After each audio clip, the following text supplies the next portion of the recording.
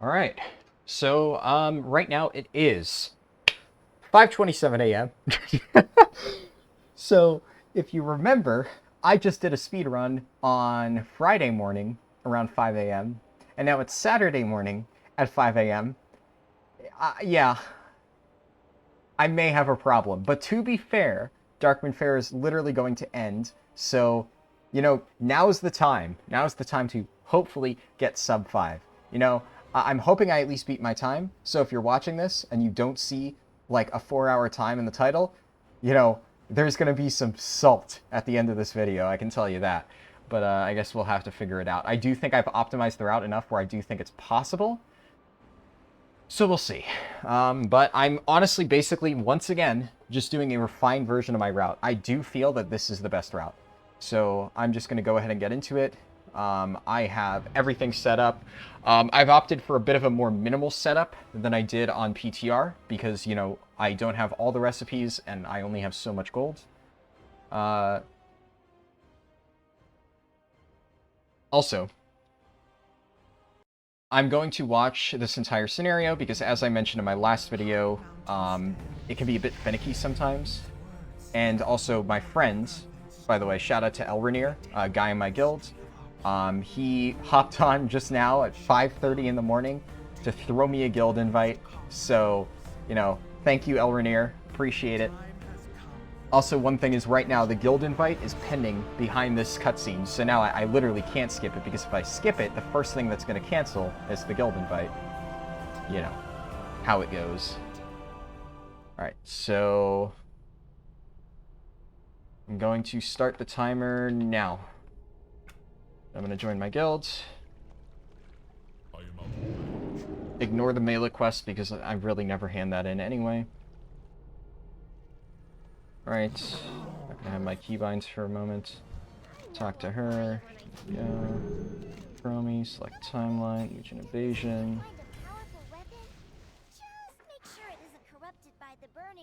Okay, 4.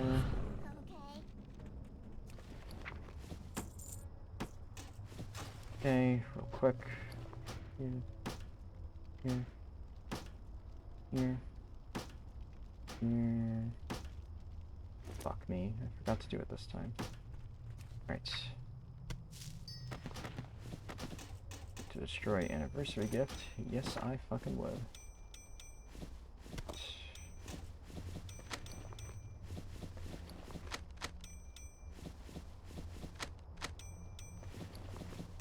Come on, where are my goblin gliders? Let's put that on 4, put this on 2, and put this on 1.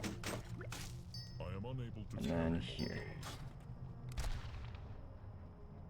And away we go! Right.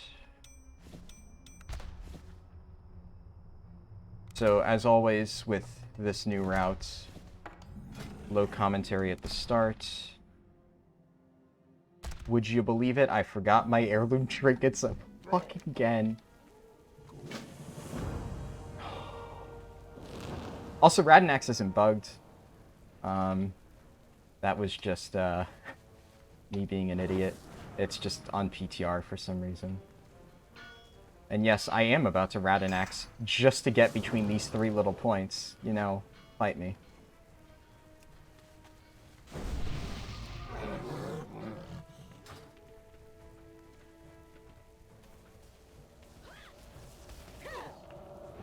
Okay, talk to him, let's duel.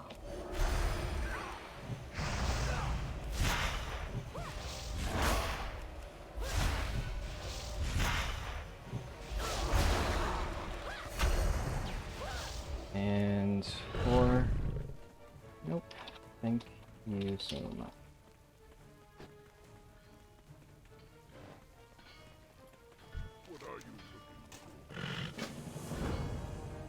Remember, we have plenty of time. The moment that we get to the Sylvanas part. Alright, I'm ready to face the Legion.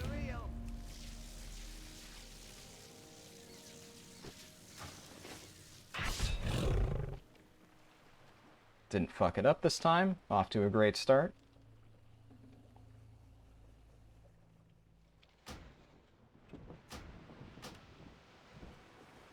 one thing you might notice is last run, I felt absolutely dead tired, and I probably sounded absolutely dead tired, even though this is recorded at the same time. Turns out, a side effect of completely fucking up your sleep schedule is the next time that you're awake at 5:30 in the morning, you just aren't as tired.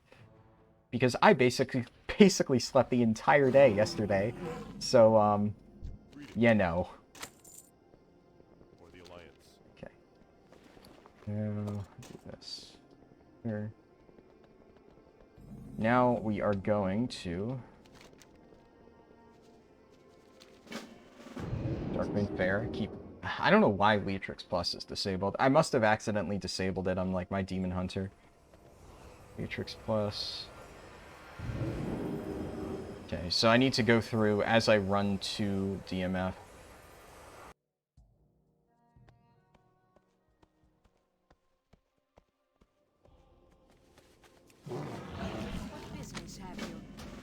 Staging area.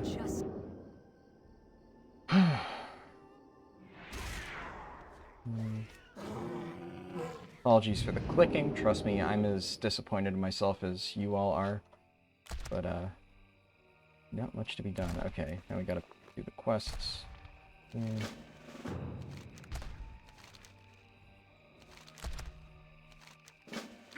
There's a lot of stuff I want to say, and I will. Nothing serious. Like last run, oh no, I'm getting ahead of myself. We will wait until we listen to Garrosh not call Sylvanas a bitch to get into the nitty-gritty of why is my auto loot turned off. Answers to this question and more in maybe 10 minutes. Oh my god, I'm running against the thing. Oh, I'm so bad. I'm so bad at this game. Okay. I think that's every quest.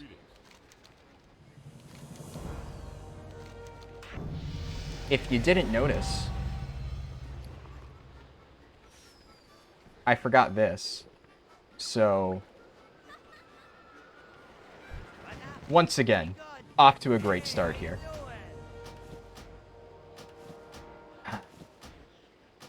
I realized that a bit too late. There's just so many things to keep track of at the start of this run. Also not wearing that. At least, for part of these quest turn-ins, I will have it. So it's not a big deal, but it is a minor XP loss. And technically speaking, I didn't have the Darkmoon Fair buff for the entirety of my last run, so we're already ahead on that. But there are multiple other places where I think I can shave off time. Okay, do this.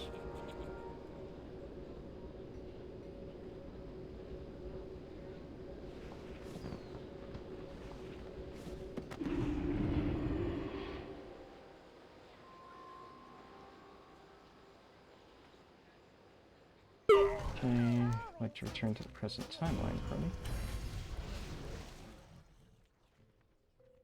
We're gonna go here, because Gunshoes are still on cooldown. We're gonna pick up our fancy schmancy Radanax controller and pop it. Twist it. Pull it. Yeah.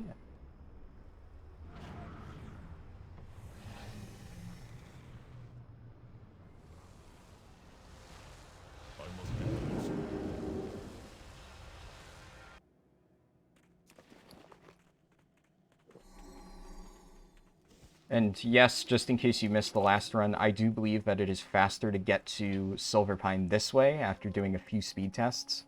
It's slightly dependent on the elevator RNG, but like, unless you get literal perfect RNG on the elevator, you will not get to Silverpine faster. And then, you know, it's also hard to calculate because then there's runtime to Silverpine from Undercity. I don't know. I'm 99.99% sure that going to Silvermoon and using the Orb of Translocation is faster, but it's one of those things where because the elevator RNG is present, it's really hard to say. Because I will say, I'm like assuming in theory that if you had perfect elevator RNG, that would be the case. But I don't actually know, because in all of my tests, I never managed to get perfect elevator RNG. I got close to perfect, so it's just... it's difficult to really get an accurate assessment. I will say, I really hope... Just gonna swing by. Kree is up, thank God. Kree is like, you know, the welcome visitor to, you know, this zone. It's like, alright, you know, is this gonna be a good run or a bad run? We shall see. Where is that ogre-headed buffoon?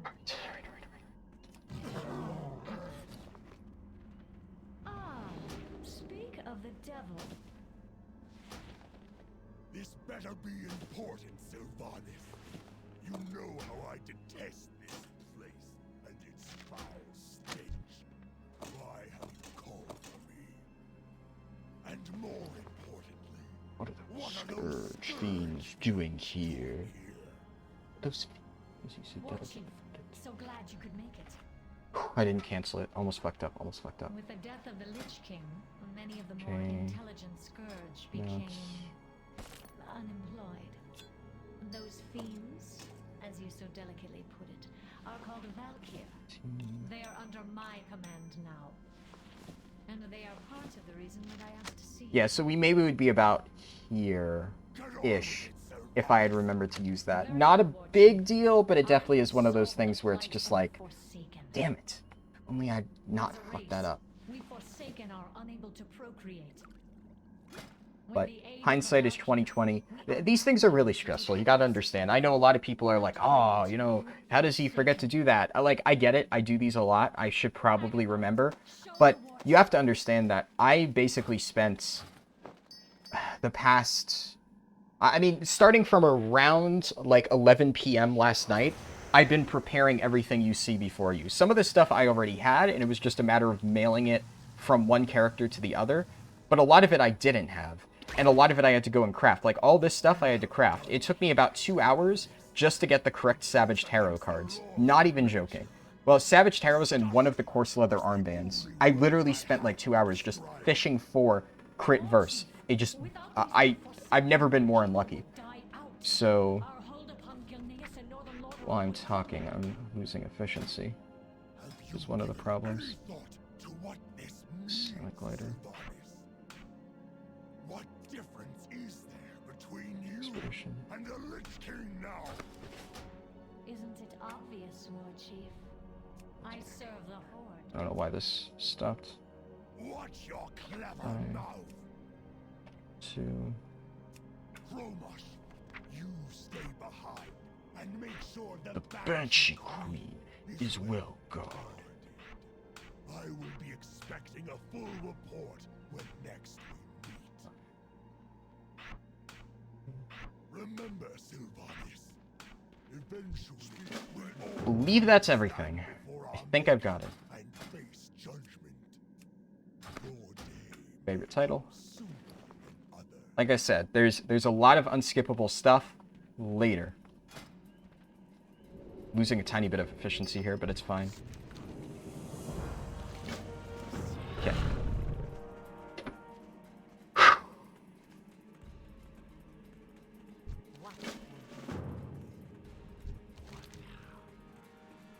Alright. And yes, until level 20, I actually did a few tests yesterday. It is faster to use a mount as a druid. Specifically because you do not benefit from Laystone Hoofplates or Electroshock Mount Motivator while in... ah, shit.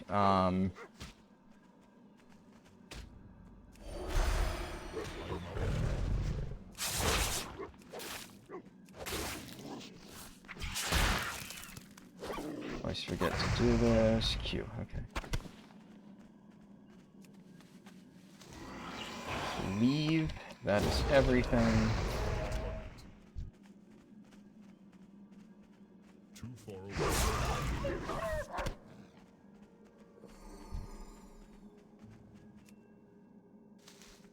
I must get closer.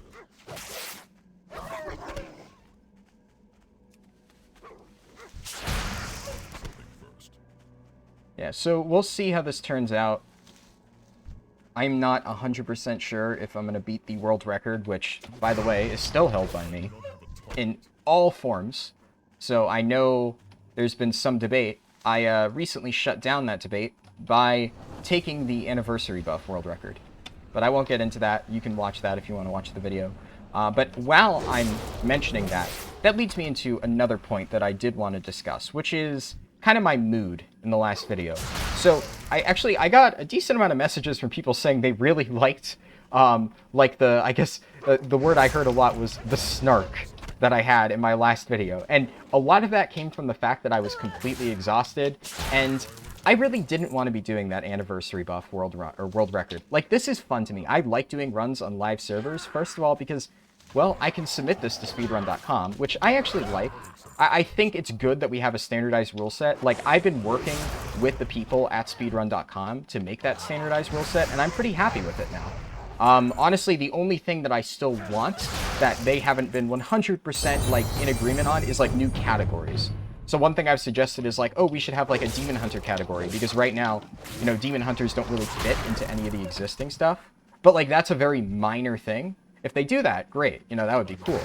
But like, I am really, really happy with all the stuff that they've done to make the rules more fair and like balanced for everybody. Obviously, you know, it's far from perfect, but I don't really think that's their fault at all, because I don't even know exactly how to regulate it. Like, a lot of people have talked to me about, like, how do you make, like, the thing more fair for people who don't have, like, the gold to spend? And I agree. Hell, it's difficult on me to muster up all the gold to spend on these runs. You know, obligatory, that I say in every single run, I am completely broke now on Mal'Ganis, again. Like, every single run, I farm a lot of gold, or I borrow gold from my cousin, you know, thanks, Brian. But I am broke again. I have absolutely no money. So, you know, there's that. Okay, 1 second. 1, 2... Hell yeah! What the fuck? Well, that's something you don't see every day. I didn't even find him in my PTR run. Fuck yeah. Also, normally I bind travel form to C3. I'm just going to swap travel form there the moment I reach that level. Night Lash is up. I'm going to head here.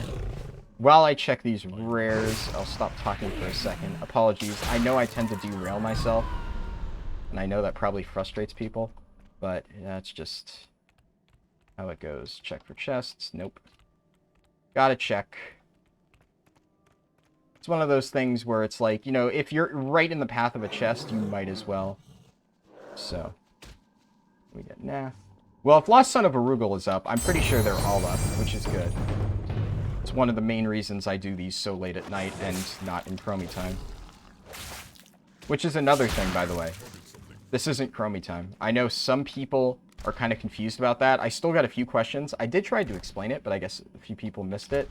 I'm not in Chromie time right now. I specifically go outside of Chromie time in order to avoid the crowd.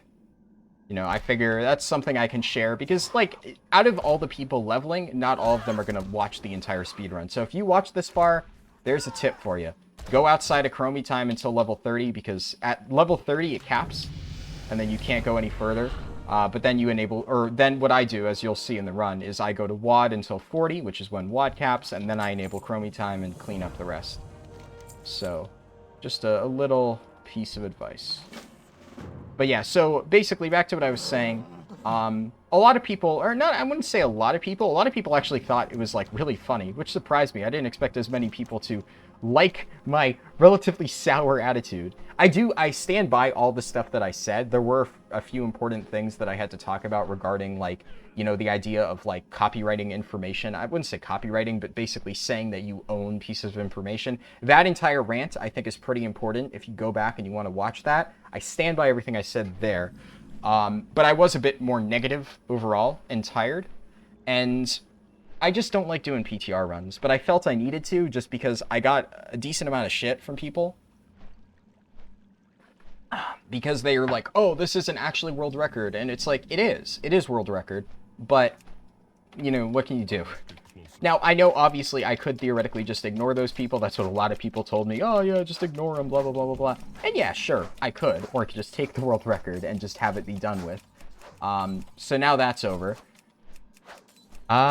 This is more just for me personally. I already have this world record. I'm doing this because I want to push my own time down, which means I'm much more motivated and excited to do this run, as well as not as tired and just honestly cranky. Come on. Getting kind of bad RNG here. My clicks aren't going through. There we go. But yeah, so like my cousin messaged me and he was like, hey, I watched part of your video. You seemed really upset. And so I know that a lot of people seem to like it. I do want to try to stay generally more positive. You know, I like to, like on my channel and really just in general, as a rule of thumb in life, I don't like to do bullshit, fake crap. Like, I'm not going to say things that I don't believe in. And if I say something, like, just trust that that's like my actual opinion on it, because I want to make sure that that's like the, I don't know, reputation I have, because that's generally how I like to do things. I don't want people to think that I'm like saying shit just to say shit. So like I stand by what I said, but I still don't want to be negative. You know, there's a difference between speaking your mind and just being kind of a Debbie Downer, you know? So I'm definitely going to try to be more positive in this run and talk more often. I will say the not talking thing, that's just an unfortunate reality of, you know, doing a speed run at 5 in the morning when you're that exhausted. I'm gonna set this up. So once I do that, there's like a 45-second unskippable cutscene. All right. What else? What else? But yeah, you know, oh, I will say, I do think speedrun.com, since I'm pretty sure you have to watch this to approve my run, please, please, please, I know I talk to you guys, I just think a Demon Hunter category would be cool, right? Like, you know, it can't hurt. Just literally copy-paste the rules for 10 to 50, but then instead of this run is only for allied races that start at level 10, this run is only for Demon Hunters that start at level 8. Literally, like, I honestly don't think the rules should be changed at all. I just think it sucks right now that, like, if I want to speed run a Demon Hunter, there's no category for me. And I want to speed run a Demon Hunter. I main a Demon Hunter. I love the spec, or the classes in general. Like, you know what I mean. I think it's fun. So I think it would be fun to do a Demon Hunter speed run. And I'll probably do one just for shits and giggles. But it would be cool if I could submit it. I'm also drinking my coffee because, you know, it wouldn't be a speed run if I didn't have coffee.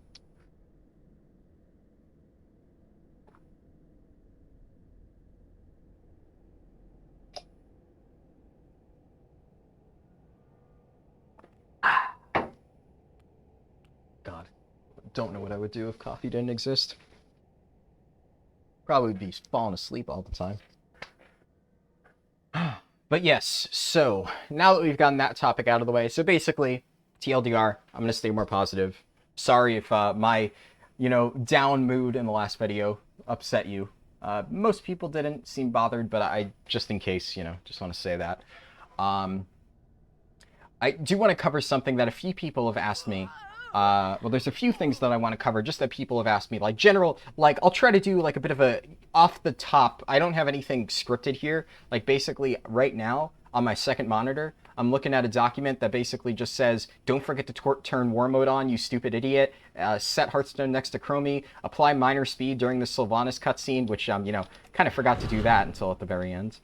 So I basically have a doc full of like little reminders. And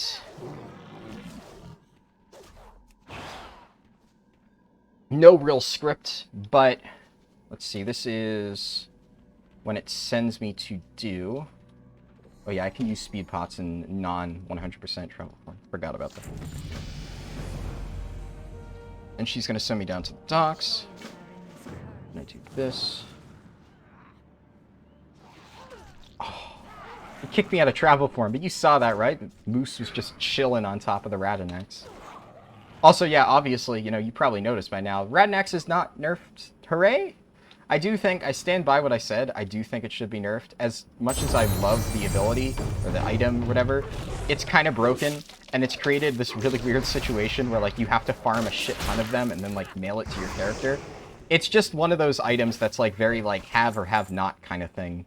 And, I don't know, I just think it creates, like, too much of a gap. It's just kind of broken. I mean, honestly, I even struggle farming it because it's not even a gold thing. If they are in the auction house, first of all, it is super expensive. But 99% of the time, the difficulty in getting cracked Radinax controllers is not how much money you have, it's the supply. Ever since I made my consumable video, I don't know if it's directly because of it, I'm not saying I'm the reason, But all I am saying is that I have literally not seen a single cracked Radnax controller on the auction house. So I basically set up all of my characters on Argus, and every single morning, I just go there and I check the dailies. So for those who don't know, cracked Radnax controller drops off 3 specific mobs in Argus. I don't remember the names. They are in Antoran Wastes in the most southeastern section. It's Commander Texlax, it's an Inquisitor dude, and it's like an Eridar pilot guy. You know, figure it out, I guess, based on context clues from what I just said. But you get, it's like a 20% drop chance or something from each of those 3 mobs.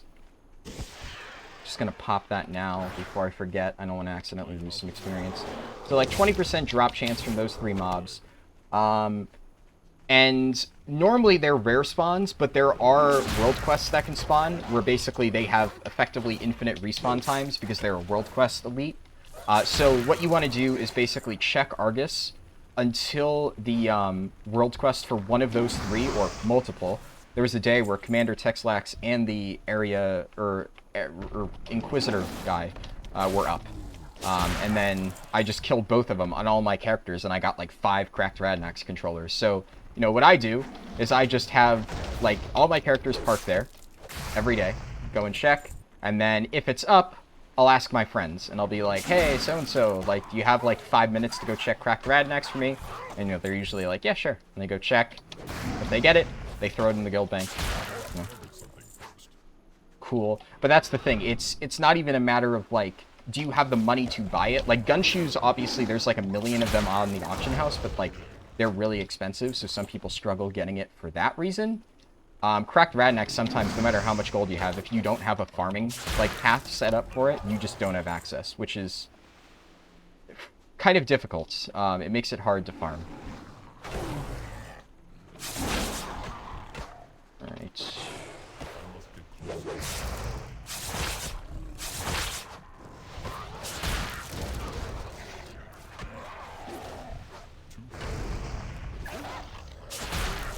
I don't know, should have... No, okay. Yeah, so, cracked Radnax is still alive and well for now. But one thing I did talk about, I kind of mentioned it in like part of my rant in the last run, but I do want to make it clear. So a lot of people are like seeming to enjoy this speed leveling content, and you know, I like doing it. If I didn't like doing it, I wouldn't be making videos on it. Like, I'm definitely not the type of person to hop on a trend. So, like, you know, don't expect me to do every single whatever trend that pops up in WoW. I basically pick a thing I like and I make videos about it. It just so happens that this apparently did really well. That said, I'm not necessarily going to stop speed leveling because I'm bored of it. I'm going to... Ooh, can't forget this. Okay. I'm going to stop speed leveling because I think I've basically exhausted all of the current potential out of it. So like I said, I do something if I think I can make interesting, engaging content. I know a lot of people like seeing these speedruns, and for that reason, I'm not going to stop doing like videos or, you know, commentated stuff in general. I'm being stupid right now. Sorry you all had to see me do that. So, you know, expect more videos. But these specific, I guess, world record speedruns are probably going to be stopping with this. Now, one thing I will say, though, is I do plan on... Did I hit 14? I hit 15. Wow. I went through 14 fast, huh? Okay, well, I didn't really have a chance to change my gear. I'm going to do that as I run back to Sylvanas, the Forsaken Forward command.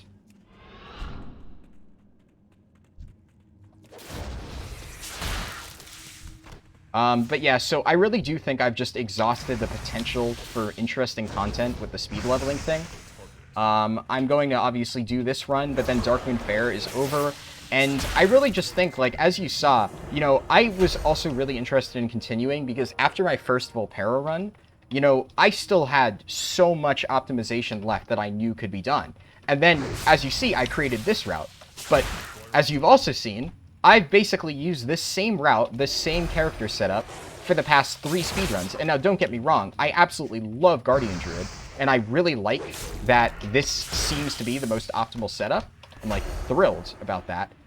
But, you know, y'all don't want to see, at least I don't think so, run after run after run after run after run of me on a Guardian Druid trying to get 5 seconds faster with the exact same route. It's just not interesting. So I'm going to do this run, and then my plan is to do something a bit different. So as I said before, I'm going to do a Demon Hunter speedrun. That is definitely going to be something that I'll be attempting soon. I'm also going to be doing a Warrior speedrun. And when I say speedrun, I mean I'm going to speed level, but probably like without consumables. So maybe like I'll use Goblin Gliders and like a basic setup. Obviously, you know, Enchanted Heirlooms just because I have all of the Enchanted Heirlooms. But I'm going to do probably like no gun shoes, no Radnax controllers, nothing fancy. I'll just do basically as if I was like casually leveling a character with like minimal setup. Something like that. Because that's what I'm going to be doing. I do want to have a second Demon Hunter on Mal'Ganis, and I do want to have a Warrior on Mal'Ganis. I want to have one of each tank. So I'm going to do that. And what I'll probably do for those, since it's not going to be a full like world's record pace speedrun, I'll probably try to do like a supercut. So I know a lot of people actually really liked the Alliance run I did, even though it was like super scuffed. So I'll try to do something a bit more laid back. And we'll have, you know, a, hold on, just realized I need to equip this. So we'll have like a more laid back supercut of me doing, Demon Hunter and Warrior leveling. And then whatever stupid stories, like the Loch Modan story, pop into my head, I'll tell that, I'll put that in the video. And that way, it's not just you guys watching me try hard the same exact route over and over and over. Because I'm sure that gets boring. I have no time for games. Then Agatha, perfect. Now, I DC'd. Well, as it so happens, I did actually have to log out at some point to get my guild buffs. Normally, I do that during the Agatha cutscene at the end of this questline. So, theoretically speaking, this is actually a very, very, very minor time loss. Assuming I don't get the character already present in World Bug, that would completely fuck my run 30 minutes in. But if that doesn't happen, you know, fingers crossed, this actually isn't a time loss because I had to log out anyway. It's, I guess, a minor annoyance in the fact that I just used the Radnax controller charge, so it's like, god damn it. Okay, whatever. Whatever. Is it annoying? Yeah. But such is life. Okay. Yeah, so not a big time loss. Now, if I check, I should have all of my guild perks. I do not. Fuck me. All of my settings got reset. Why? Why? Why does this game hate me?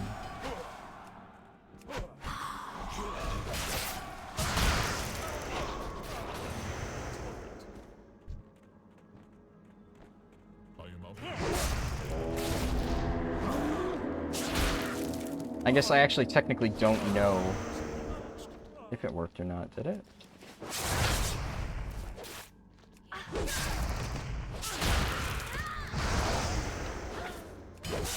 I think it's supposed to pop up here, but I could be wrong in that.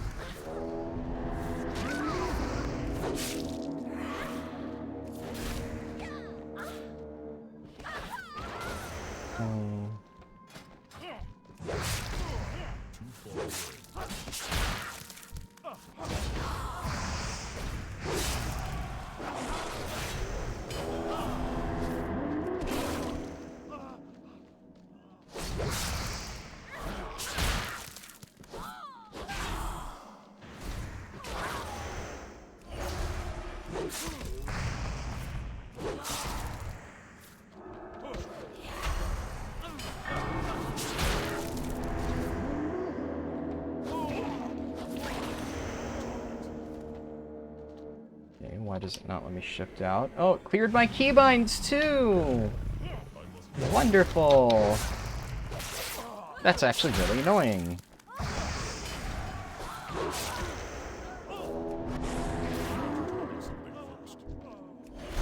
Yeah, that actually is really, really, really frustrating. I don't know why I decided that it was just going to DC me.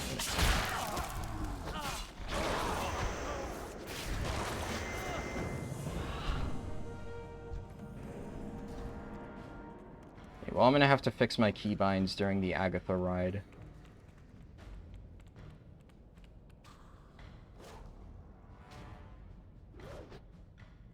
Oh well.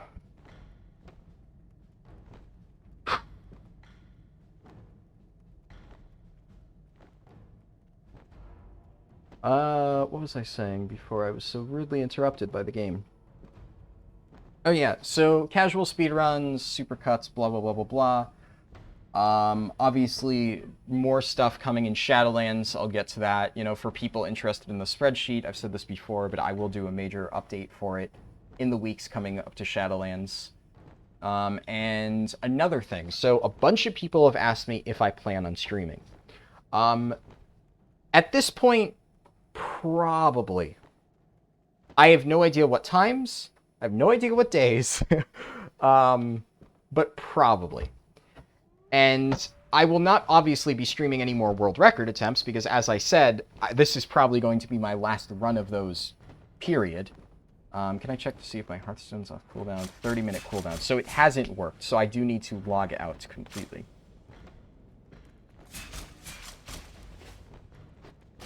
But key bindings, multi-action bar, so control 4, control 5,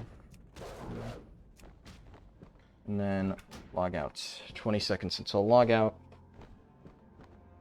Need to prep this.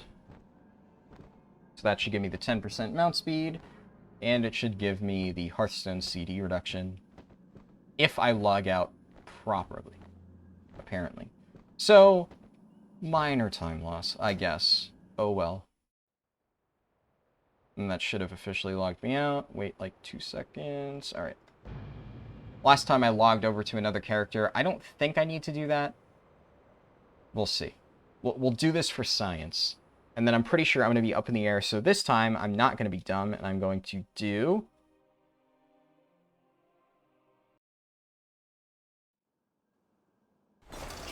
Goblin Glider for part of it.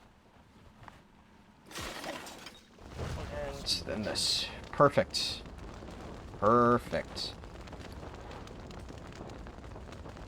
Do I have my guild perks? I have my guild perks!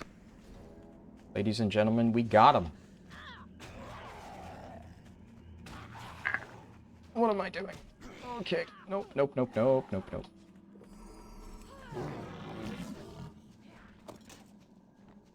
Did I already burn through 20 gun shoes? Oh no, I'm just really bad at inventory management. Hey.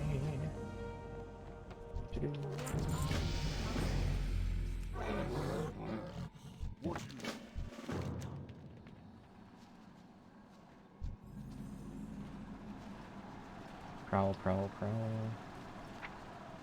So here. No! Get out of here! What are you doing?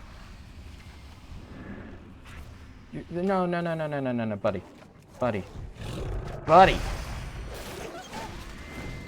Who told you that you were allowed to level in non-chromie time at 6 a.m.? No, no, no, it's illegal. For anybody but me, it's illegal. This is off limits. But yes, so before I was doing that, what was I saying? I already picked... I almost said I already pocked the pickets. My brain is frazzled. So yes, I probably do plan on streaming. Just gotta figure out what. Maybe casual leveling. We'll see. Definitely Shadowlands stuff. I'll probably stream. This guy has to be up, right? Fuck me, dude. Why are there people? There shouldn't be people.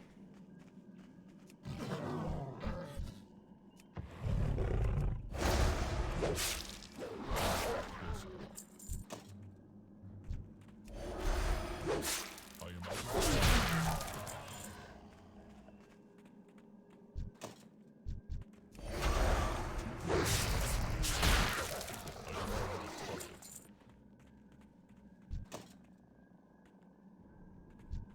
I must get closer.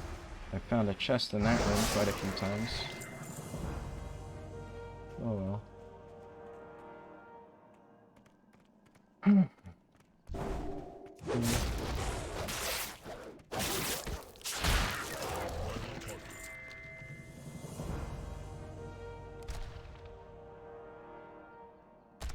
Really, I guess the question is, you know, I've seen Berard the Mooncraze down a few times.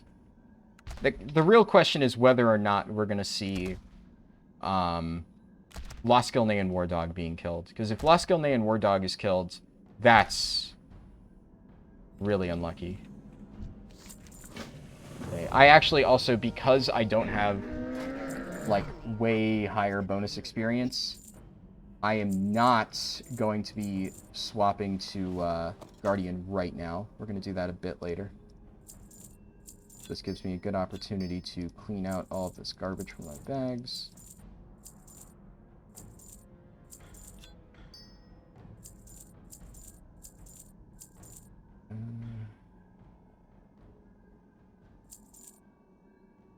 Okay.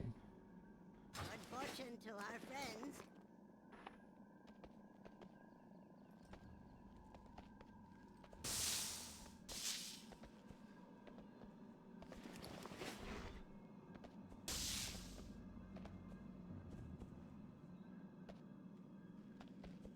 Come on. You're joking. Okay.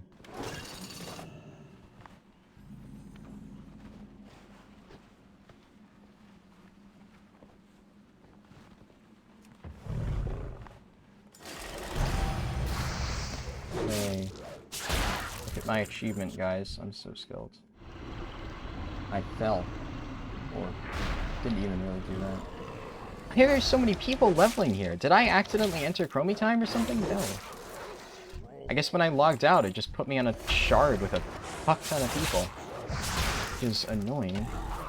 I guess at the very least, we're gonna have Chromie time without War mode. I am out of range.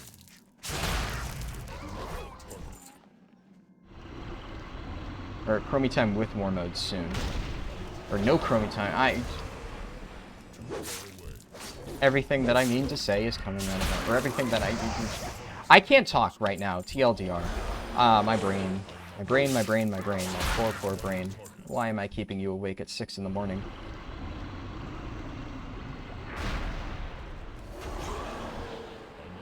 But, you know, for better or for worse, whether this ends up being the sub 5 hours I'm hoping for, or not.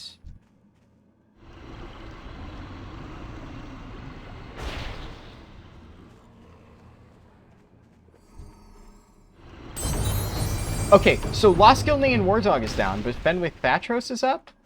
Excuse me?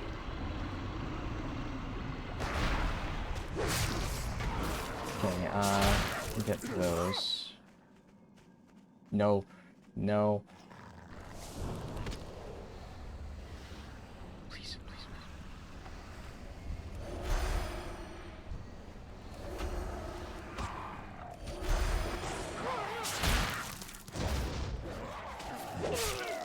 I think I got full credit. Did he tag it? He might have.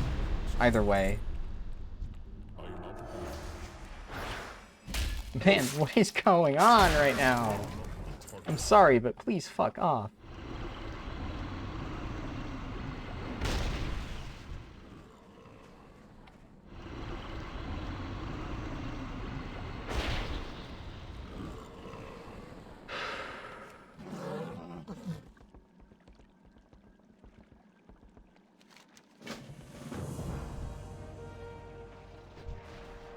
You're kidding me.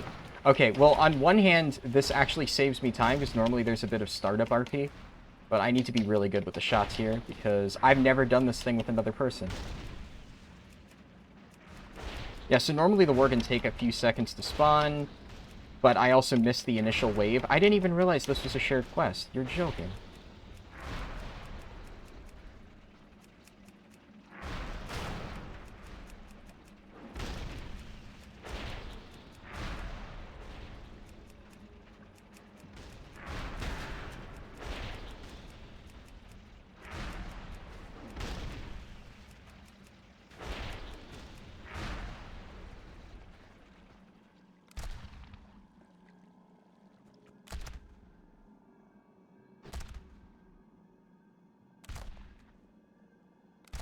Oh.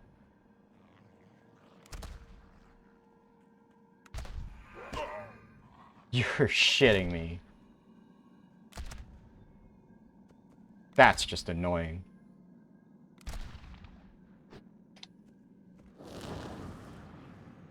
That was near instant. Cool.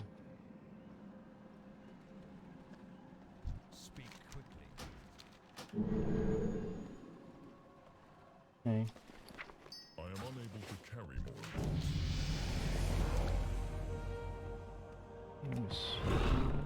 I have no time for games.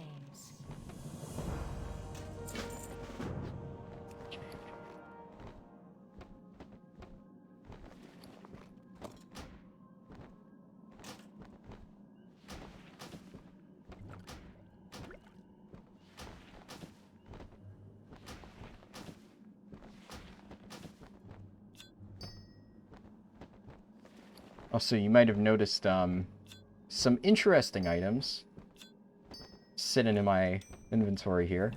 I have brought out the 6-feather fan and the lucky double-sided coin. Lucky double-sided coin making a return appearance. Let's see, 23? Yeah, there we go. I tried to send all of my items in, like, groups so that I could easily find it. I'm obviously not going to sit here and explain all the items in detail. I have a video going over all of that. It'll probably be posted in the description. I have some interesting choices, though. I might go over them at the end of the run. I might not. We'll see.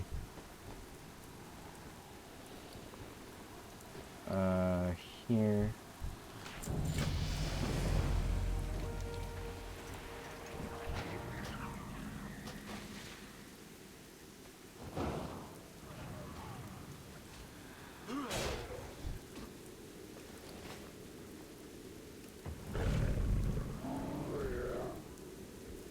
Fuck.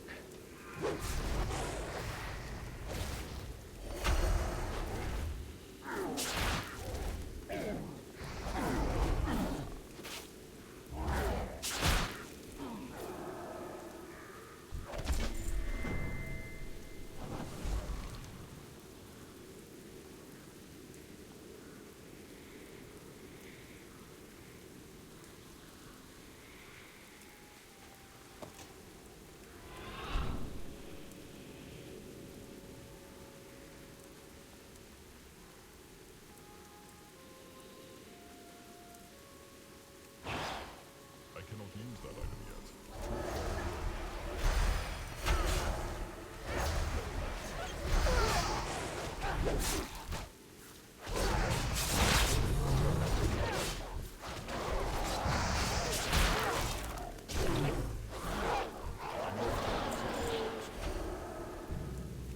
That should be a kill.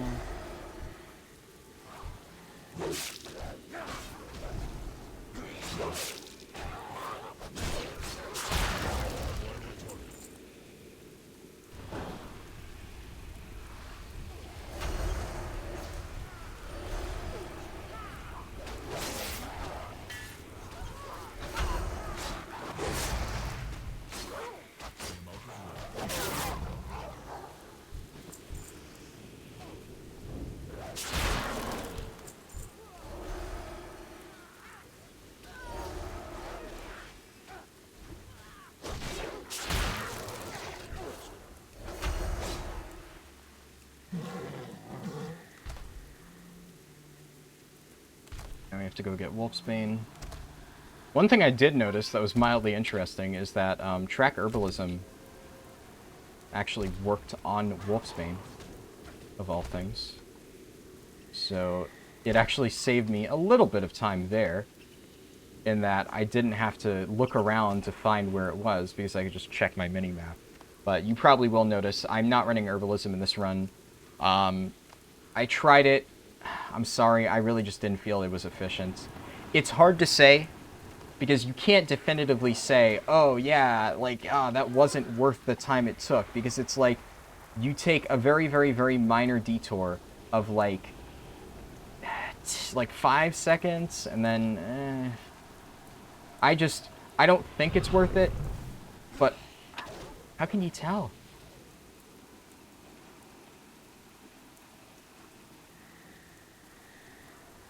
Okay.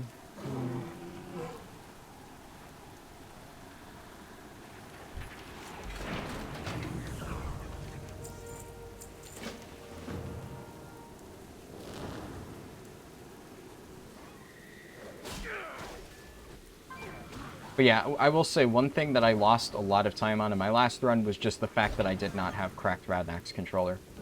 Because you can see here, I'm making heavy use of this bad boy. Okay, let me do this.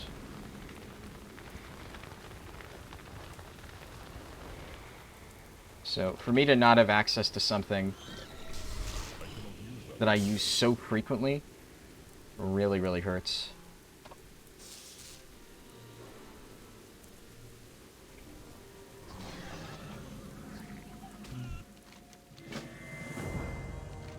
On whose orders?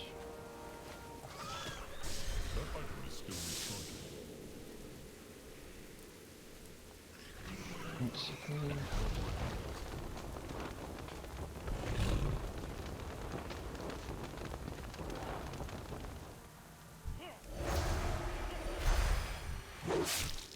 Oh, looks like this guy's still bugged. I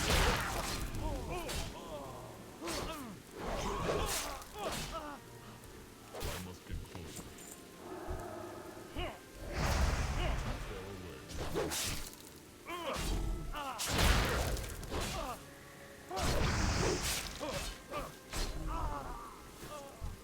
I hit level 20. Okay, so now that I'm level 20, I do believe I automatically learn fast riding, or fast travel form.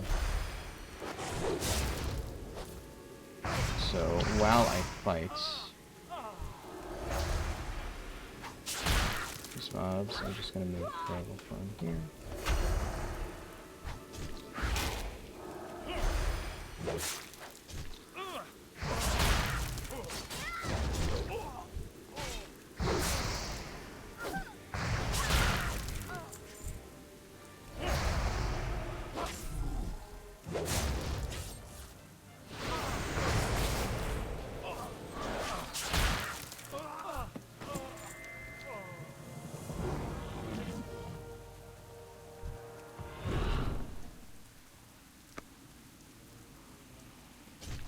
Not having Malorn's swiftness definitely sucks, though.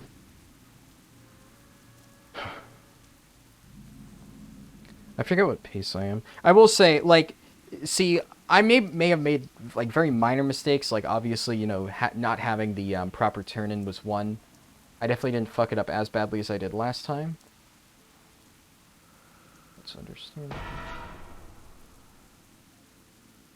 But the main thing, if you watch the end of the last run, is I really fucked up the ending. Obviously, I was 12 minutes off, but I really, really fucked up the ending. And I'm pretty sure that if I hadn't, there is a chance that it could have been sub 5, maybe, but I also might have just been a bit too far off. But either way, there is a definite time shave that I can make there. And I'm going to be going for it. There's also one new trick that I found that does save a pretty hefty amount of time. So we'll get into that when it comes around.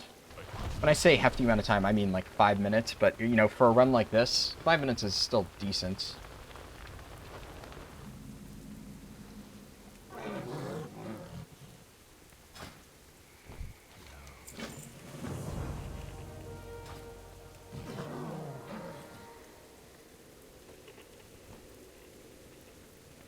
Nice, that's really good.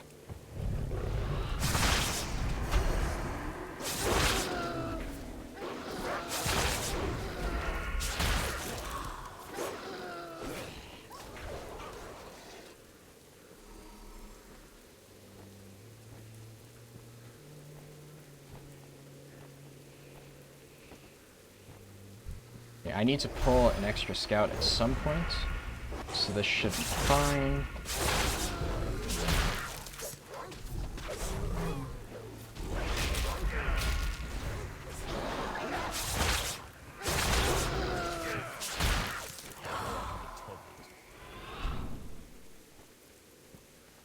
We just need one more set of doggos, which maybe, come on, come on, come on.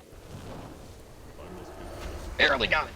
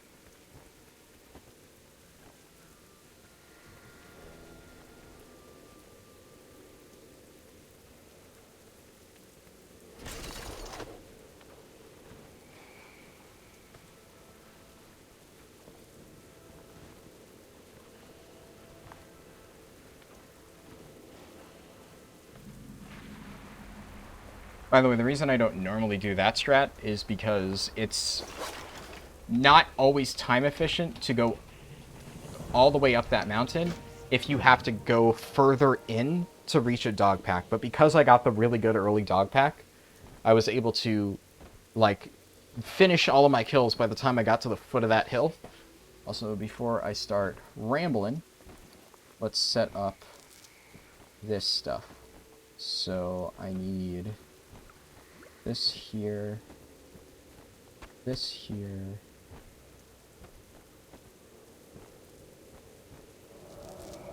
this here, this here, this here, this here, this here.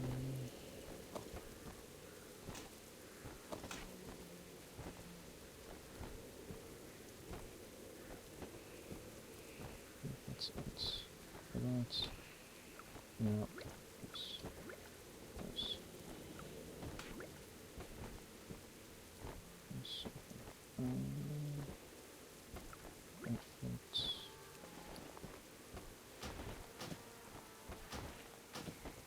Gotta set aside my 23 gear. Let's set aside my 32 gear now. So there's not a ton of downtime.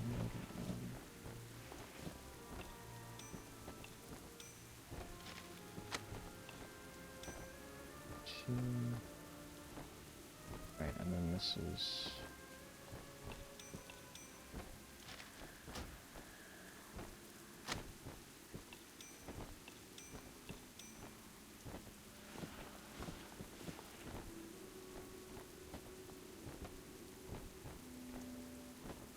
I think we got it all.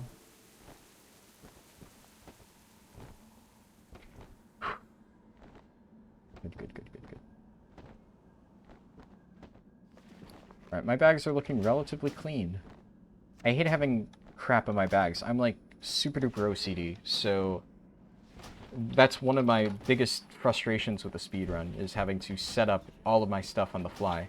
Like, if you see me do a casual run, I will stop whatever I am doing and just clean my bags. You know, quests can wait. I'm not going to click that quest. I'm going to go and make sure my inventory is, like, squeaky clean. Which is kind of ironic, because if you saw my room, you'd see laundry sitting all over the place. So it's like, I'm really neat and clean when it comes to my WoW inventory, but I am just completely messy when it comes to my actual real-life inventory, I suppose. But, you know.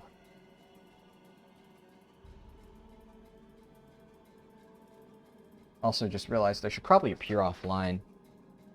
I don't really think anybody could even practically snipe me if they didn't know exactly where I was, but... Nor do I think anybody on my friends list would, but... It's just one of those things where you never know. Better safe than sorry.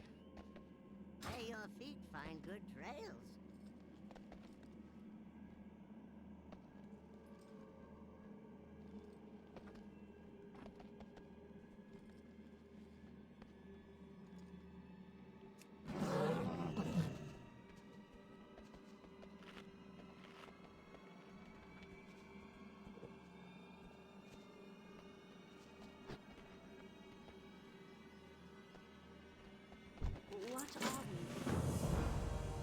Oh wait, no, Ambermill Codex.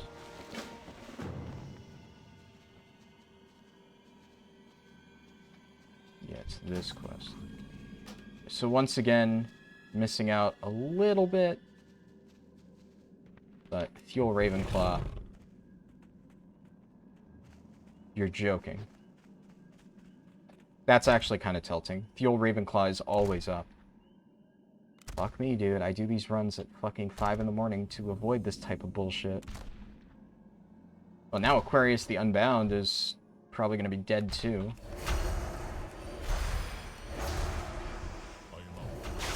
So, that's cool.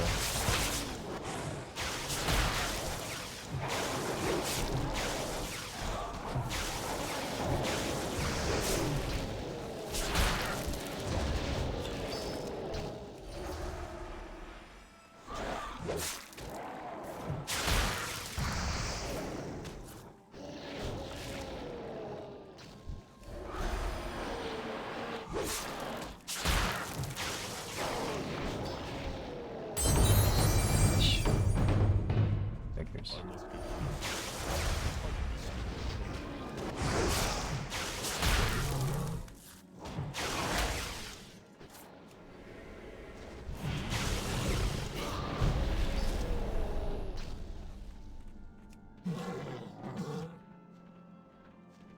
Just in case. I'm going to be checking for chests because at this point in the speedrun, I do want to potentially get a nice little boost.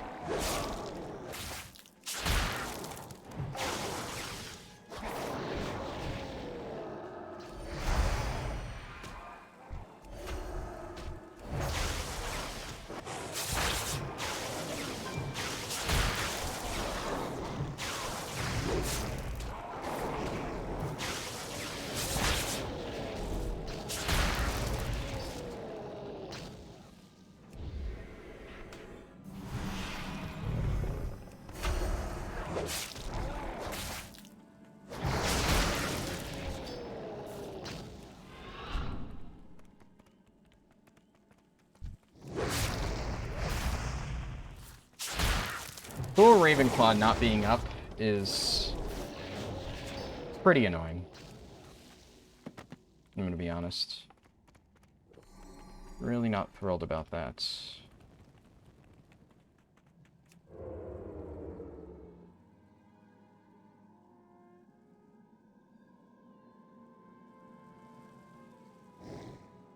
Said it before.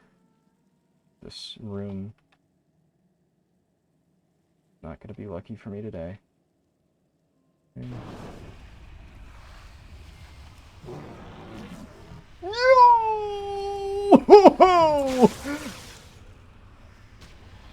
Alright. I am pleased. Did I call it or did I call it? Alright, you know what, Fuel Ravenclaw? You get to live another day. I don't even want to kill you anymore.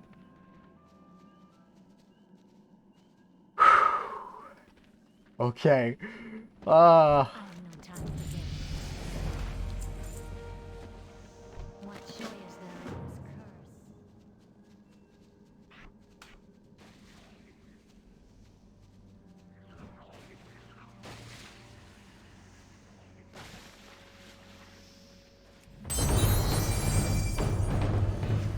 Arthritis and Corpse Feeder? Yeah, let's go.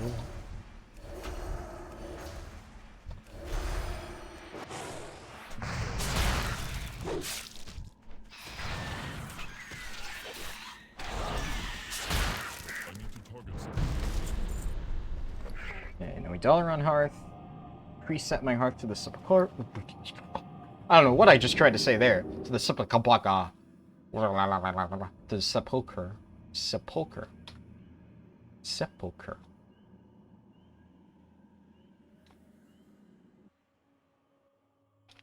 My vocal cords are doing gymnastics today.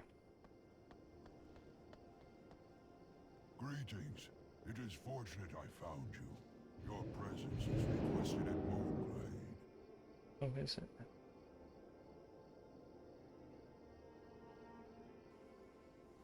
Okay. Do this. I'm also going to go ahead and change to Guardian.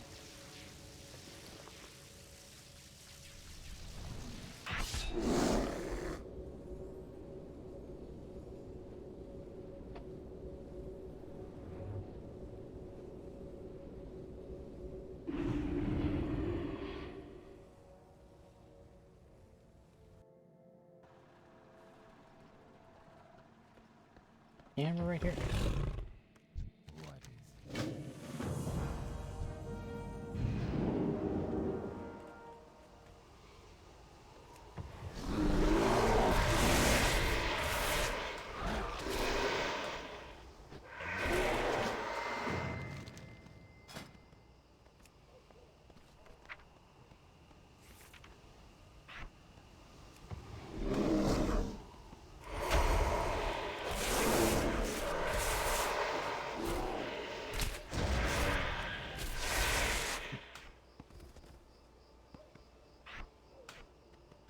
Okay, ate a minor time loss there, but whatevs.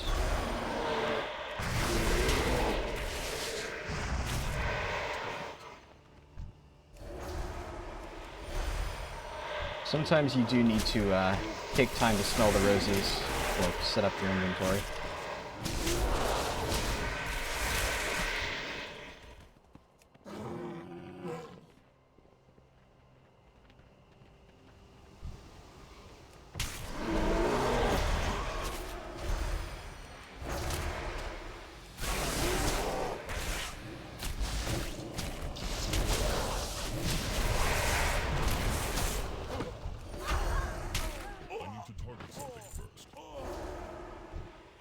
Is Indigo's up?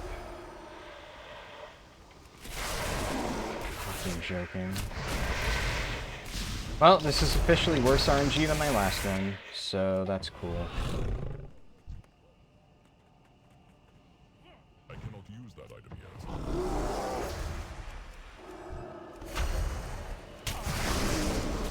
Like, I'm not saying that the run is dead if I don't get rare mobs, but I am saying that, like, the run is really, really, really optimized, right?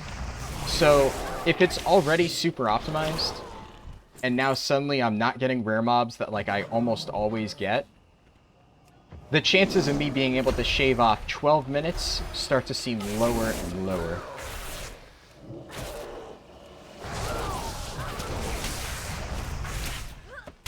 Like, obviously, for the average player, I have said multiple times that, you know, rare mobs are not required. But rare mobs are not required if you're just trying to get an efficient leveling experience. If you are going for world record, well, let me tell you, they're obviously very required. Not required, but helpful, I should say.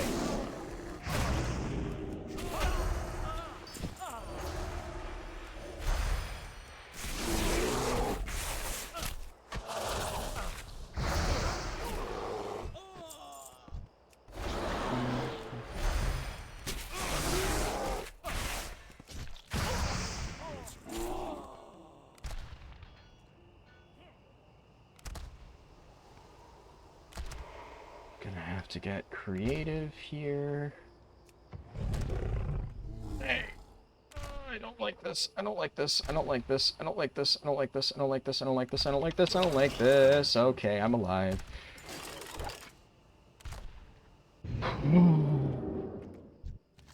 How to give yourself a heart attack 101.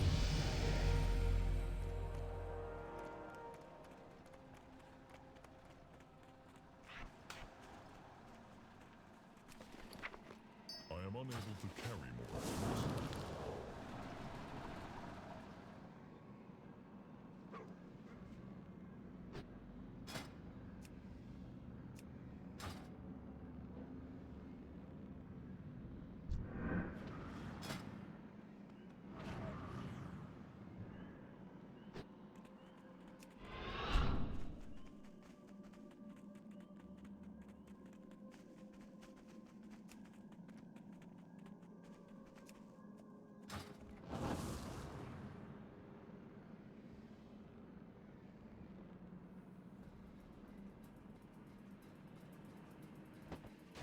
Alright.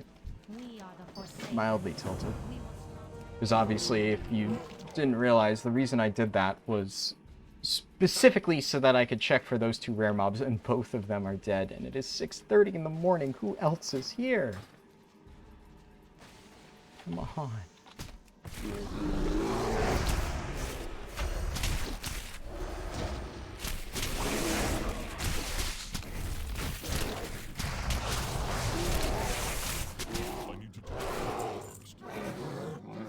I will say, you know, some people like to phase themselves over to, like, dead RP realms, do these runs.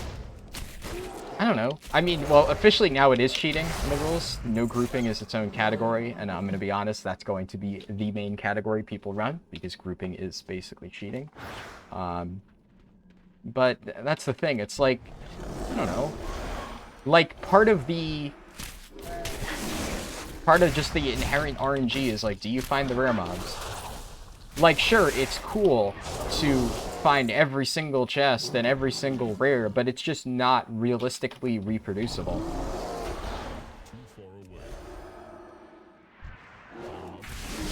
You know, if you happen to play on a dead RP server, sure, but honestly, there are other opportunity costs to actually playing on a dead RP server, such as it's going to be nearly impossible for you to get any consumables at a reasonable price.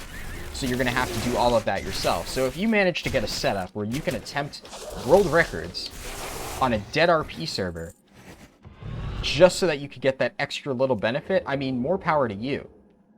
But if you're going to play on, like, a major server and then just use a character to phase yourself there, I mean, that's, in my opinion, cheating. Especially since it requires a second account, which, well, you know, the average player can't afford.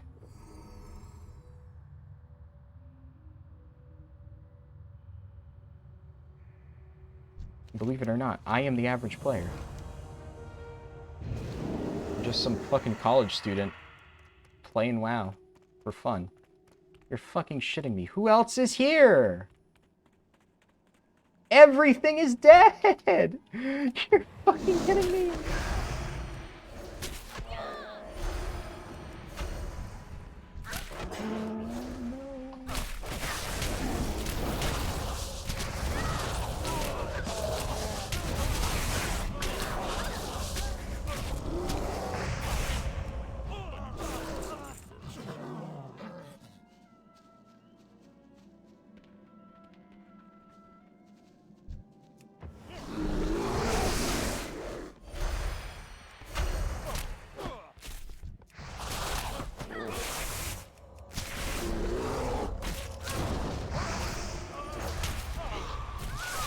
I don't think you can even find chests in here, but I am checking anyway. I'm not 1000% sure.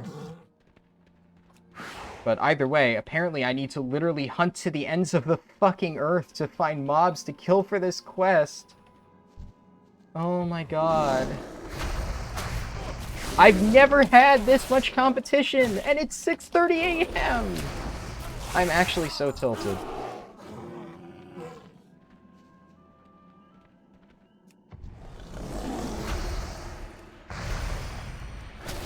Man, for this level of shitty RNG, I might as well go back to playing Hearthstone. Fucking hell.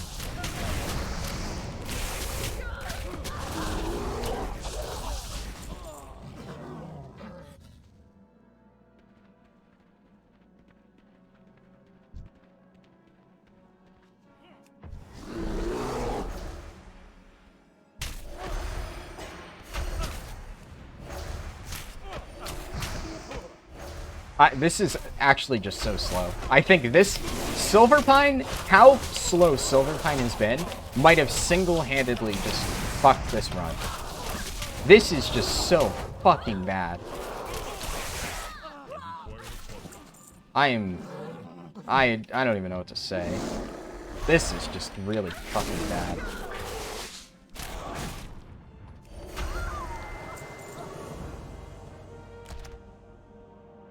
Oh my god.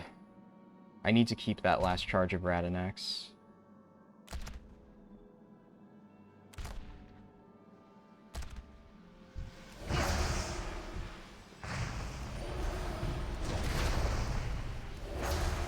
Fucking hell.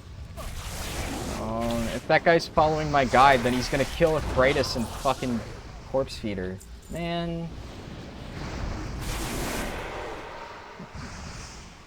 If I find their bodies, I'm just gonna actually cloak it off the face of the planet.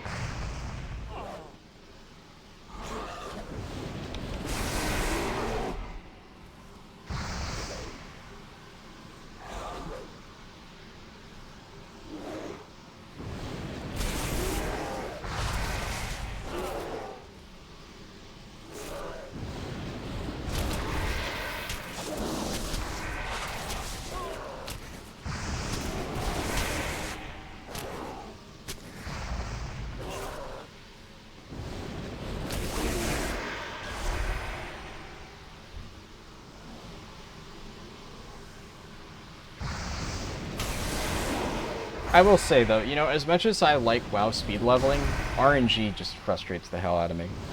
I mean, I did joke, but I did used to love playing Hearthstone, and I just feel it got to the point where it's just way too... Ugh. You know, if you still like Hearthstone, that's great, but I cannot stand it.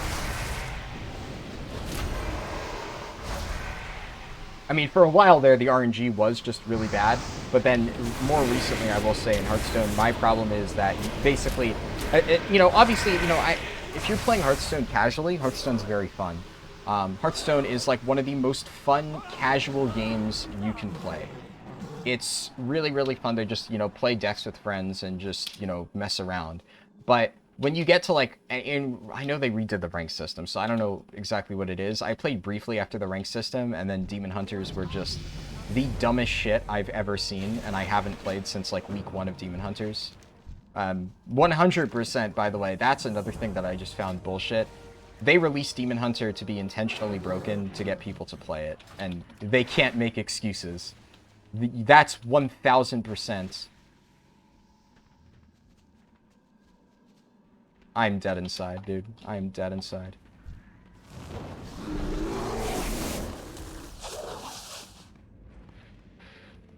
I am dead inside.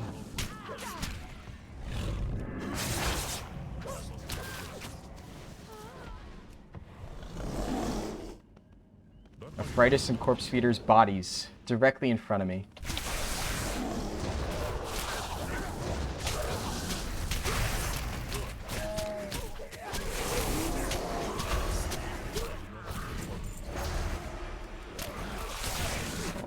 Leave me alone. Please leave me alone. Speak quickly.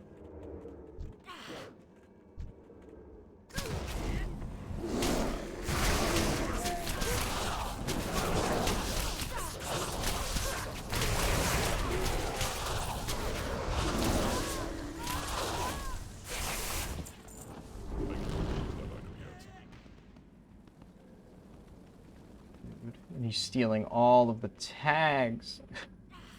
What is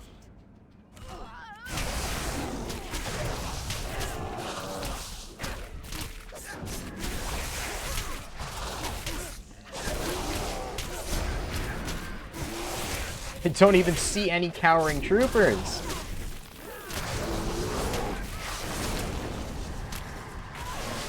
Please go away. Please just go away, dude. Why do you have to be leveling right now?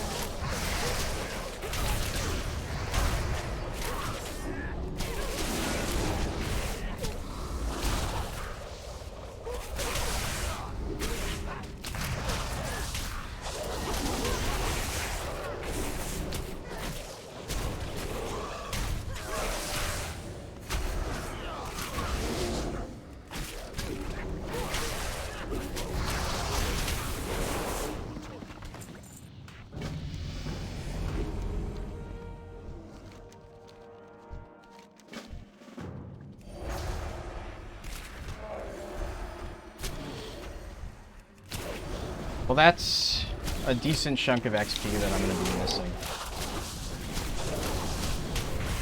At the very least, I think I'm now on pace with my last run. I'm definitely a few minutes behind. That's actually pretty good.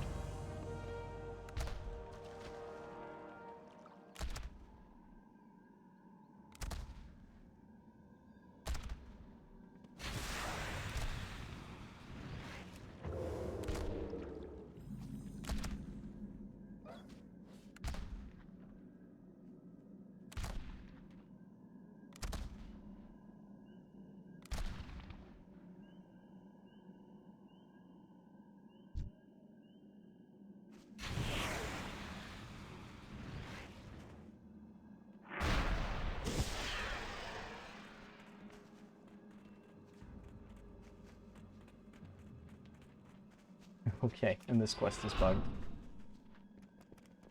Do I just leave for Hillsbrad early at this point? I might. I genuinely might.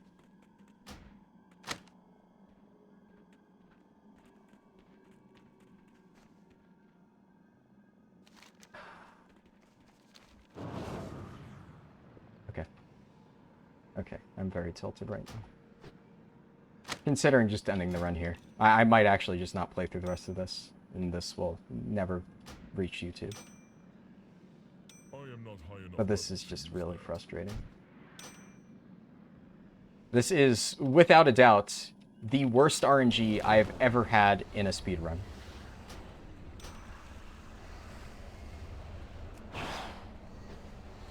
Tons of people being around, quests bugging out, you can't make this shit up.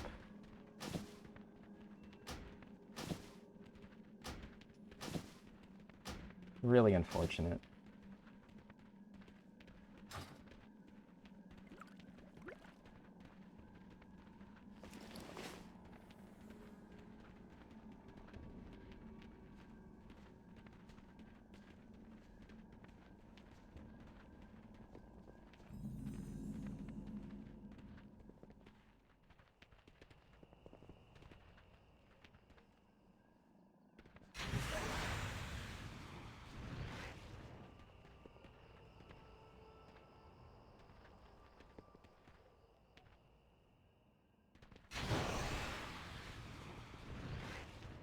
God, I can't do that bug. It's really hard to replicate. Figured, while I'm in this interesting position, I might as well try, but I can't do it. Can't do it. Right as they say I want to get a more positive speedrun, this happens. I just, you know, I don't know. I'm sorry. I really did want to get a sub 5. And the more this goes on, the more unlikely that seems. Maybe I'm overreacting slightly. I know it's not 1000% necessary to get those rares, but having the quest miss, having just the most ridiculously bad RNG with rares, and I don't know. I'm not feeling it right now. I'm not. I don't think it's going to happen, which sucks. It really does.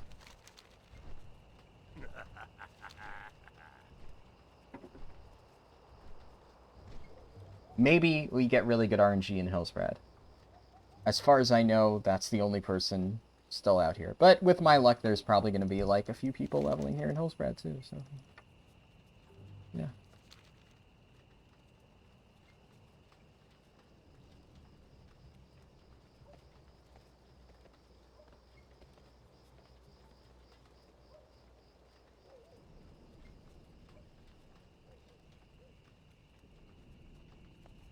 I have to go.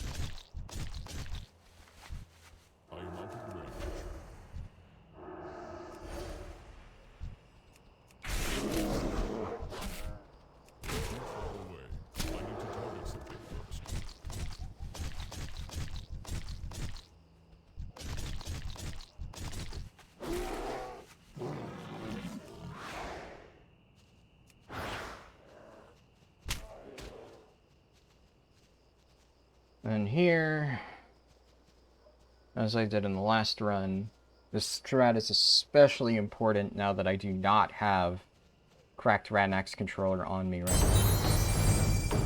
Okay, well, Litterbjorn is up, so that's definitely a good sign. That said, it doesn't really matter because we're not going to be here for that long anyway.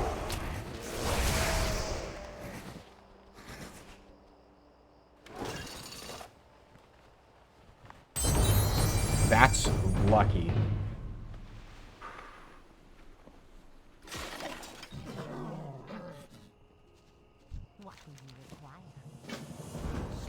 Alright, well, I will say Scargill being up covers for at least one rare, because I almost never get Scargill. So, basically, Scargill is like +1 on the rares that I should have had.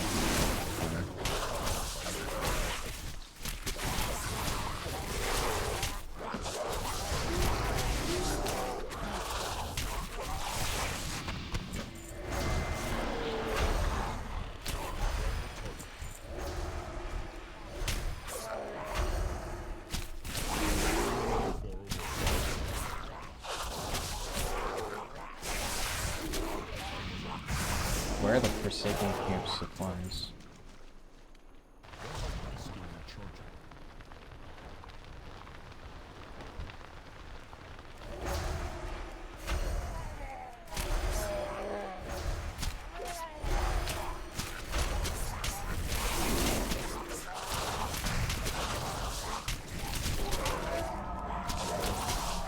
Okay, good.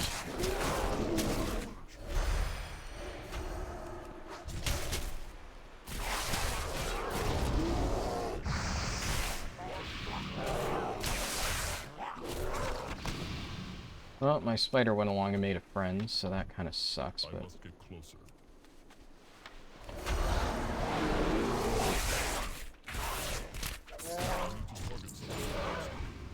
I am out of range.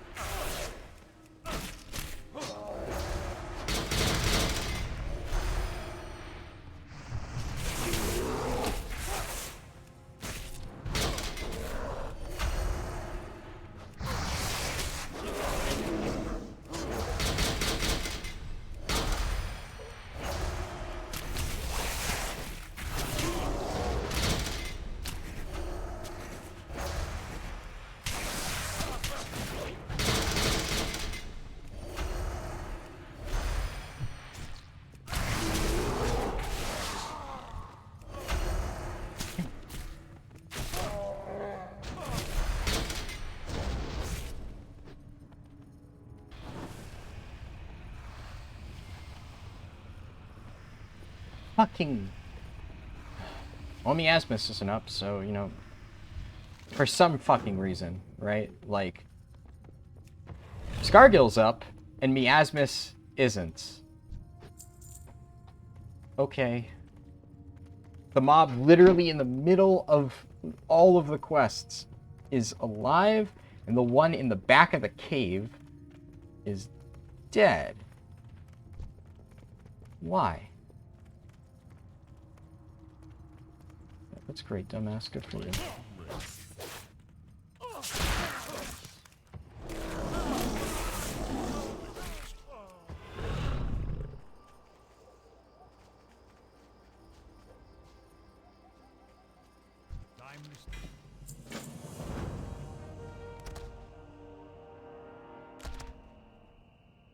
Alright, so...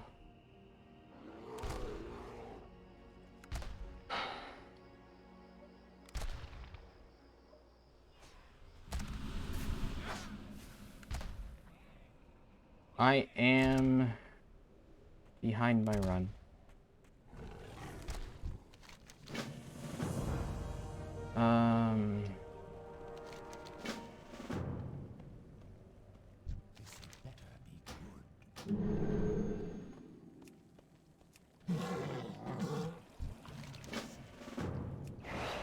I don't know what I want to do.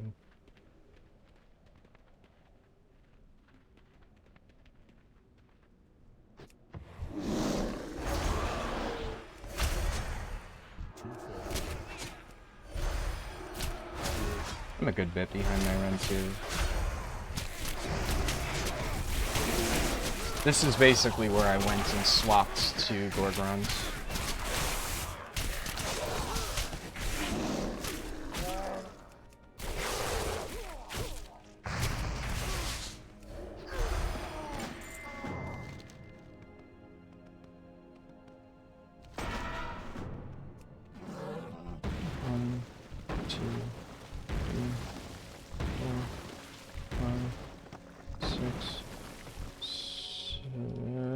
Seven, 8, 9, 10, 11, 12, 13, 14, 15.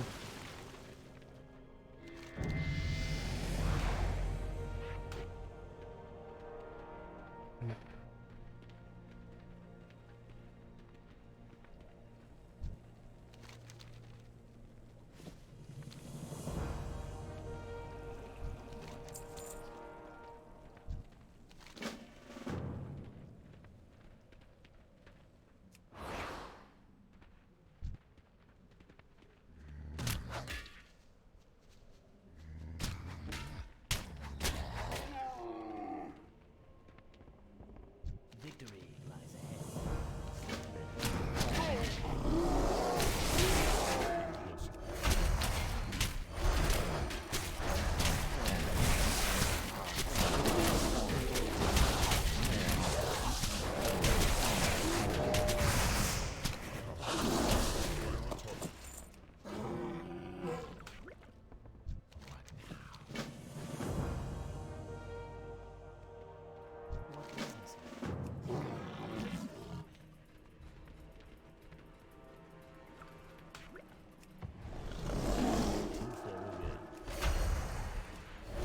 We take those.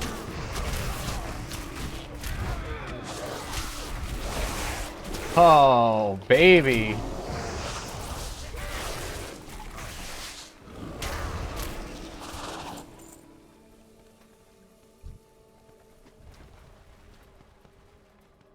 Okay, so what I'm going to do is I'm going to pick this up. Yes. I'm going to hand that in because that's going to ding me 30. And then I'm going to save this quest because I want to hand that in later. And I'm going to check for the Dark Prowler. Feral Affinity. Sharpened Claws. Oh yes.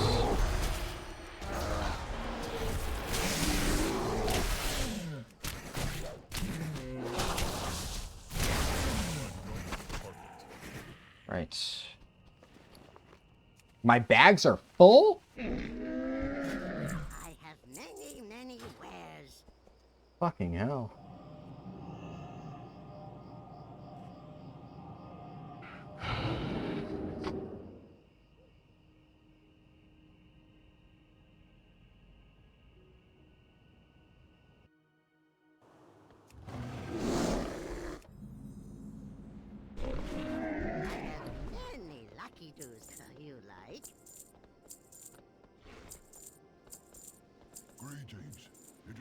fortunate I found you. Your presence is requested at roleplay.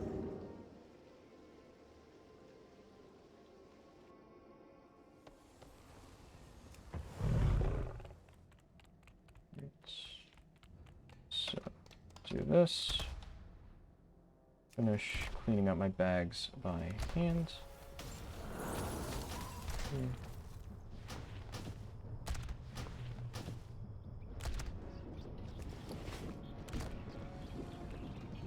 Woo, baby. Okay. Good, good, good, good, good, good, good. Many feels for a friend of the grumbling machine like you.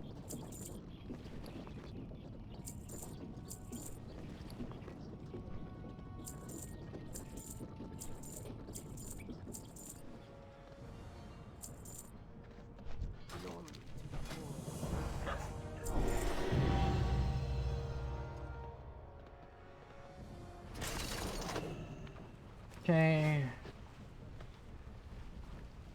Land here, mailbox, cracked Radnax, control gem.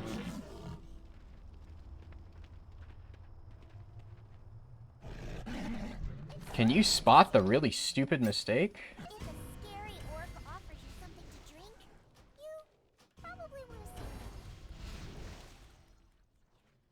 say God, I'm so tilted. How did I not think of that? Okay, good. Kind of.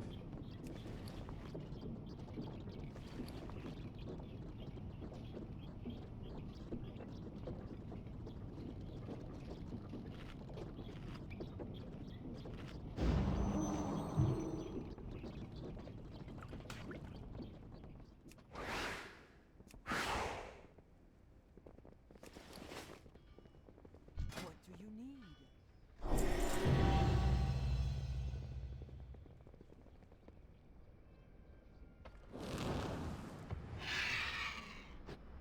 Oh, look at the little bird. That's funny.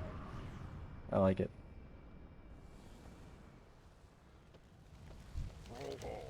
Okay, so let me break down this new strategy.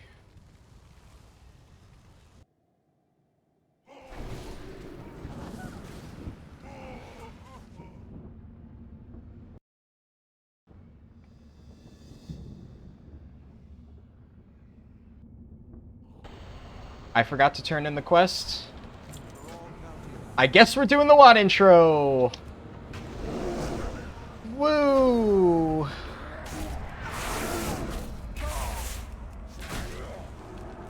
To be honest, it doesn't really matter that much, so I'm not too upset.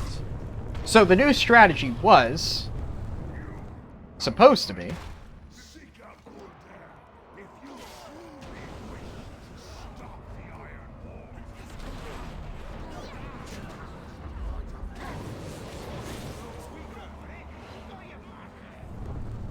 Hold that front. Our work is nearly done. Brave becomes iron cowards, reducing us as conduits to power them.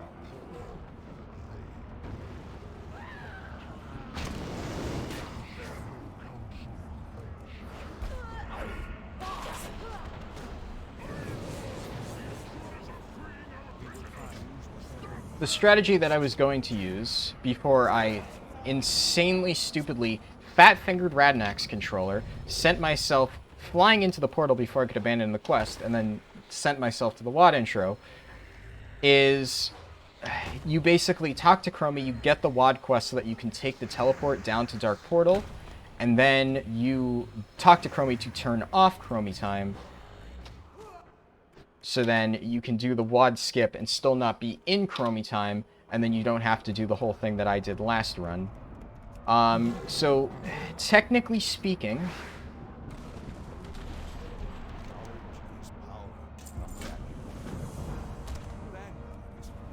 Technically speaking, this loses no time because of the fact that, I don't know, like, I mean, I'm not really gaining or losing any efficiency by doing the WoD intro now. It's really more a question of I might be slightly fucked when we get to Gorgrons for the end. Soon, the entirety of the Iron Horde will be upon us. Our champion will stay We'll have to very see. strong It might actually work out in my favor. through the jungle. My keybinds are fucking with me. My keybinds are fucking with me. I might not have Goblin Glider up in time, which would really suck. That said, I have a backup charge of Cracked Radnax controller that I do not need.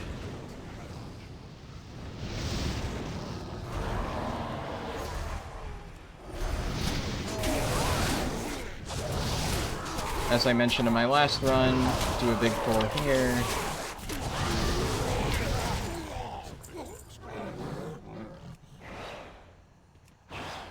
Now suddenly I'm good on orc kills. This only really works as druid. I am out of chromie time, right? I am out of chromie time, okay. So what I could do is this. It only really works as druid, because if you see here, I have Malorn's Swiftness, which lets me do that, basically get into combat, disorient that mob, interact with the item, and then immediately get back up to full mounted speed in a second. If you have to, like, run away while in combat, it's not really that much faster, but for druid, it is, so. A little piece of, druid advice, I guess, for you. Observe and reflect.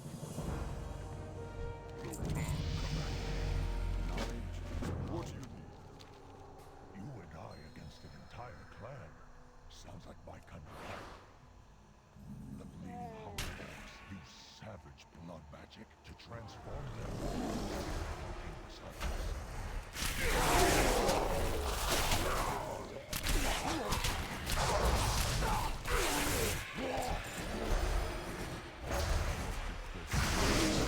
any luck, we will escape before they can see their transformation ritual.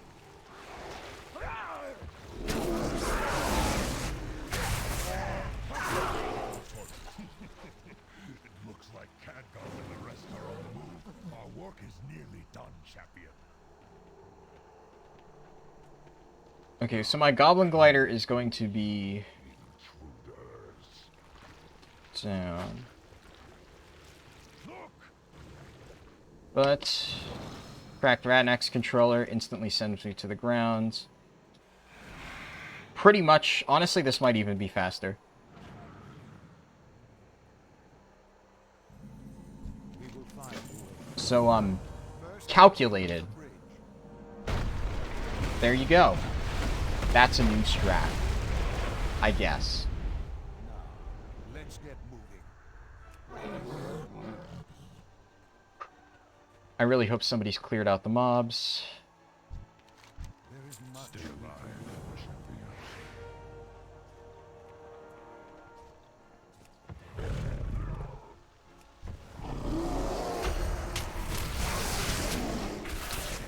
Just to reiterate, so I don't get this mentioned in the YouTube comments for like the 5th run in a row, I am well aware that there is a sweet spot where you can like not have to pull those mobs, but 99% of the time you're gonna fuck it up anyway. So it takes more time to actually get into the right spot than to just kill the mobs. So just kill the mobs, you know, it really doesn't save that much time. It really sucks because it's like, you know, I'm at almost around like 2 hours, right? So 2 hours, you would think, pretty good. It's just so hard to tell with this run, with the way that the shit scales. Like, I'm probably going to finish the WoD intro at around exactly 2 hours at probably level 33. So level 33 at 2 hours is good. But, This slaver Torturer knows nothing of fun. I know I say that every run, but I'm going to say that every run from now until forever, because I've been saying that to myself every single time I do the WoD intro, even when I wasn't recording, back in WoD. We'll either leave it as victors or as corpses. Now, kill your 100. Or die trying.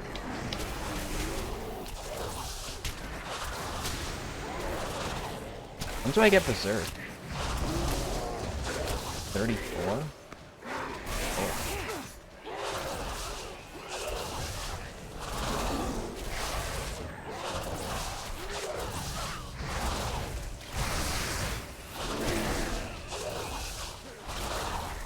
But I'm so close to 6 Feather Fan. I will say, I do think that 6 Feather Fan is going to shave off a decent amount of time. So I will note that Lucky Double-Sided Coin, insanely good item.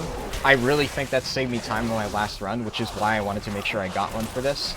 But 6 Feather Fan, also, I actually didn't get one for my Druid run because I couldn't find one that was cost-effective on the previous 2. But this time I found 2 that were actually relatively cheap. One that is actually usable at level 32, which is rare. Because, okay, so for somebody to get a 6 Feather Fan like that, it means they have to be doing, like, obviously, Chromie time and stuff, and they have to get the world drop while below max level. Because the non-Chromie time scaled 6 Feather Fan requires level 45. So I got really lucky. So I have 2 6 Feather Fans. I have one that I'm going to be able to use shortly, and then another one that is just absolutely disgusting. It's a Warforged level 45 6 Feather Fan with Leech. Whew. That just... I start feeling something even just talking about a Warforged 6 Feather Fan. Thing is... Whew. And then I do gun shoes. Like, where is it? Look at that. Look at that! And tell me that is not the most beautiful thing you have seen in your entire fucking life. And the crazy thing is, it's only 10 item levels, but if you compare this to one that isn't Warforged at the same exact level, the damage difference is mental how much it is. It's... oh, I'm so lucky to have picked this up. So what I'm really hoping is, you know, obviously kill times get a lot longer the further on into the run you get, especially single target on a Guardian Druid. Like, even with all my crafted gear on PTR, I was really feeling it towards the end of my run yesterday, and you can probably notice that some of the single target fights slow down a lot. Now, Lucky Double-Sided Coin is just really good in all scenarios. You know, that's just going to help. But 6 Feather Fan chunks single entities. So, having that, that's really going to be a game changer, I think. Being able to just do a shit ton of damage to elites just through passive 6 Feather Fan procs. At least that's my hope. So, while I did get a bit kind of upset earlier with my bad RNG, I do still think it might be possible, if I don't make any colossal screw-ups, to get a sub 5-hour run. And I need to keep reminding myself, I lost a good 10 minutes last run to colossal screw-ups. So I'm really competing more against a theoretical 5:05 time that I just need to be really fast and shave off 5 minutes. I maybe lost 2.5 minutes with the rare mobs, so maybe I just need to shave like 7 minutes. I don't know. But one other thing is, if you notice, because like of the whole colossal screw-up thing, I really fucked up. I should have gone to Spires earlier than I actually did. And I should have done the quest there. And instead, I just kind of dicked around and, like, did some really stupid stuff and flew and got treasures. I was really inefficient towards the end of my run. So what I've done now is I've gotten the Spire's consumables.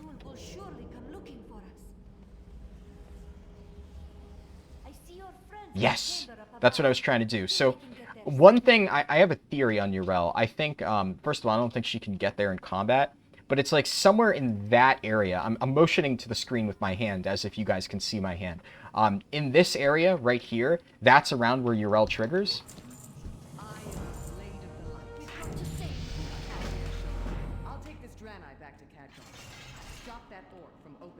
Obviously, I can't equip new gear now. I'm not going to immediately.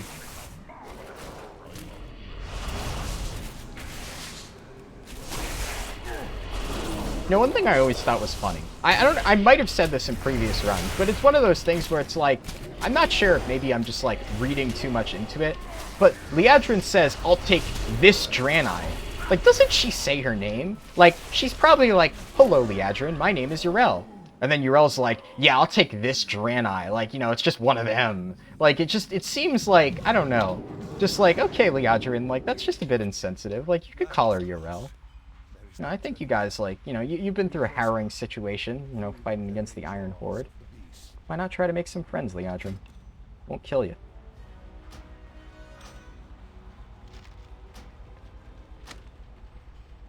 We will find a way. This is a savage. I'm not going to do the glider just yet, because I need to equip my gear. I'm going to do this that way.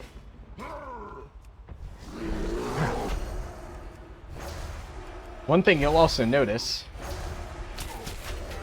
while I do a big pull here,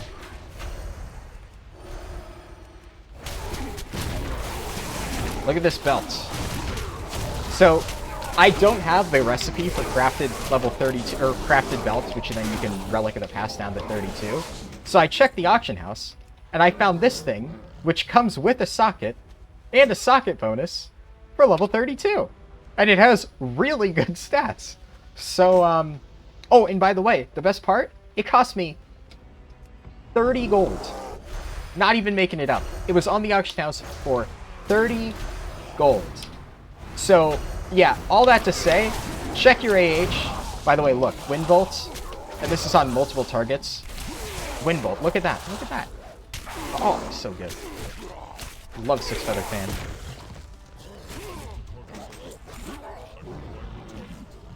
I need to target something first. What's going on down there?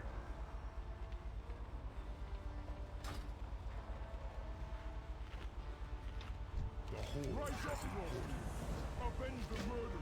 Chief. You three, follow our champion onto the battlefield and listen to my order. There's a druid named Chicken Curry. Right. Chicken Curry, if you're watching this, I like your name.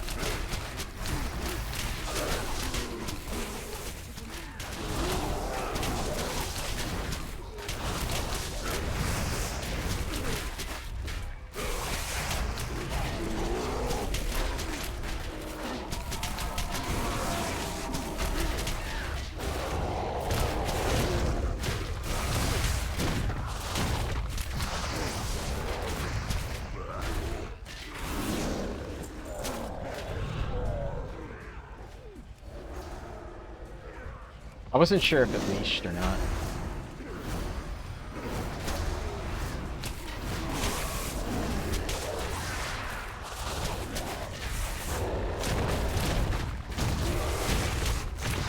It should be good.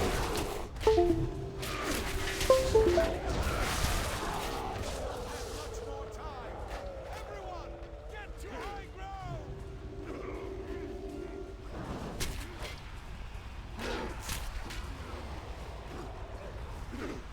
The actual shit, with the actual shit, with the actual shit.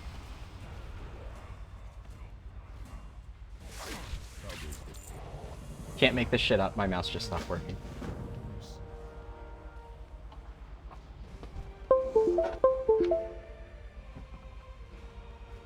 We're back. Oh my god. Life is throwing everything at me right now. It really doesn't want me to have this run. Oh, you can't be serious. I've never seen my mouse get unplugged.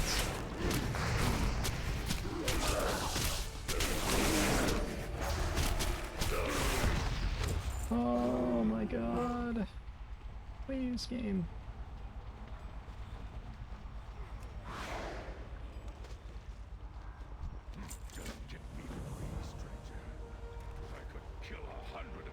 Reminds me of like what was the what's the name? Oh, you're fucking shitting me, dude. He came in right after. Oh, no. Okay.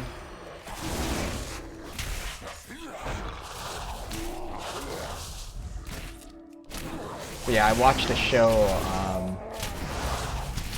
on Hulu. It's kind of old, so you know, a lot of people may have seen it, and it's also based on a book, so a lot of you might have read the book, but it's 11/21/63, whatever the date that JFK died is, but it's based on a Stephen King book, where some dude goes back in time to try and stop the JFK assassination. That's, by the way, in the first 5 minutes of the show, no spoilers.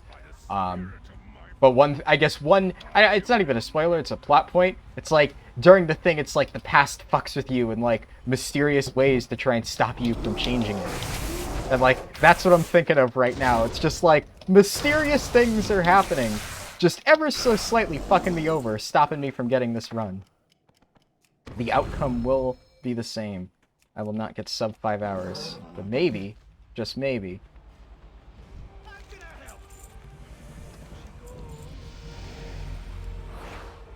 I can overcome my mouse getting unplugged and all this other fucking garbage.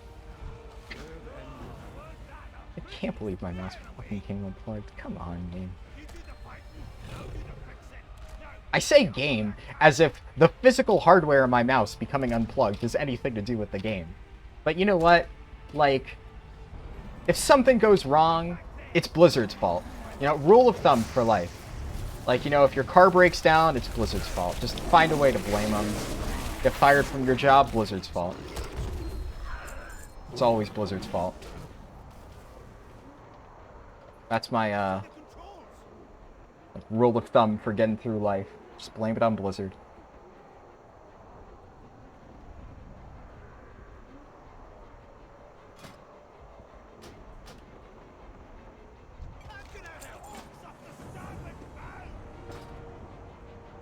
Looks like we arrived just in time. We'll do what we can, We will do Thalen. what we can, Thalen. Hero, keep these orcs off of us. Also, I still see a lot of people saying, like, oh, this guy spams his keyboard. Oh, chill out, dude. It's like, I hope you understand, the reason why I'm doing this is because if you really rapidly tap your keys in quick succession, you get a double bomb, which speeds it up. Tank coming over the rise! Look out!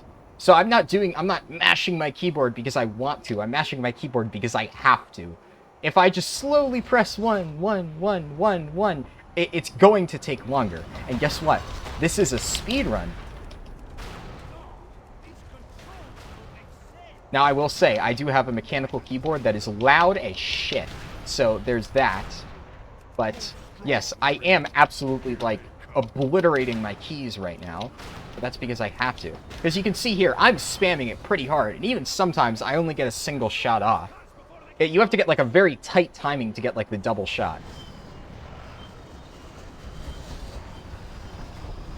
It's the same thing, by the way, with that quest in Silverpine, the, like, bat handler. So you basically will hear me mash my keyboard during that part, too.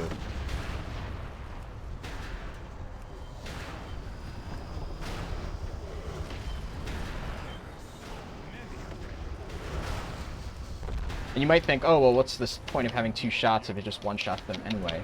If you're really fast, you can basically aim the second one away.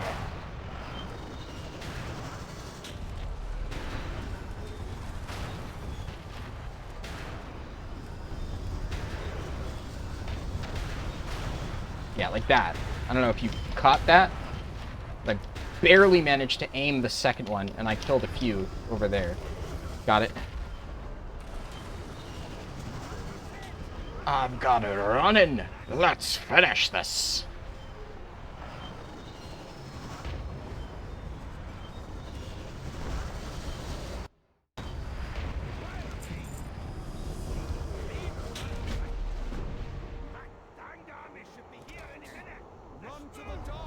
Also, you might notice that I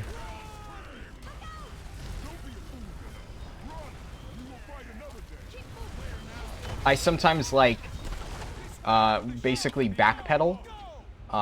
That is intentional on that tank because, you know, whenever you're moving really fast in, like, very tight areas like that at high heights, which is basically that tank, you are in great danger of completely fucking yourself over. Because if you basically, how do I describe it? If you hit it at the wrong angle, at a certain speed, it'll basically like bump you over the little thing that you hit, carry you over the ledge, and just yeet you off the side. And then suddenly you're all the way down at the bottom of the tank, you've taken fall damage, and you're just embarrassed because you recorded it and it's now on YouTube. So that is a reality that I don't want to occur. Hence why I backpedaled slightly, to avoid going fast enough to make that happen. Wise beyond his years. I fear he has been thrust into the bronze jaws. Thrust into the bronze jaws. Yes, I am going to say that every time I do this quest. Drekthar, old friend, you're alive. I have many lucky twos. I know your eyes don't work, shaman. Well, friend of This the one Grumble. has green skin. I know your eyes don't work, shaman. This one is green. I do not need eyes to see it. They are noble of heart. They saved our kin, including your brother. They are noble of heart. They save our kin. Very well, strangers. You have earned the trust of our shaman. I will not turn away the help. I will not turn away that.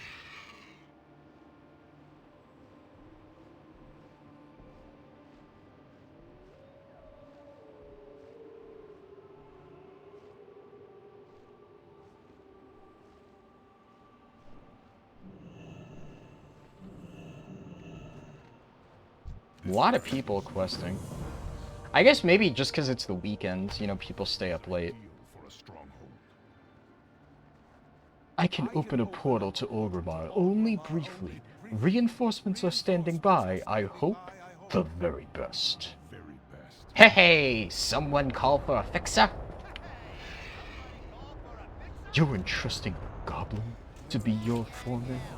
Gaslow here oversaw the construction of Orgrimmar. Orgrimmar, the impenetrable fortress. And yes, I will always say that exchange too, every single run. Remember earlier when I said that I don't think people really want to see the same exact thing every single time? Well, guess what? If I keep doing these world record speedruns, that's what you're gonna get. You're gonna get 5 runs of me saying the fucking WoD dialogue because I've heard it a million times and it is literally seared into my memory. I should note, one thing I didn't quite go into, when I said I was going to do casual speedruns earlier, I'm still going to try to go fast, but one thing I would try to do is maybe something like, I would... Yeah, see, there's only 3 over there. So I'm going to hope that people haven't killed the Frostfire Groundlings that are in this area. I'm going to go over here, and they're up. Perfect. Okay. But yeah, so basically, I'd still be trying to go fast, and some zones I would probably still do. Like, WoD intro is just really fast, so maybe you still would have to hear me for the WoD intro. Maybe I wouldn't, though. But I would want to do something else. Like, one thing I definitely want to do, I want to do full Stone Talon Mountains in a speedrun. Because I actually did do a decent bit of routing in Stone Talon Mountains, because if you remember, it was in my original... Can't speak right now. It was in my original route at the end. So I basically did the entire thing. I had a proper route planned out for it. And I love Stone Talon Mountains. It's just such a good zone. It is honestly my favorite classic zone, by far. And in my opinion, it's just one of the best zones in the game. Story-wise, and at least for Horde. I love it. It's so good. So I definitely want to do Stone Talon. So that's the thing. If I did like a speedrun like that, it would be like a experimental speedrun. I would do like Stone Talon, Western Plaguelands, Eastern Plaguelands. You know what I would do? I would do Stranglethorn Vale, and I would do Fellwood. Because so many people have told me that Fellwood is efficient, and I've never tested it. So, you know what? That's a promise. When I do my casual Demon Hunter or whatever speedrun, we're doing Fellwood. Do Fellwood. Stranglethorn is another one I get a lot of questions asking if I've thought of doing Stranglethorn. So yeah, we'll see. For the dark spear. But it would be something like that. So it would be different. So I would be able to gather data on different stuff just for fun. Oh, another thing, obviously. I mean, how could I forget to mention? I still need to finish the Alliance route. I know a million of you, and I hear you. Trust me, I know.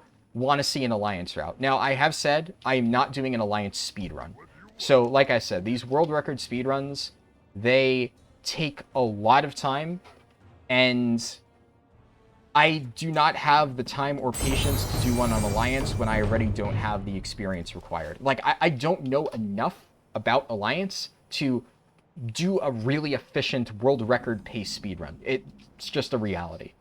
Now, I know enough about leveling that if I were to do tests, I could say, oh yeah, this feels efficient for sure. This is what you'd want to do. So I'm going to put together a guide. I've already been talking to some people. Like, you know who you are. I don't know if you want me to mention your name, but there's been a few people who have reached out to me on Discord and, like, given me help with the Alliance thing, like, shared their, like, testing feedback and, like, oh, I did this zone, and, like, I got X amount of experience in an hour, and it took me this. I think this is the most efficient route. And for all of those people doing that, thank you, thank you, thank you, thank you. It really, really helps. Because, like, some people have told me, like, oh, yeah, you know, this quest line, I did it, and it just really wasn't efficient, so I can definitely help you rule that off. You don't want to do this. So if I hear enough people saying that, I'm like, okay, I won't even bother testing it. It's just good to know. So I'm working on it. I will say, I've said this before, Red Ridge, Duskwood, Lochrodon. You're going to want to do those zones. I've pretty much narrowed it down to those. The only question is how much of it you do, because some people think you leave Red Ridge a bit early. Some people think you do Red Ridge all the way through. Some people aren't sure which order you started in. So, like, I've heard people saying that they think you should start in Lochbow Dawn. I've heard people saying you should start in Duskwood, start in Red Ridge.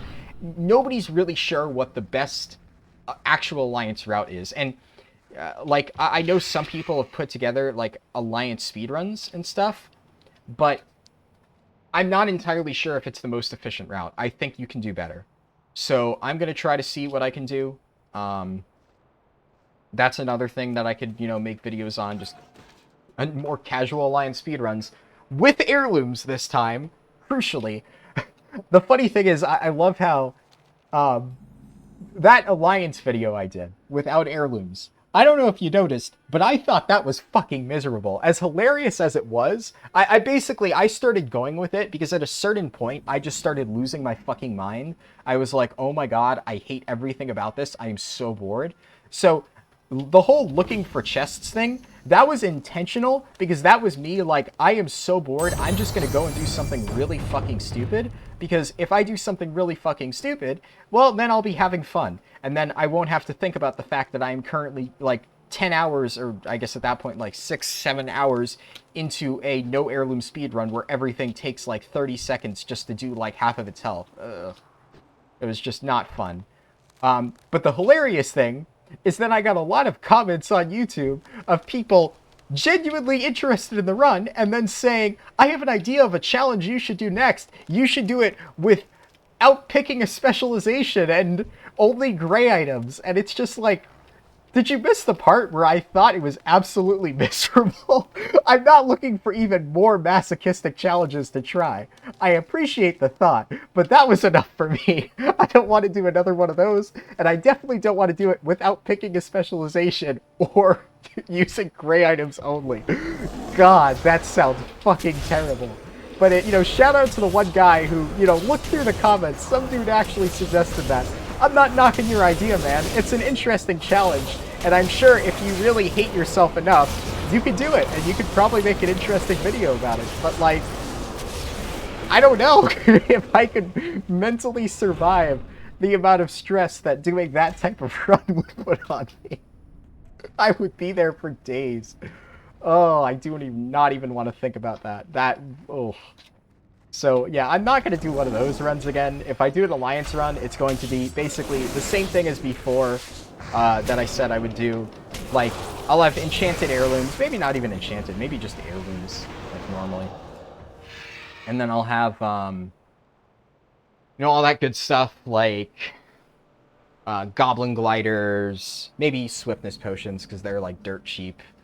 Obviously, draw to the 10 lands. So, I'll have stuff, right? It won't be like a slow run. It'll be an actual speed run. It just won't be world record pace speed run. It would probably be somewhere in the ballpark of like 6.5 hours. Well, it's Alliance actually, so probably more like 5.5 hours. But then Horde runs, yeah, I expect them to take 6.5 hours, especially the Demon Hunter one, because I would have to do the starting zone, which I haven't done in quite a while, so it'd be interesting to see what the most efficient way to do that is. Also, I wonder what the, like, Demon Hunter storyline has that one branching path quest where you can either, like, sacrifice the dude or sacrifice yourself. I'm pretty sure sacrificing the dude is faster, so, you know, that's another, like, fun little thing of, like, you know, do you kill him or do you kill yourself? Like, you know, it's maybe a donation incentive. I don't fucking know. The entire reason I got into this, yeah, we're using that one. But yeah, the entire reason I got into this is I love watching speedruns. Like, I've always been interested in the idea of speedrunning, and, you know, watching, like, Mario Odyssey and Breath of the Wild and stuff like that. Like, those speedruns to me are really cool. You know, I don't even own a Switch, so I don't have Mario Odyssey, I don't have Breath of the Wild at all, but I can tell you one thing, I fucking love watching speedruns of it. Because it's just so cool seeing all, like, the fancy tricks that people pull off. So I enjoy that. And I always think, like, you know, I love playing WoW, so I'm like, hey, you know, I could try to do cool stuff in World of Warcraft speedruns. And people seem to enjoy it, so that's kind of cool, I guess. But, you know, that's, like, obviously when I think of that, you think of, like, AGDQ, and AGDQ, I think I mentioned this in one run, has that whole, like, save the animals bit. I don't really fully understand that, but it's just one of those things where I guess it's like a branching choice or something, and it, like, loses time. So it's like, do you pick the funny one that loses time, or do you pick the fast one? So, there's something. Now...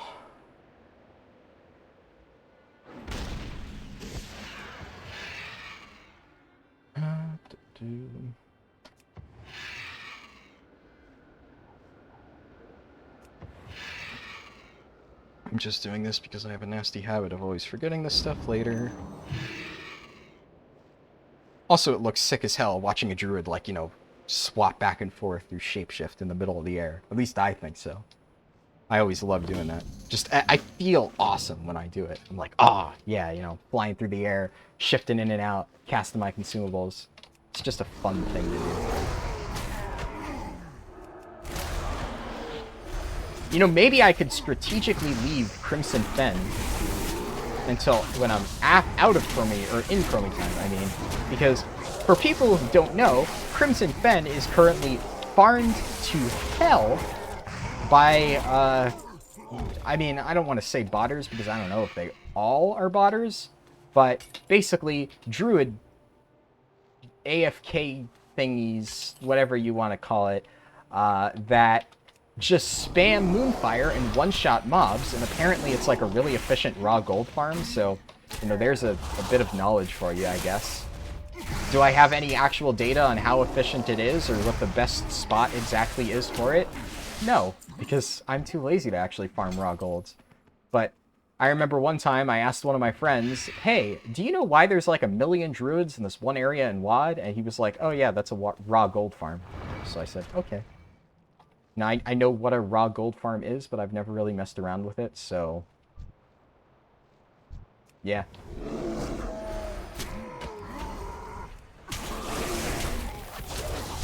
But yeah, so if I leave that until when I'm in Chromie time, then I won't have to compete with those people. Now, I will say, one thing, if you noticed, I did in... Come on. One thing you might notice I did in my last run is or not this just recent run, but like the previous Druid world record, the official world record. I basically rounded up the mobs and pulled them to the druids that were one-shotting it with Moonfire, and then they just like tabbed to my mobs and one-shot those two. So that did save a bit of time, but at the same time, I probably also lost a good bit of time. Like, it wouldn't have taken me too long to actually kill them, So I guess that's a backup strat if there are druids. But I'm pretty sure it would have just been faster if I could round them up and kill them instead of having to, like, hunt for tags. And then later on, there was also a bunch of dead mobs that I had to, you know, run around and try to find. And I also got really scared at one point. I remember this druid, like, tab targeted to me. And I'm like, oh no, he has me in his sights.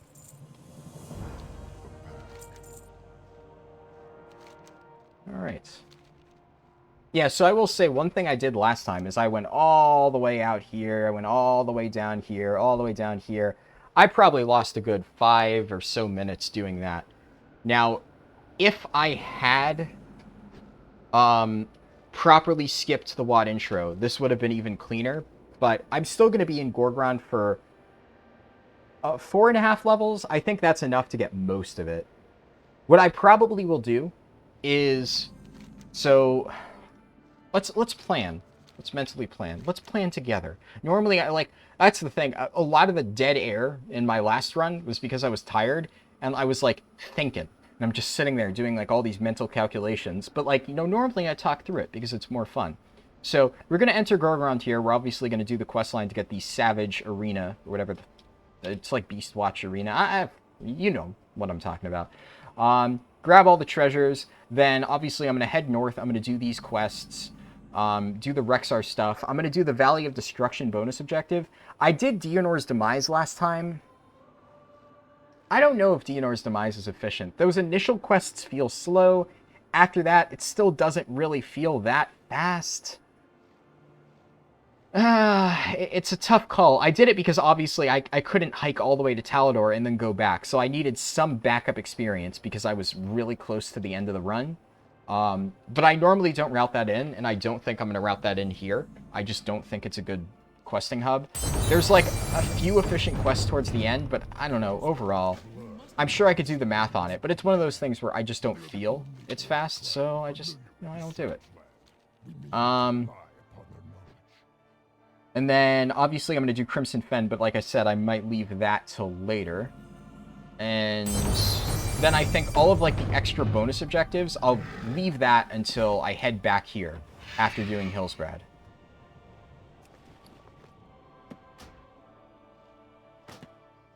So I'll do all this stuff. Like, Miscreant Mire, I'll save that until I head back.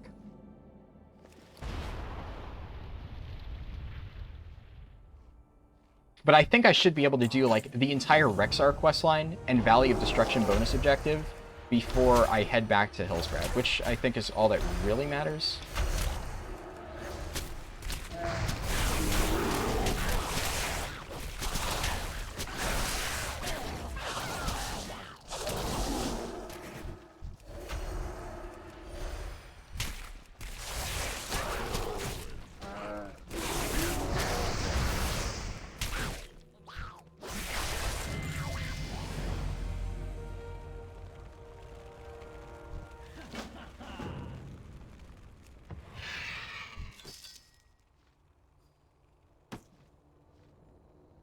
I'm curious to see how much the Spire's consumables speed things up. Because I know I've generally been trying to push Spires out of the routing, but I think people underestimate it. If you have, like, all of the consumables, and you do the proper route, and you cut out all the inefficient bits, it's really not that bad.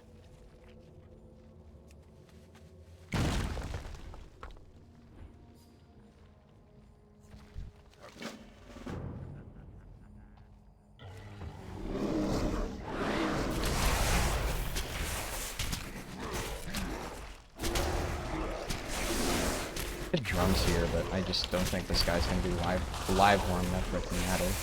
The only thing is, it's like, it would be 5 minutes off cooldown, but I'm going to want to use drums on Affliction Ridge. Also, that's another thing. My Proof of Strength RNG is going to really swing the run. So,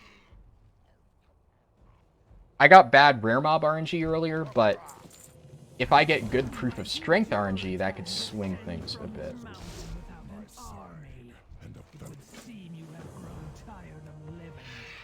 have come to hunt the Iron Horde. I could destroy what remains of your ruined village.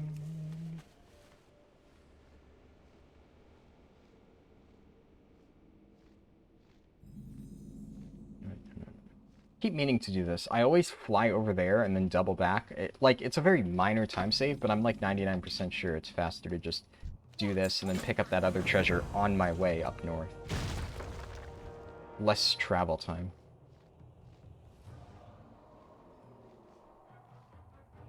Cancel.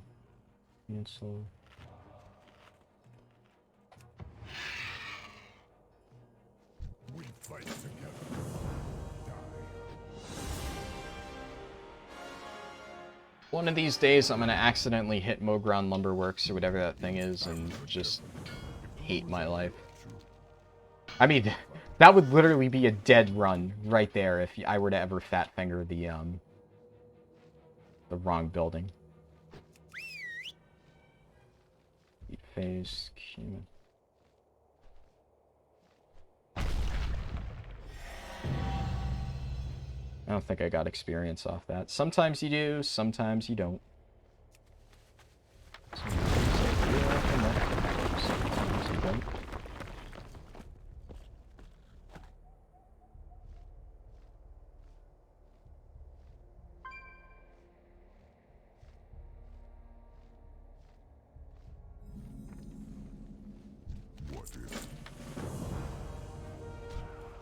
All right.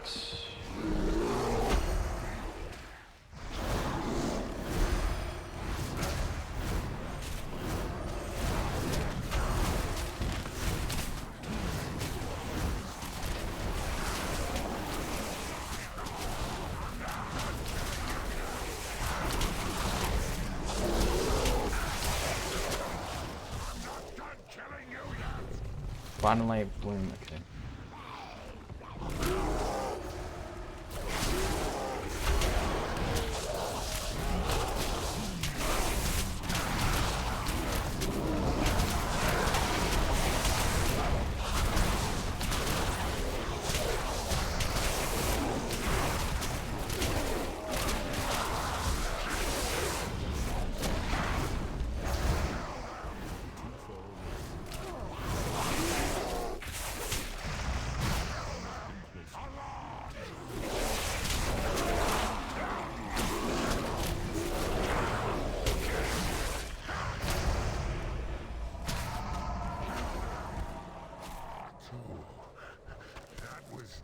Pretty savage. Alright. I'm fucked.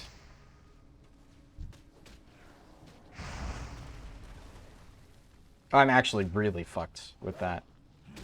I've said this multiple times, but you basically need to get Gorin there, specifically.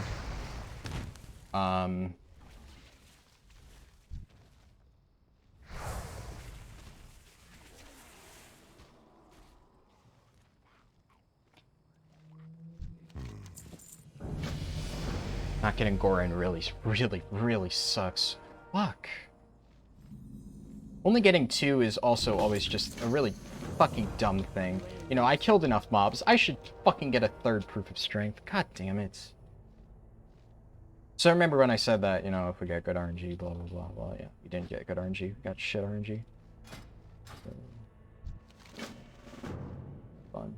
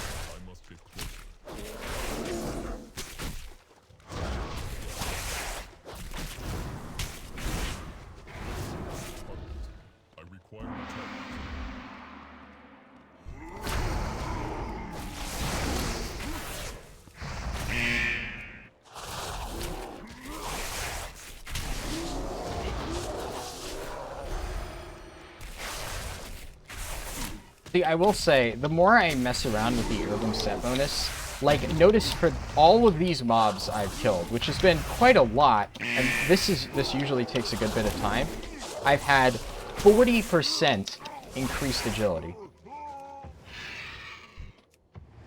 That's pretty good. Like, people sleep on the heirloom set bonus. Now, I'm not gonna sit here and say that it's a good change. Honestly, Blizzard, you really should just bring back the passive XP gain heirlooms. Like, why not? You know, it's just one of those things where it's like, just kind of fucking over players for the sake of fucking over players. It's not really cool. Like, obviously nobody likes the new heirlooms. I will say, though, that's why, you know, I just said before, like, I start to like the heirloom set bonus. I do not think they are as bad as people make them out to be. I think they are actually decent. To the point where I do think the set bonus is worth running. Specifically, up until the 5 set bonus, I believe it is. So, if you want to swap out 2, obviously I don't use ring, so right now I'm swapping out 1, so I have 6 out of 7, but the bonus caps at 6. You can swap out 1 other piece, and it's hard to say which one you should do. Personally, I would say probably, it obviously depends on your stats, right? But I'd say probably helmet. So first of all, I don't really get great stats from this anyway. Haste isn't amazing for bears. Like, it's not bad, but it's just not a fantastic stat. Also, what the hell? Okay, there's some guy here.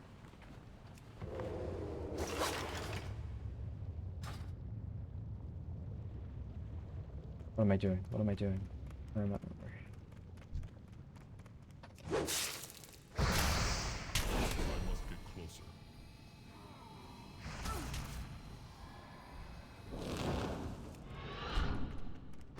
I fucked up, I fucked up, I fucked up.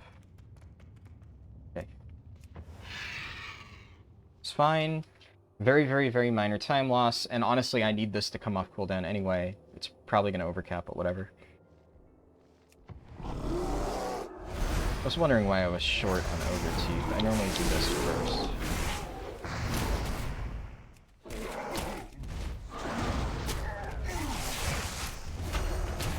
But yeah, I would say use a helmet because 2 reasons. First of all, you know, for me at least, the helmet doesn't have great stats.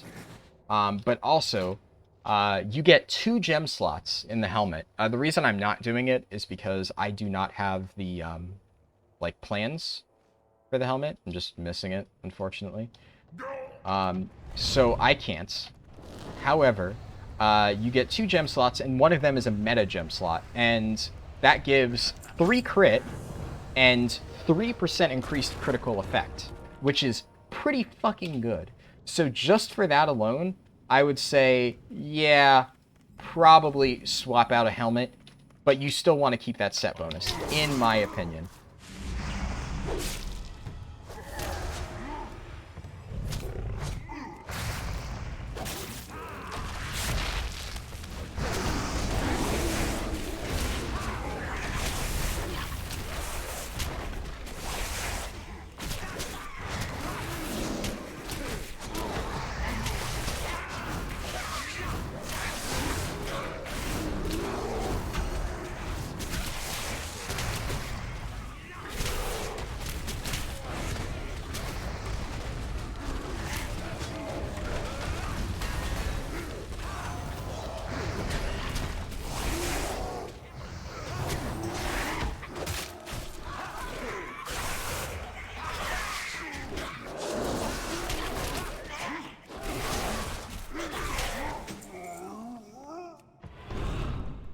Look, I'm not saying that I had to do that.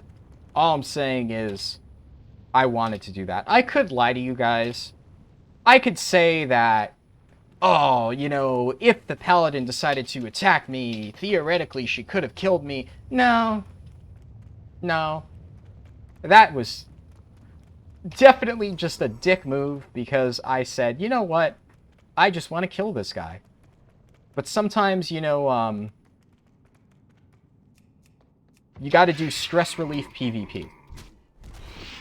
It's just, it alleviates the tension in a run. Killing somebody. Just, it makes you feel all warm and fuzzy inside.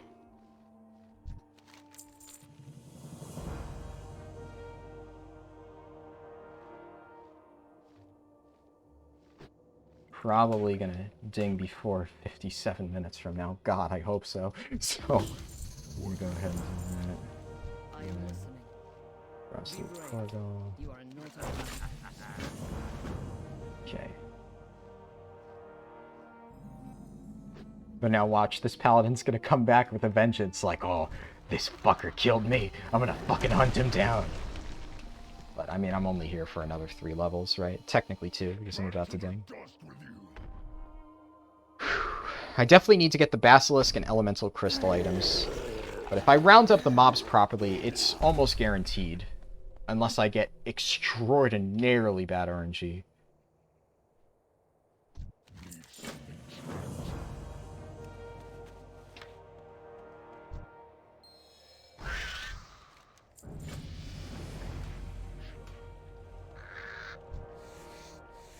Yeah, so I do this.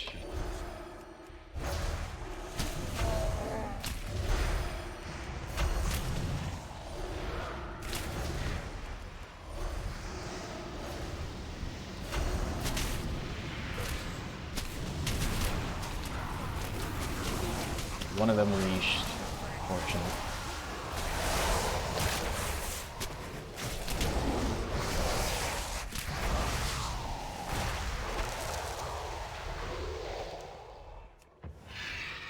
Backup strat, backup strat, backup strat.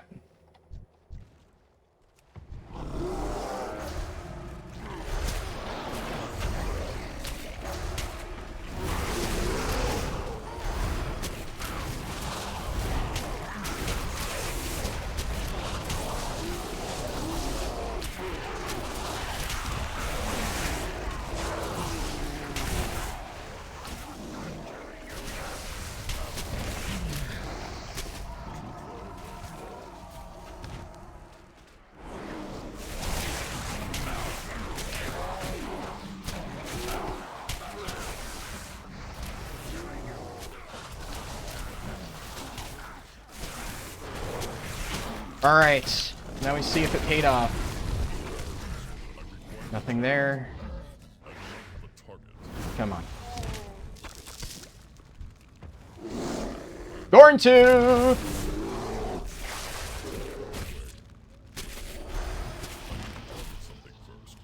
Alright, no Orcthorn, no Granai. However, that's good.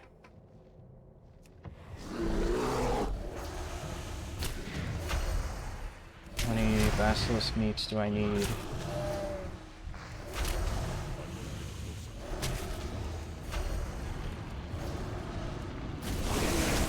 That's really good. Yeah, I can't complain about that.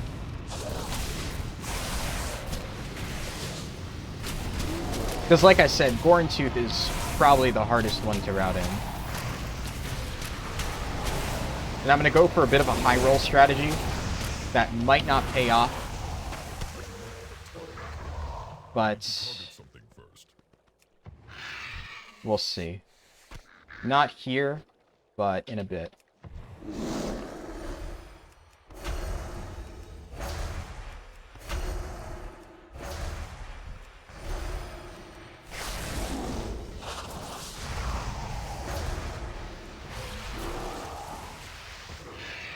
Nice.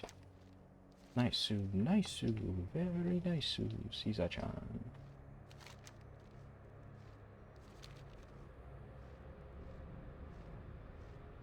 Is this one of yours?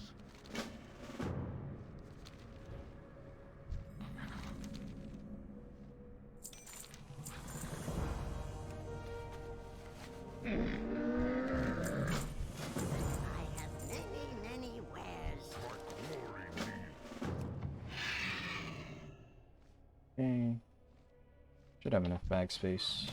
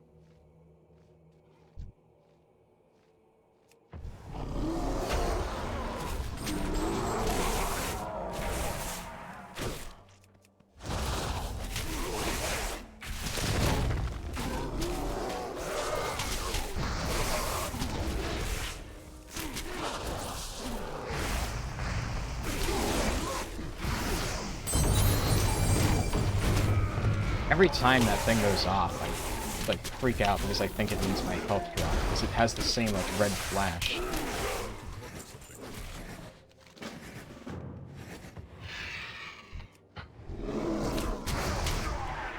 only needed one, but whatever.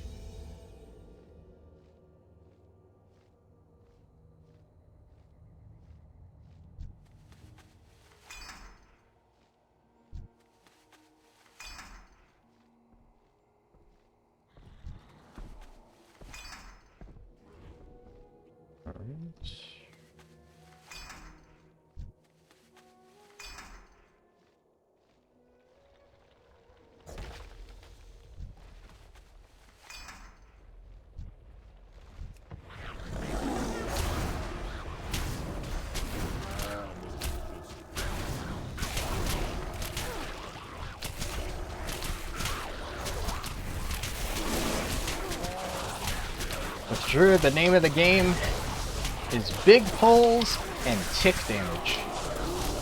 Look at all of those tick damage. AoE cap? What AoE cap? Huh. You think I abide by the rules of Blizzard? I have infinite AoE damage.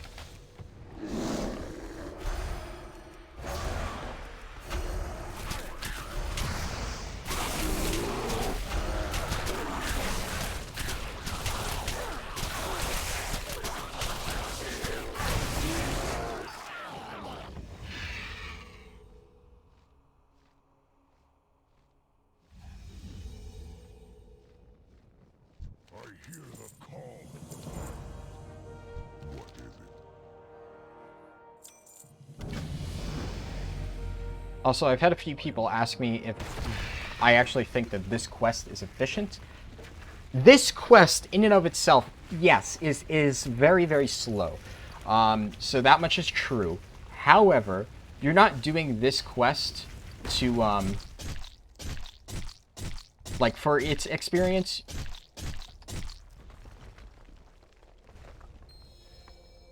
Okay, that was weird. Yeah, you're not doing this quest for its own experience. You're doing it because the stuff after is fast. So basically, the series of quests in the Ogeron Cave are really good experience.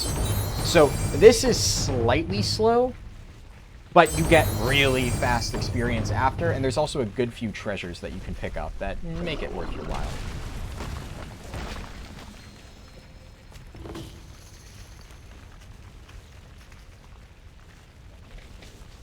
Especially because you need to do these quests to get the Ogeron Horn. So this is by far the best place to get Ogeron Horn.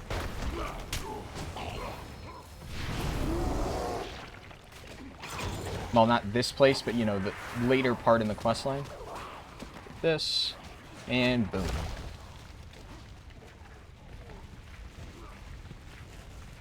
Do do do do do do do do do do do do do do.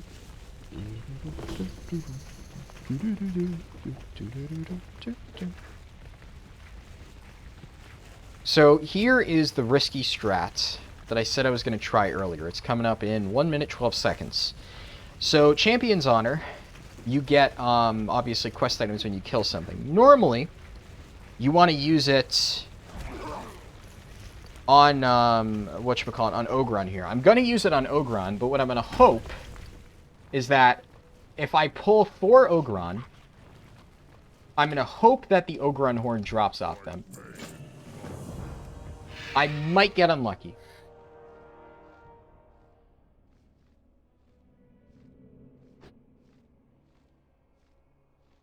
Actually, I said that wrong. So what I'm going to do is I'm actually going to pull 4 Gron.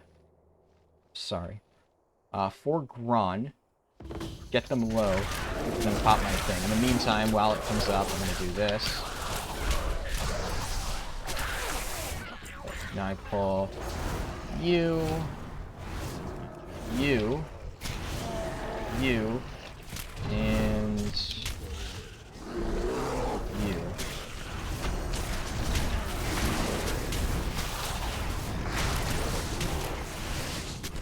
So, Granai is normally one of the rarer ones because you generally can only get it in Affliction Ridge.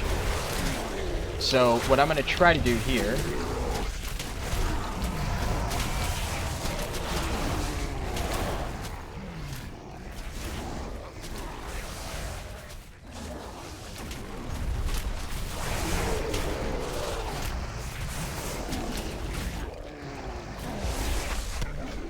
Yes! Granai. Okay, that's good. That's good. Now, the real question is, can we still get Ogron?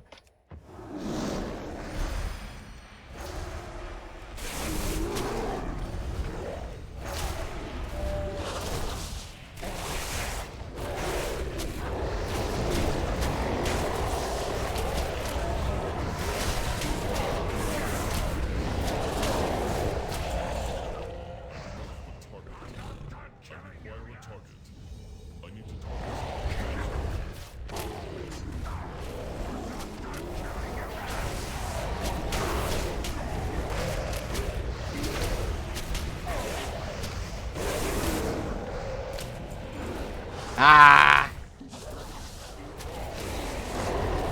Alright, well, here's the thing. We did manage to get Granai. So, it's not a big loss. That was basically, like I said, it's a high roll strat. What would have really sucked is if we didn't get Granai. Because normally, you only get one there anyway. You only get the Ogron one. So, the fact that I got Granai instead of Ogron, that's fine. I normally don't get Granai either, so it's basically as if I got Ogron one.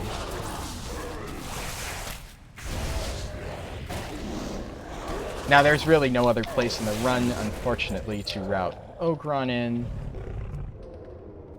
But oh well. The ones remaining are Ancient Branch, but excluding Ogron Horn. Ancient Branch, Orc Thorn, Ravager Claw, and Wasp Sting. So, I can pull a bunch of orcs. Yeah, actually, I know exactly where I'm going to go for that one. Okay.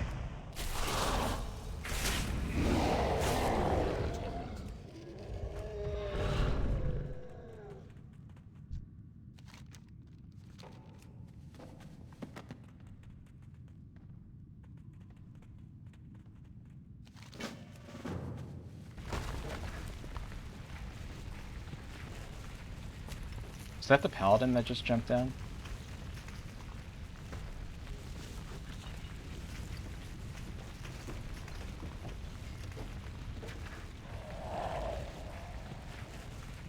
Shaman. Well done, friend. It is rare for one to emerge from that cave alive. What is it?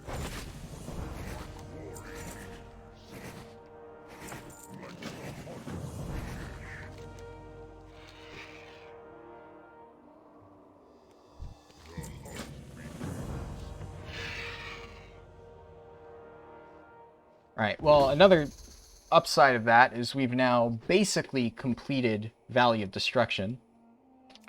The hard part is getting the Gron. And I've done that.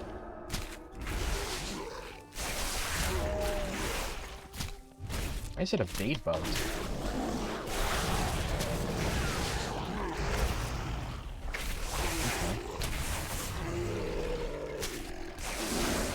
It might be hard to see, but this Gron is evade bugged. It's like locked in place here.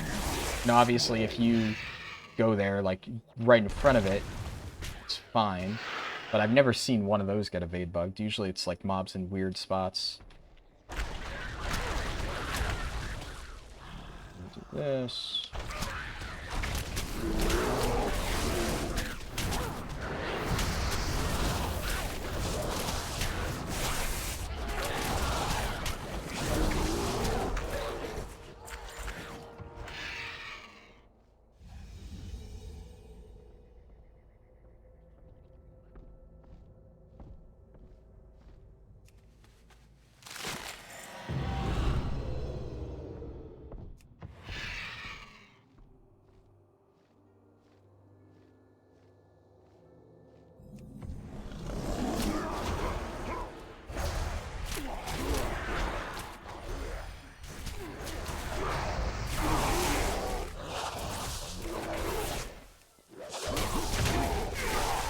So I'm really hoping the 6-feather paint comes in clutch on these mobs. So these are what really started taking a while. Yeah, you can see it. It's doing damage. Second highest damaging ability. This isn't even the good one.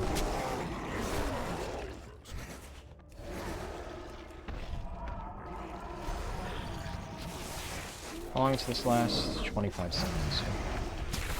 I know in Bride it lasts for a little longer, so I wasn't sure.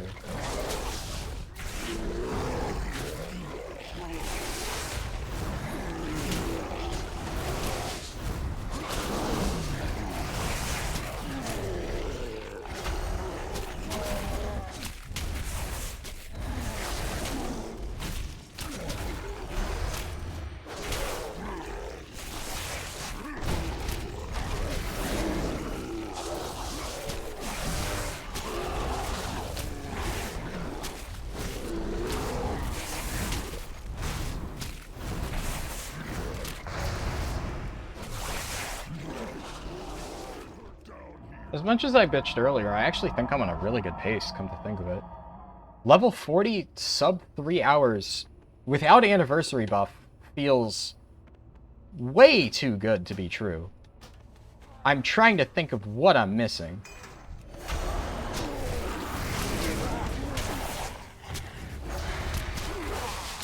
Also, by the way, you notice I probably click drums.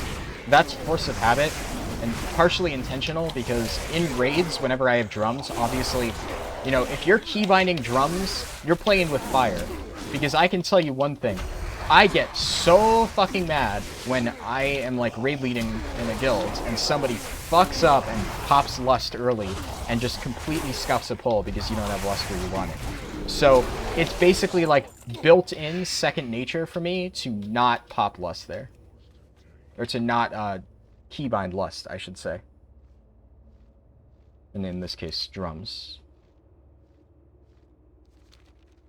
I'm gonna stay here for 3 more minutes, just so I could get that. What I'm also gonna do in that time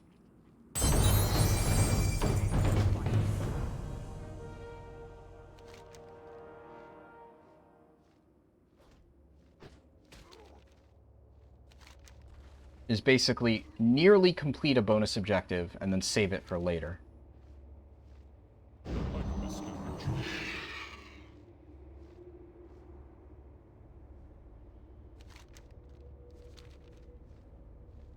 So let's do Miscreant Mire.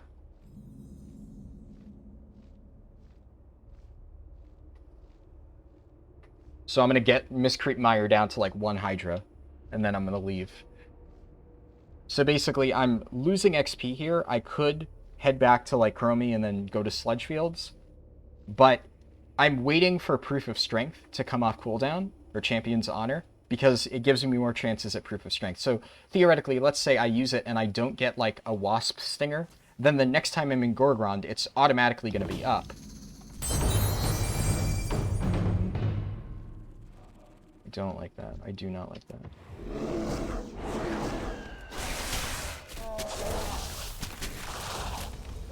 I'm also not going to take the treasure here just yet, because that would probably ding me. I don't want to get dinged here.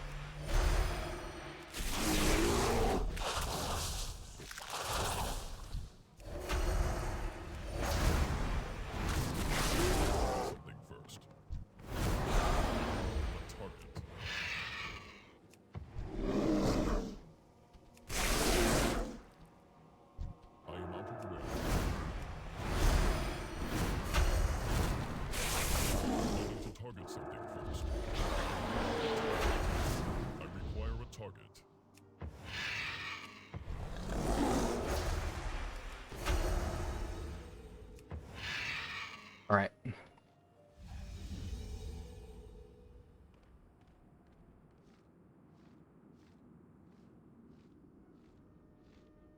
Now we're gonna do the next one. So obviously we're losing a little bit of time, but here.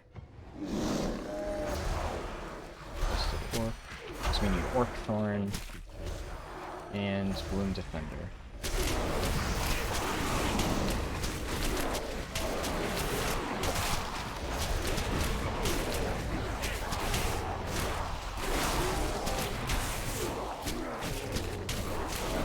I'm gonna get Bloom Defender as low as I possibly can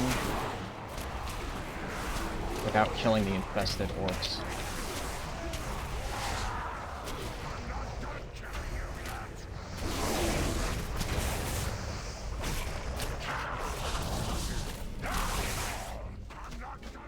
Yo!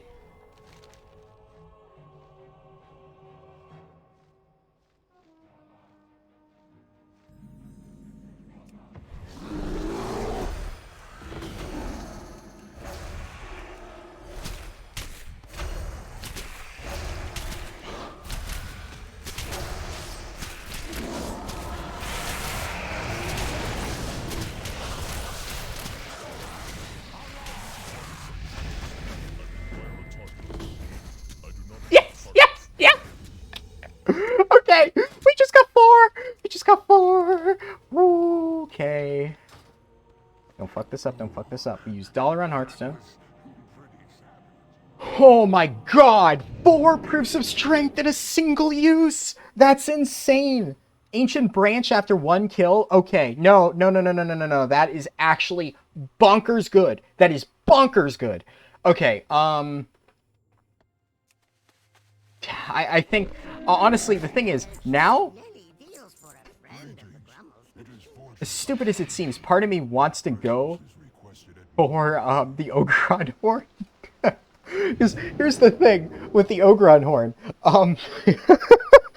I'm like, in my head, I'm like, okay, I literally have a chance to, in a speedrun, get all items, which I've never done before, which is absolutely mental. But it's like, why would I go and try to get all items in a speedrun when it's like, that's not what I'm going for. What I'm trying to do here is set a new world record. I can't be trying to flex while doing a speedrun, getting all fucking items. It's a bit too ballsy. I can't do that. Absolutely cannot do that. Like, I don't think Ogron Horn is worth it. But imagine if we got Ogron Horn. Oh, that would have been so good. But I am in no position to complain. This is absolutely bonkers good RNG. Okay, I was a bit disheartened at first. This is fucking sick. This is a sick fucking pace. We have really good RNG working in our favor. Who would have thought someone named Deathwing would bring about so much destruction.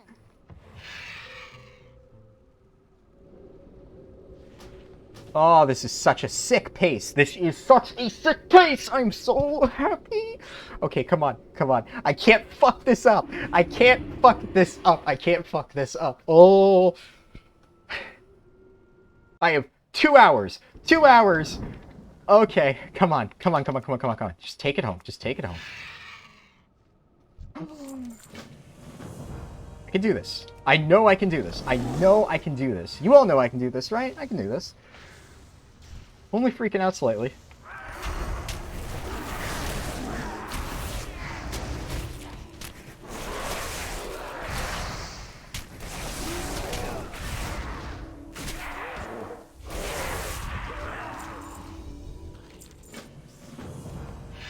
Gonna check Dark Prowler.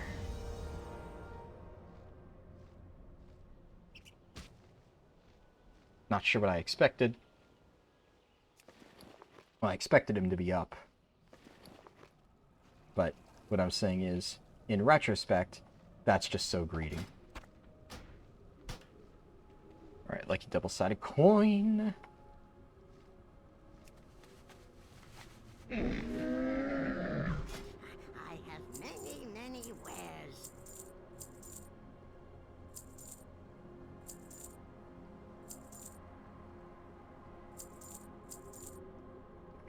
Okay.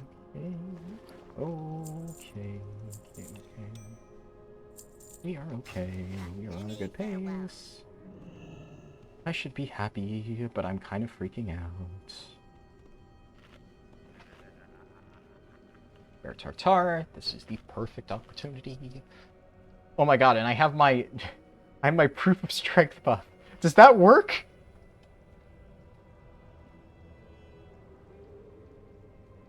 This is how the Forsaken will thrive, not through some magical winged fairy sprinkling happy dust on corpses.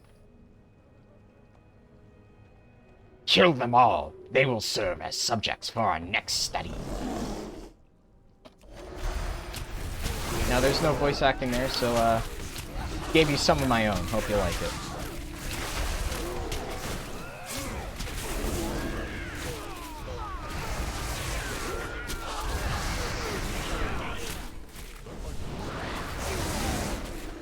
We are in Chrome time, right? Yes, we are.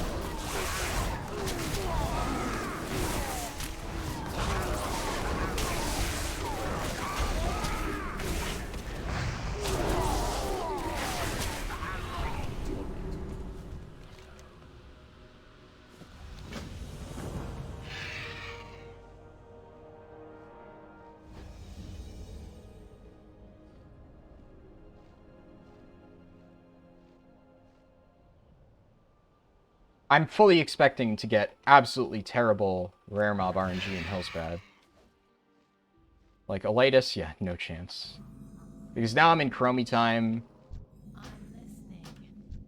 I mean, it's 8 a.m., which is, like, obviously pretty early, but, like, it is a Saturday. You know, people are gonna be up. Too far away. Where is...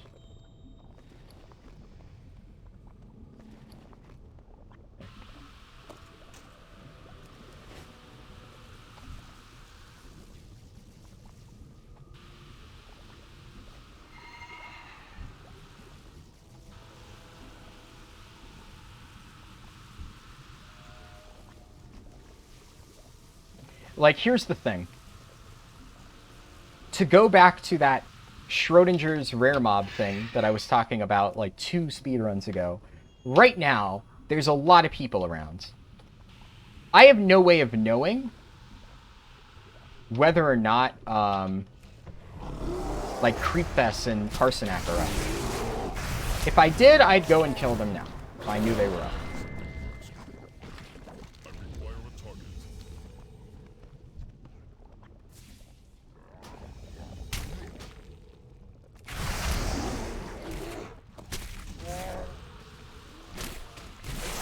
So if I knew that Creepfest and Carsonac were up, would 100% go and take them out.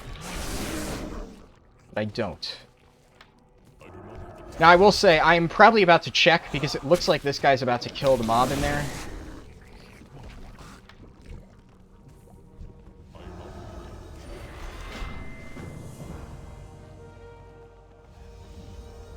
Yeah, he killed the mob, so...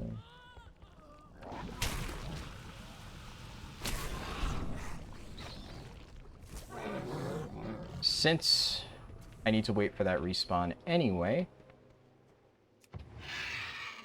I might as well check. They're probably down. I mean, what can I say? I fucked myself on rare mobs. Yeah. It is what it is. I know what I've done. I made my bed, now I have to lay in it. But, you know, it's like I said yesterday. You could try to keep pet strategies and not help people out. I could have kept this route to myself. I could have let it fly under the radar while I continue to set world records. But, like, who cares, right? You know, I'm doing these world records not because I think it's like, oh, I need to push the time further. I need to prove to myself that I'm good. Like, I know I'm a good player. I don't give a fuck. So, I'm doing this more for fun. And if I can help other people have fun, which it seems like I have, I've gotten a lot of messages from people saying they, like, really enjoyed leveling, they hated doing WOD, and they're really happy there's a new route. And, like, you know, I'm really happy to hear that. I'm really happy when I hear that, like, my route, like, helped somebody enjoy the game more. You know, so I'd much rather you know, fuck my own speedruns to a certain extent if it helps others. With one exception. Alliance, in the middle of a speedrun, I'm sorry, I am not going to help you, I'm going to kill you because it brings me joy. Sorry, Mr. Paladin from earlier. You were a necessary sacrifice.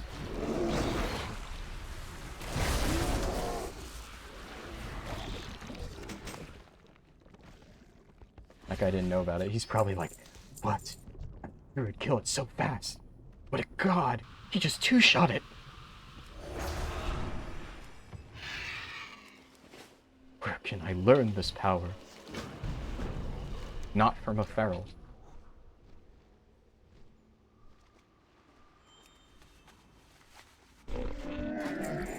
I'm sorry, feral mains. You like? I appreciate you all watching.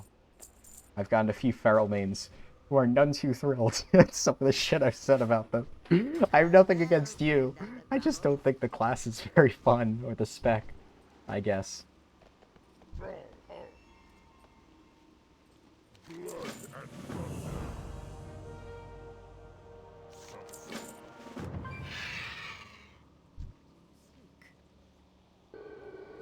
By the way, I figured out how to do the Dark Ranger thing consistently. If you quickly double tap it, for some reason, it gives you... It does take, like, twice the channel time, so you're not basically...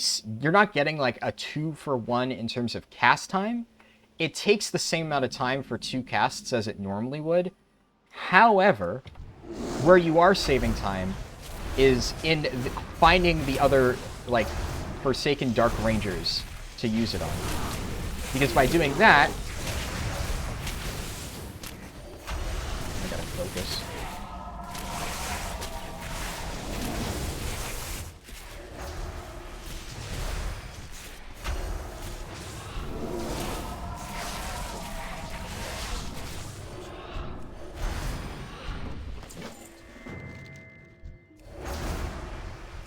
Yeah, I fucked up there. Oh well. But look at how fast these die. Six Feather Fan really is something else.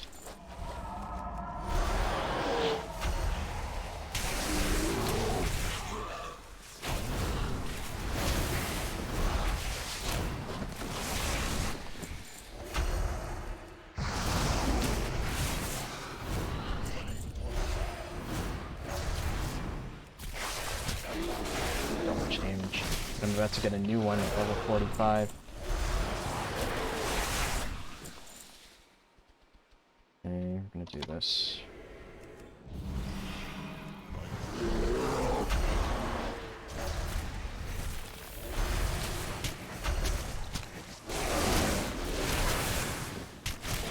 But yeah, with Galactic Guardian, it's just so nice. Just being able to fire off all these procs.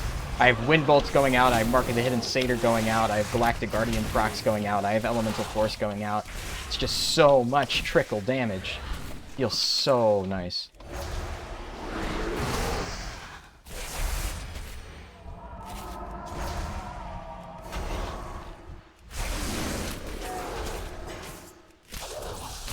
Yeah, slightly fucked up. Normally I'd be done with the Naga quest here, but I forgot to pick up the thing. Oops. What the fuck?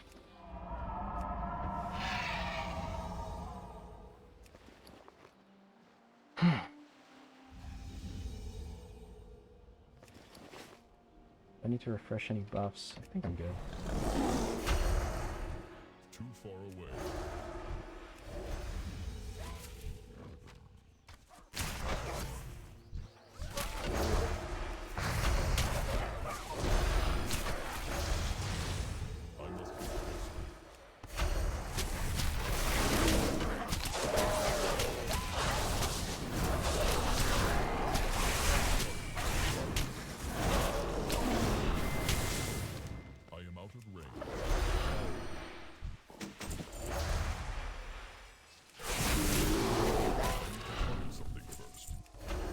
You know, one thing I always wonder, I don't know, is it like maybe a bit too egotistical to wonder this, but I always think like, hey, I wonder if that guy saw my guide. But like, you know, the guide has like, it's almost at 100k views now, which is just insane. It's just crazy. And like, these zones, I can tell you because I tested them, were almost empty before my guide. And now they are just packed. So you know that they heard about the run, like, as a result of my guide to some extent. But like, sometimes I wonder, it's like, do they know that, like, or do they, like, did they watch my guide? Is that why they're here? Did they just hear about it? Because, like, my character name, I guess it's not the one that I did the guide on. And it's obviously not Harlden, which is my YouTube name.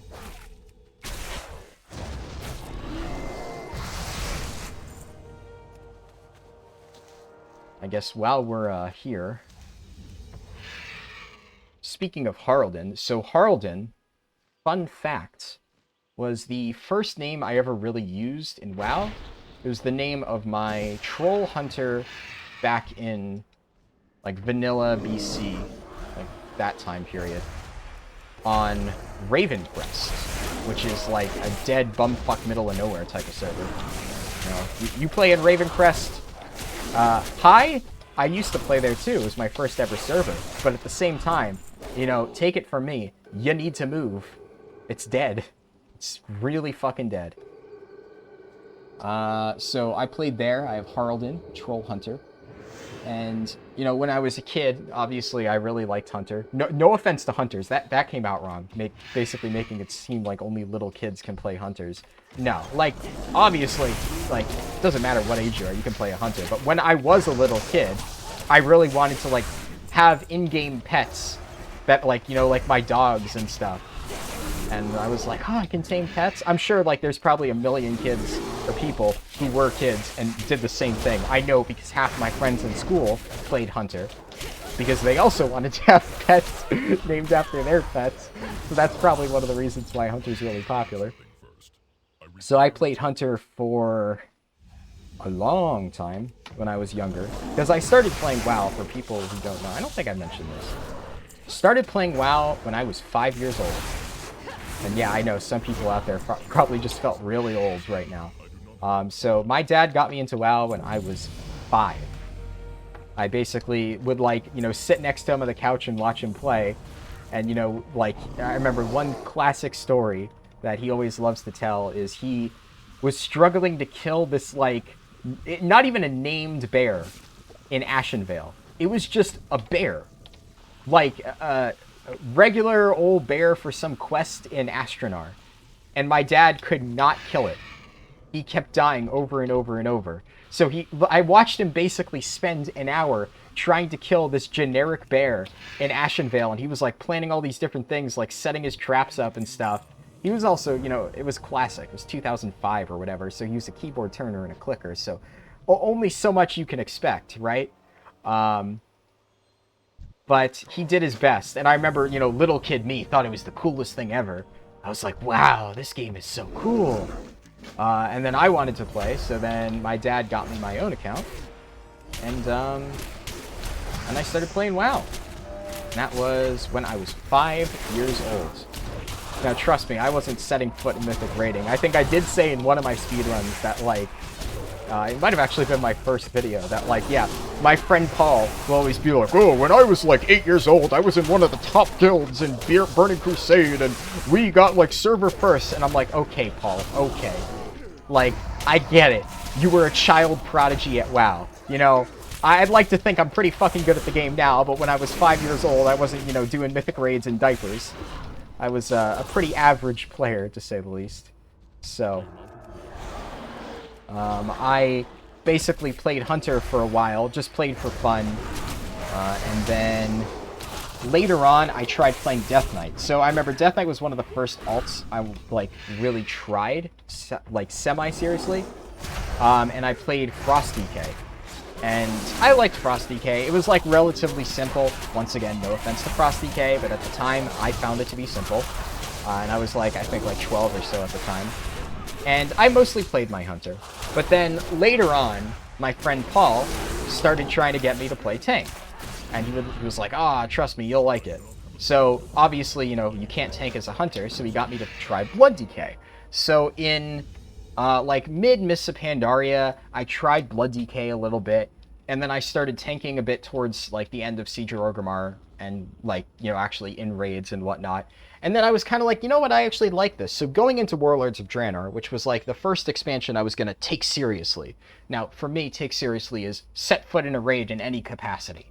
So I'm like, all right, you know what? I'm going to play tank in this. I didn't end up getting a tank spot. Long story short, there was some guild drama, and like, you know, there were people that like, they promised the tank spot. So they basically told me, fuck off. Like, you know, we already told so-and-so that they could have a tank spot. And it was a whole mess. And of course, you know, at the time I was like, what, like 14, 15? These were people in their 30s basically, you know, giving me shit and telling me like, I'm confused. But yeah, people in their 30s giving me shit and like telling me that like, you know, I was being selfish trying to tank. And I'm just like, you know, it's like, okay, dude.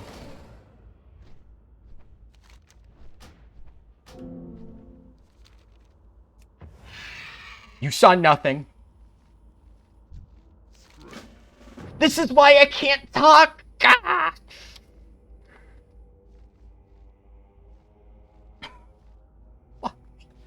So, remember last speedrun when I said that I almost accidentally deleted the Alliance battle plans and that would have been a really funny way to throw a run?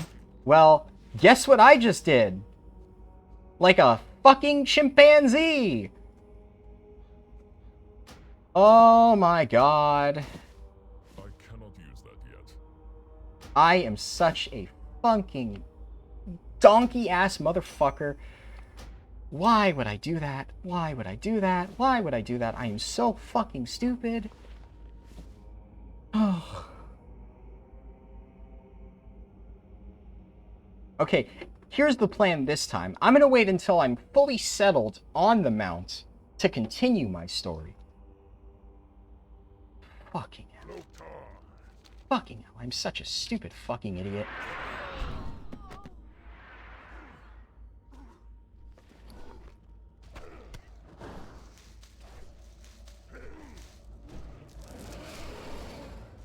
Okay, but can we, like, why does this pop into your bags? Most quest items are supposed to be hidden. You know,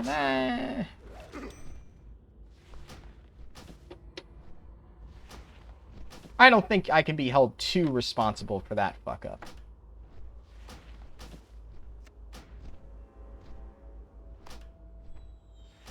But anyways. So, I didn't end up getting the tank. I eventually left that guild because, you know, 15-year-old me wasn't about to deal with drama with 30-year-olds bickering over really fucked up shit that I don't have time to get into right now. But I eventually just started pugging tanking. Played Brewmaster, played Blood DK a lot, and then eventually my friend Paul, as I did mention this before, you know, he got, he was the healer for, actually, I mean, he played multiple different roles, but he mostly played Resto Druid for the #1 challenge mode team in the world. And then eventually, I think, like, his tank bailed, so he was like, not his tank for pushing, but he sold challenge mode golds, and he pushed, like, you know, world rank 1, blah, blah, blah. So his tank for carries bailed, and he said, okay, I'm going to teach you how to tank challenge modes. And at this point, I was like, you know, a pretty average tank. And he just decided to throw me in, basically, like, into the deep end, and just said, okay, I'm going to pull 5 mob packs for you, and you're going to survive it with 0 healing, okay? And I'm like, but I've never done this dungeon before. All right, let's go. And then basically I would die, like, over and over and over and over, and he would call me an idiot and do it again. And then I would die over and over and over. But you know what? After the 20th time, I survived. And I started learning. And eventually, I was able to survive that pull. And then the next pull. And then soon, I was walking out the door. You know, like, obviously, yeah, like, I was able to do the whole dungeon. And I learned it. So, you know, as much as I give Paul shit about how much of an asshole he can be, he has an interesting way of teaching. But he did teach me how to play tank pretty effectively. And I'd like to think that if he didn't push me back then, I would never be, like, as good at tanking as I am now. And I'd like to think I'm pretty fucking good at tanking. The eternal sun guides us. I don't even remember how I got onto that topic. Oh yeah, how I used to play a hunter. So yeah, I played a hunter all the way up until WoD when I started tanking. But at that point, once I basically discovered my love for tanking, that's when I was like, okay, yeah, I don't really want to play a hunter anymore. So I stopped using the name Haraldin. But it was the name that I used for my battle tag for a long, long time. And it was the name of, like, my first ever WoW character. So it held a special place in my heart. So, you know, when it came time to make a YouTube channel, I guess, I figured, yeah, what name would I pick? You know? And I just said, fuck it. I'll go with Haraldin. It's what I've always used. Even though I don't play the character anymore. But it works out. Because what was the first video I did? Me leveling a new hunter, this time a Volpera, also named Haraldin, which was very much intentional.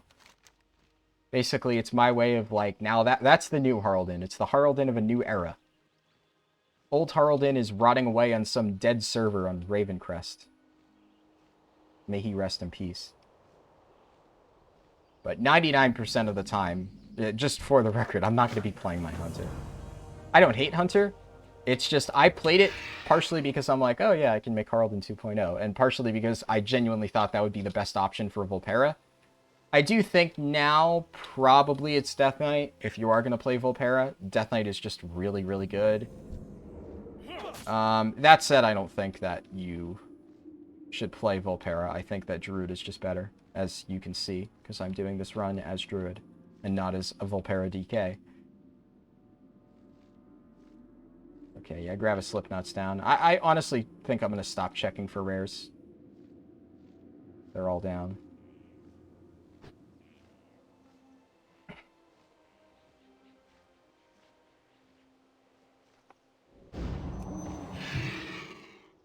But yeah, so 99.99% of the time, in the past few years, I've played on Lenara, my Demon Hunter. And then, before then, for WoD, I played on Rossiliana, my Death Knight. Your quest log is full.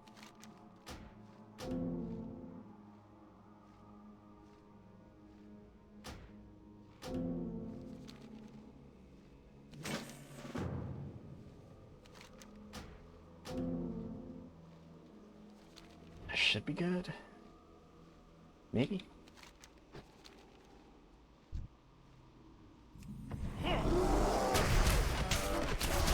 This one's always tricky.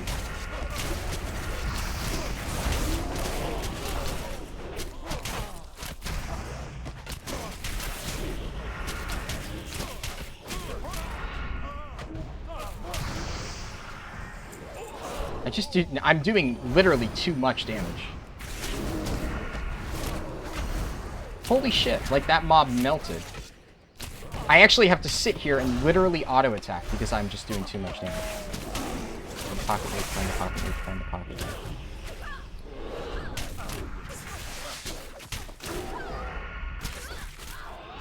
Killed it by accident.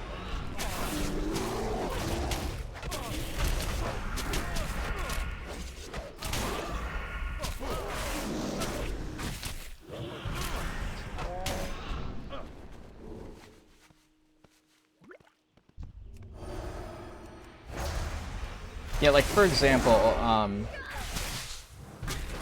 a lot of people have said herbalism's good, but, like, you know, there's a Briarthorn over there. By the time I go over there and get it, like, I could just be pulling more mobs, and then I'm getting further along in the questing experience. And some people are like, oh, it's free XP.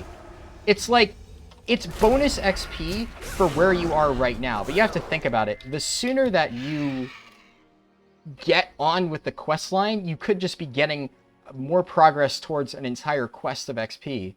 Like, I don't know. Like, rare mobs are basically, like, 3/4 of a quest, and they take, like, 2 seconds to kill. So they're efficient, because the time you spend killing them... Oh, baby! You see that? I see that. Chest, baby! In the middle of the open! Like, oh...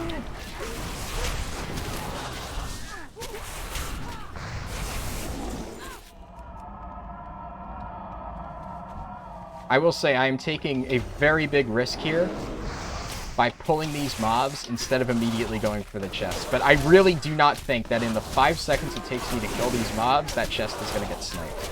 Really don't think that. Really hope that's not the case.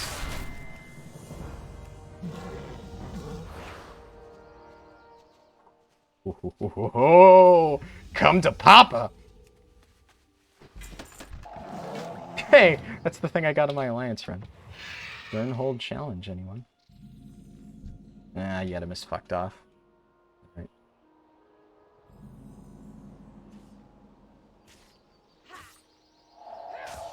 But yeah, remember, see what this guy's doing? You know, even if you don't think that, like, you can do Durnhold challenge on your own, just ask. You know, obviously I can't help him because I'm, first of all, not on Durnhold challenge right now, and I can't really group with players as part of the run. If somebody's there, like, I guess there's no official regulation on what happens if other people are nearby, but my unofficial rule that I've applied to myself is basically, if you happen to be in a zone with another person and, you know, they help you kill a mob, like, obviously, you know, what are you going to do? It's like I pulled the mobs into the Druid multi-boxer. Like, you know, if they're already there and they're stealing mob tags, you know, that's just what it is. You might as well consider that just a game mechanic, a random element. WoW, like, speedrunning has enough random elements as is, you know, like, what's one more? So, I think that's fine, and the only thing I don't think you should do is, like, even unofficially group with somebody. So, like, you know, let's say I messaged that guy, and I said, like, hey, I can't officially enter into a group with you because it's against the rules of the speedrun, but let's kill it together. I don't think that I should be able to do that. Technically speaking, that's legal in the rule set. But that's basically like, you know, a loophole to the grouping thing. It's like, well, you're grouping up to do Durnhold challenge, but you're not really grouping up. So, I don't know. I don't like loopholes like that. So that's the thing. That's also why you can theoretically do this route on a lot of classes that don't really have good solo capabilities. Because you could group up for those quests, and then they're perfectly efficient. Okay, yeah, 3. That's all I need. So, like, obviously I do this because Durnhold challenge and... Ooh, Yetimus.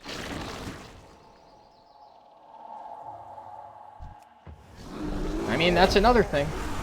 I never asked anybody to kill Yetimus for me. I never said, hey, does anybody want to group up for Yetimus? But if somebody's already killing Yetimus, basically this is like finding a rare mob, right? Like, this is it saves me a bit of time. So now killing Yetimus took me less time. Now come here. Snowpike Engineer.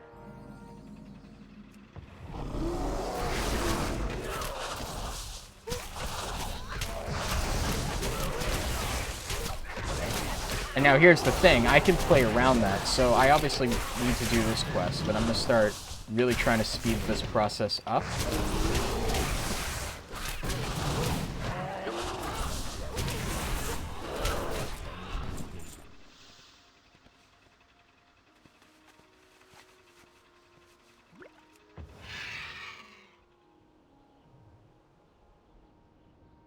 One thing that's also another bit of RNG that's just kind of out of my control, as you well know if you've watched any of these runs, is the fucking stags.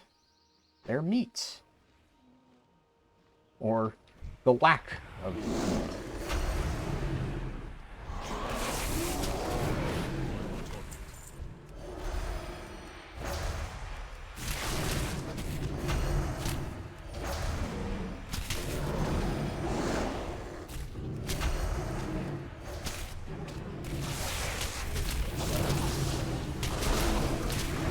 Weevil is enough.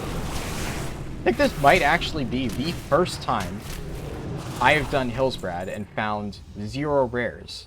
Not counting the ones I found before I hearthed. Like, yes, technically speaking, I found rares in Hillsbrad, but it was in a different phase. But this phase of Hillsbrad has 0 rares.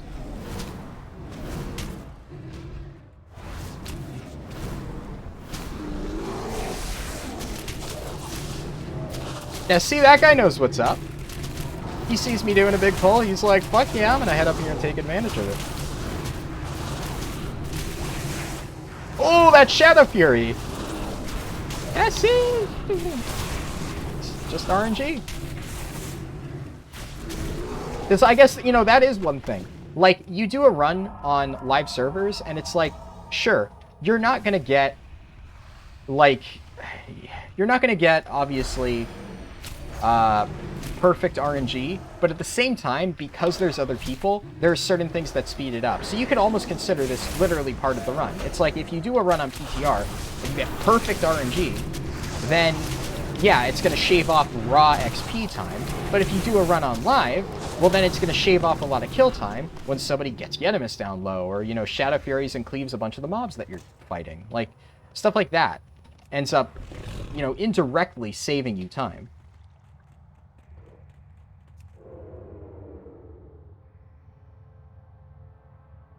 You know, maybe somebody will be doing Durnhold Challenge when I get there, and I'll be able to finish it really quickly. I kind of hope they are. But, that, you know, that's the trade-off for doing runs on a live server. That item is still recharging.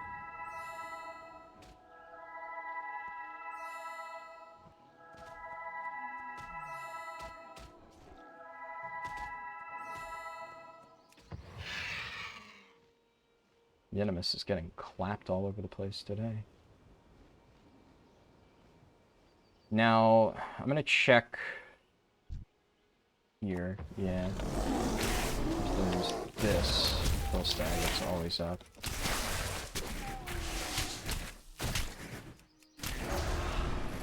I cannot use that item yet.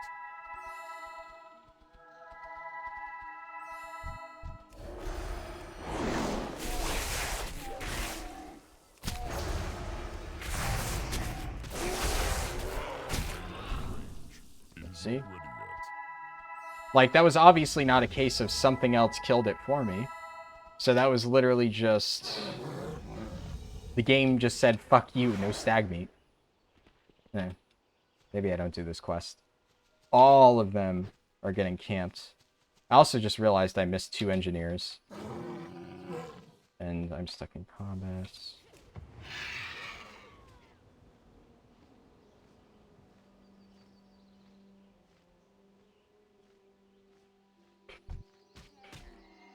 That item is still recharging.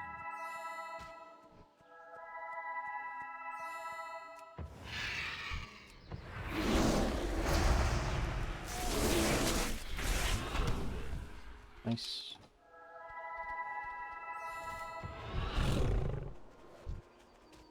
I must get closer.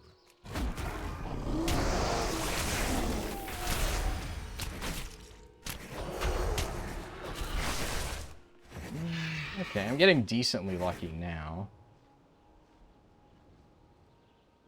Really depends. Those things. I have to head out here to kill my last 2 engineers anyway. No, oops. But I did want to head in there because I knew that that Warlock, because I saw him fighting Yetimus, I knew he was going to head to the Yeti Cave sooner or later. So, I still think that probably was the right idea. Obviously, I'm doing a bit of backtracking in this zone, but I have fast flying, so it's not really that big a deal. So I'll do 1 flyby. If I get up to 5, by the time I get to the other end, I'll stay here and keep farming.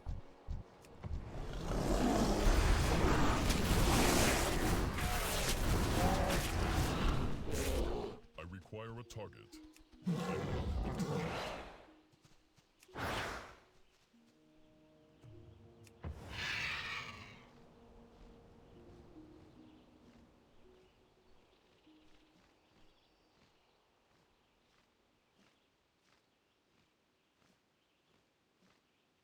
Let's see. If they've respawned over here, it's possible. They have.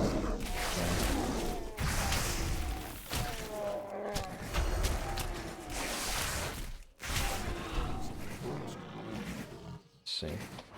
So if there's a hill stag in this area,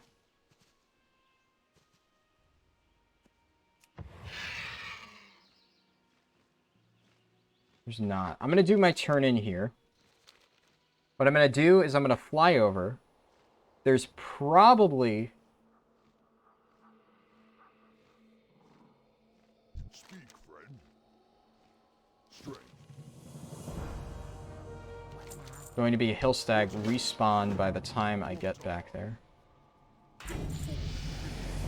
43.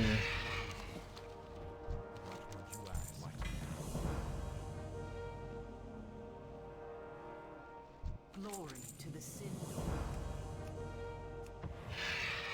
Big fat chunk of experience. So, fly over here. Might be another Hillstag up. There is. And then what I can do is, right after I hand in all the stuff at East Point Tower, I can check to see if there's another Hillstag, and then swing by at the end and do a turn in right then. Yeah, so see, only 6 out of 8, but we'll see. We'll see. I don't want to waste too much time in this quest. This is where the haha funny pumpkin moment happened. So what I'm going to do here, I'm going to check to see if somebody's doing Durnhold Challenge. If they are doing Durnhold Challenge, I'm going to hop in, basically. They're not. Okay, so then I'm going to head back here, and I'm going to wait for somebody to start Durnhold Challenge. Lopex, I'm sorry, my boy. I damned you to eternal killing from hungry questers.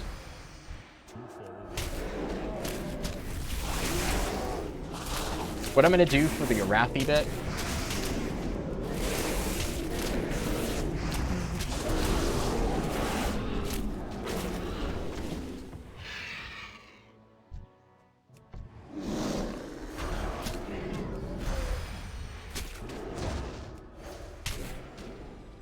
Sometimes chest spawn there. Here. Hey. Yeah, so what I'm going to do for the Arathi bit, I'm going to check to see if Zorn, the spider, is up. If Zorn is not up, and you know, he's easy to check since he's literally right there, then I'm not going to. I am out of range. Not going to do the whole gauntlet, that is. I must get close.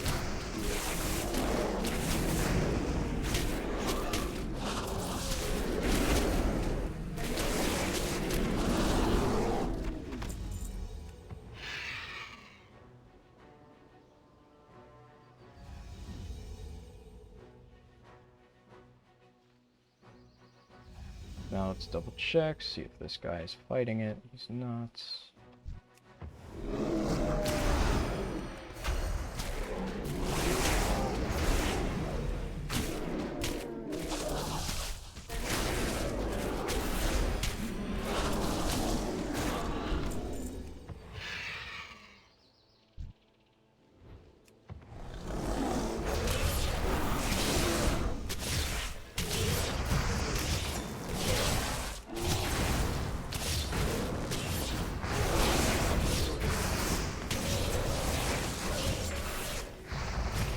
So, Mr. Shaman, in case you end up seeing this run, just know, I wish I could group with you and help you out, but it is something that I don't consider to be fair within the rules. So, I'm not doing this to spite you, I'm doing this because I feel it's only fair that I do it myself. If you happen to be doing it with me, well, I wouldn't be able to stop you, but I don't want to... Like, I thought about sending a message like, hey, head there now. But, like, then, you know, maybe he would have group invited me, and...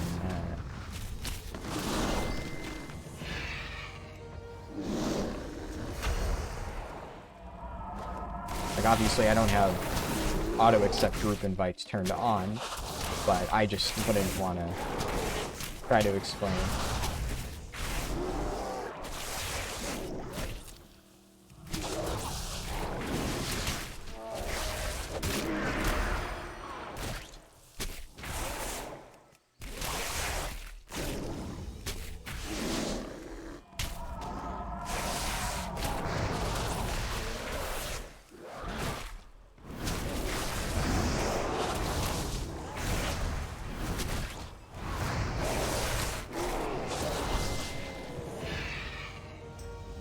Sometime chest spawn in here.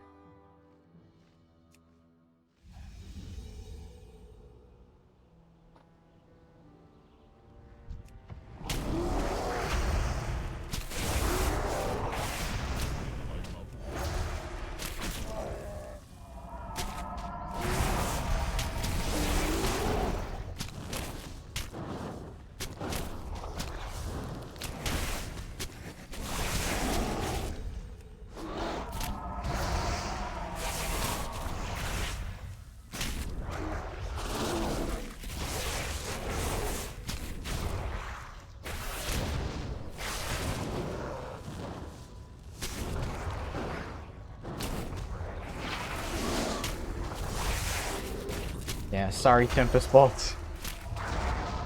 I can't help you, man. I wish I could. If I was leveling casually, I would go back and start the entire thing from scratch just to help you out, but I cannot. I have to go fast.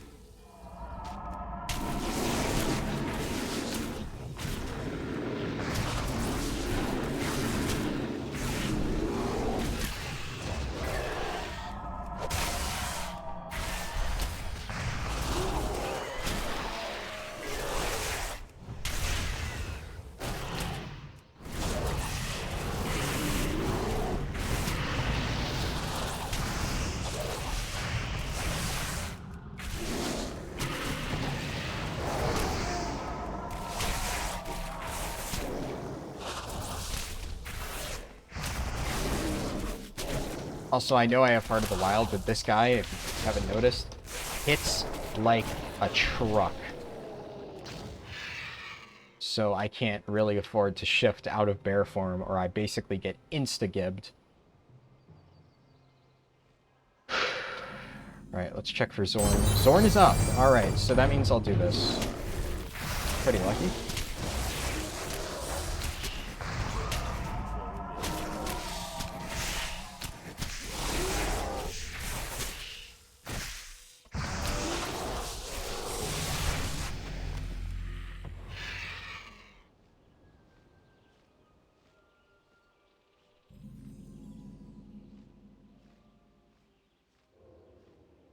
Pray for chests.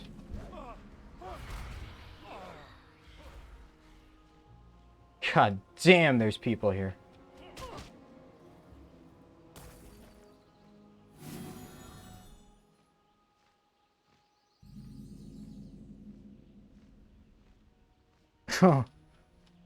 Well. Oh well. I guess I found the one rare in Narathi that was up, so cool. I don't know if that was worth it for one rare mob. Debatable. Definitely debatable, but yeah. One thing I'm gonna do before this falls off. Just re-weight my weapon.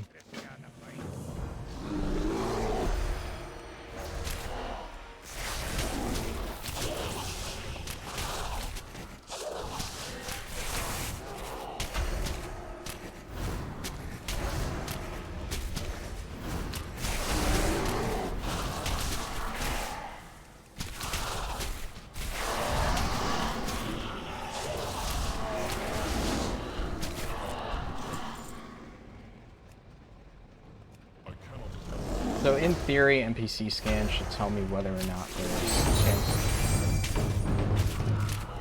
Speaking of NPC scan, we have Tamra Stormpike. Alright, so we actually didn't get completely unlucky. There's at least one rare that we managed to get in Hillsbrad. Cool.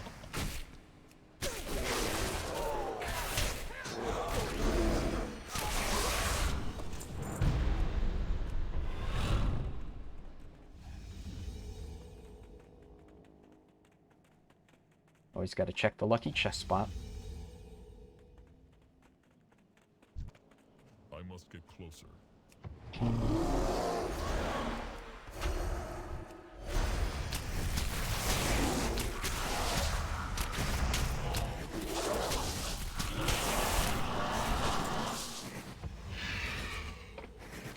Okay, so as I said, we're going to hand in these quests, and then we're going to go back and check for the stags. So, this is a good pace. This is definitely a good pace. Obviously, it's scary.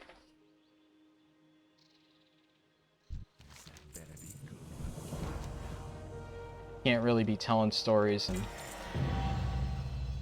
distracting myself, so we're going to be relatively quiet as I shift into focus mode. What the fuck is a stag or a cougar doing all the way out here? Come on.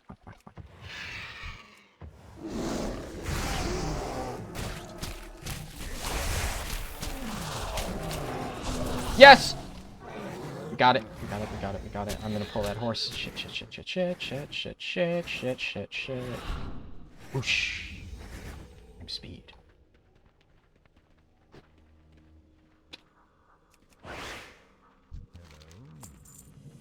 Okay. What?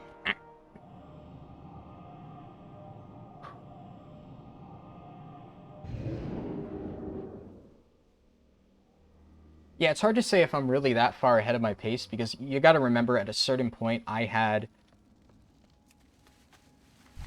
the WoD intro still. Many deals for a friend of the Grumbles. Like you.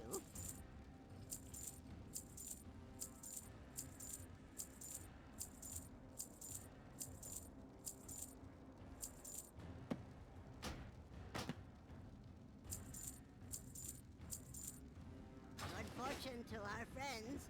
Hey, what you got?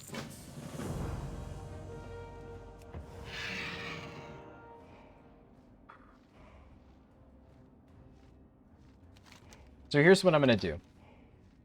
I'm gonna head to Gorgrons. I'm gonna set my hearth in Beastwatch. Then, once my hearth is set in Beastwatch, I'm going to finish up all of the stuff I have left to do. So obviously I'm gonna do Mistcreep Mire, I'm gonna do the Razor Bloom, I'm gonna do Ruins of the First Bastion, and Crimson Fen questline. I haven't done that yet.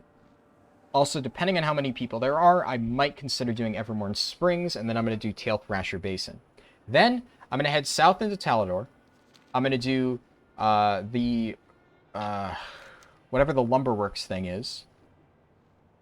Yeah, what the Lumberworks thing there. So here's the thing about Lumberworks. I discussed this. Actually, I don't remember if I discussed this in my last run. My last run, I was like insanely in focus mode.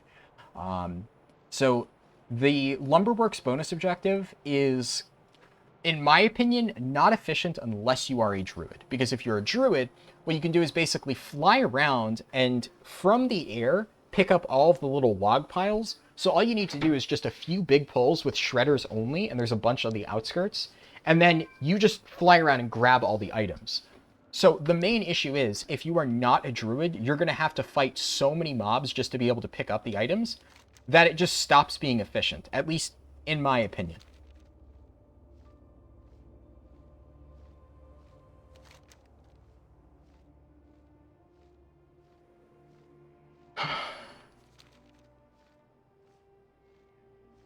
Not sure if we're going to randomly encounter any Ogron. I forget. I don't think there's any Ogron anywhere in this route.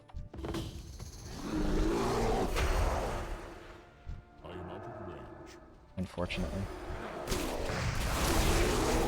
Because that's basically the only case where we would use Champion's Honor. I have literally everything but Ogron, which is nuts, by the way. But I'm not going to head all the way up to that Ogron cave just to get it.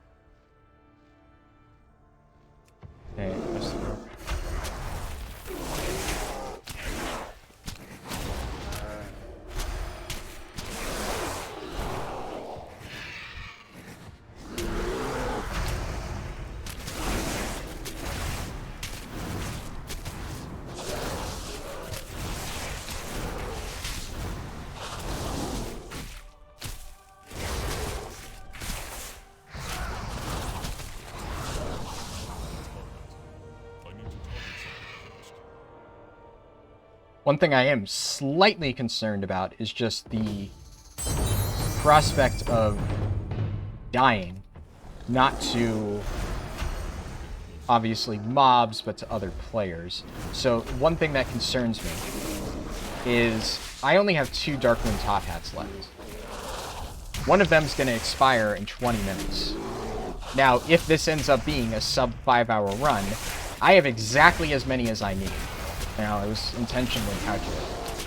I would have enough. Problem is, if I get ganked, I'm fucked. I would not have enough Darkmoon top hats. That's one of the... I'd say that's one of the risks of not doing the treasure map, but, you know, by the way, I haven't really discussed this, but the treasure map is a popular strategy. I know some people really swear by it. I don't think it's efficient. I do not think the treasure map is efficient at all.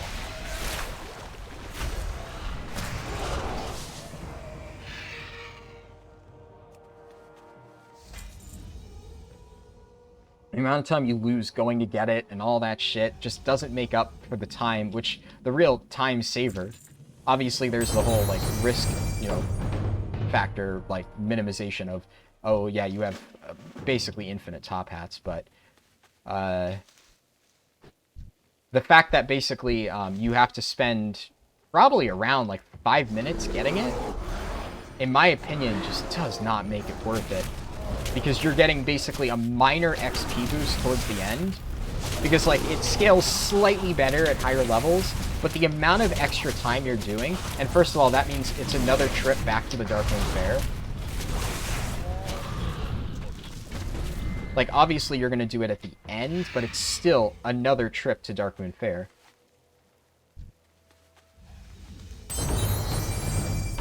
Let's see, I think this doesn't give experience. It does. I don't know why I keep thinking it doesn't.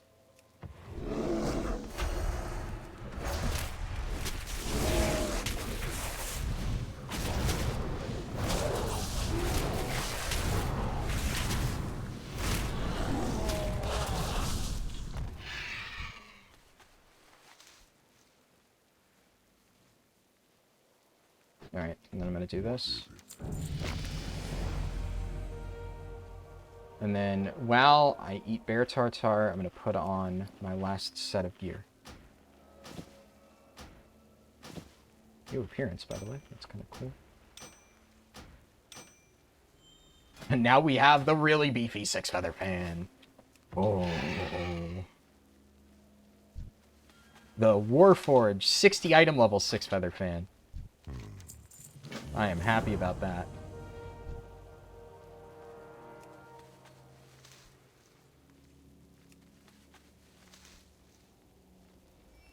Too far away.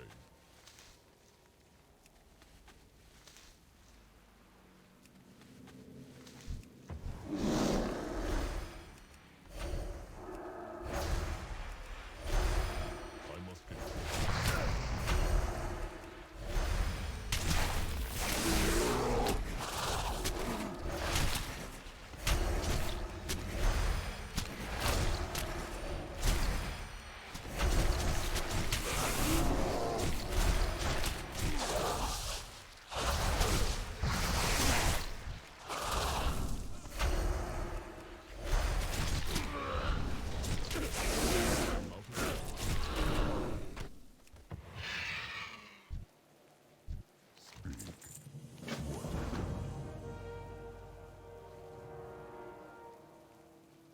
too far away.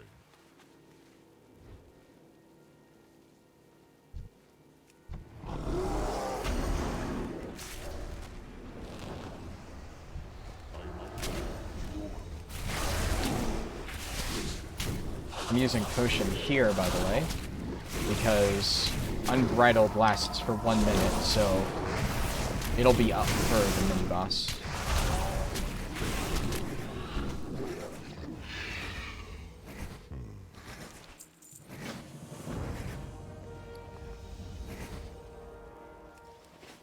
Can't forget to set my heart. Oh! You see that shit? Woohoo! Alright. Like, that's the thing. That's like a 30-second time save right there. So, sure, I lost rare mobs, and that lost me time, and I'm doing heavy air quotes there. It lost me time. But at the same time, I'm making 30 seconds there. You know, you could basically say a rare mob saves about 30 seconds to a minute. So that's basically like a rare mob's worth of time save.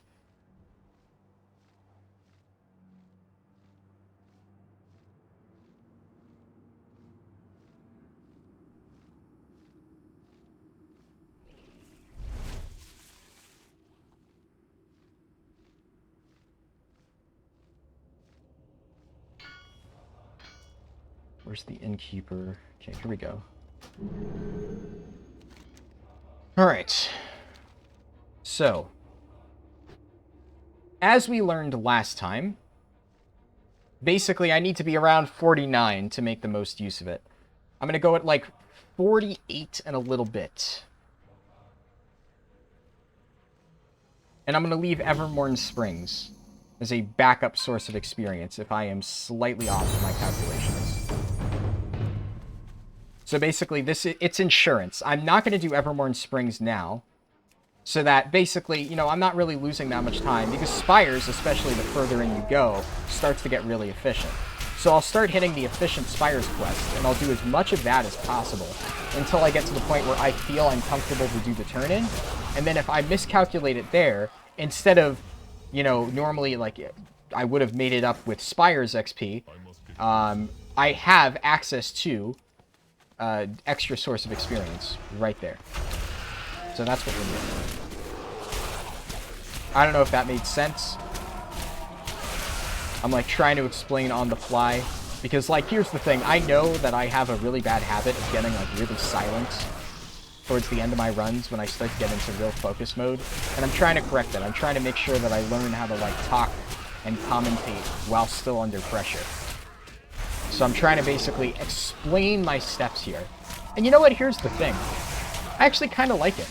It's easier to, like, de-stress when I'm not, like, hyper-focused on what I'm doing. And I can tell, like, you know, a fun story or basically walk through what I'm actually, like, attempting to do. If that makes sense. So I'm actually infinitely more stressed out, which it's like a give and take, right? Like, on one hand, I'm really, really stressed when I'm not talking. And I'm prone to sometimes make mistakes because my nerves get the better of me and I fuck up. When I am talking, I'm less stressed, but I'm also still prone to make mistakes because I get distracted telling whatever story I'm telling, and then I do something stupid, like leaving without killing, like, the last mob or, you know, whatever. Something like that. Y'all know the drill. I fucked it up a few times.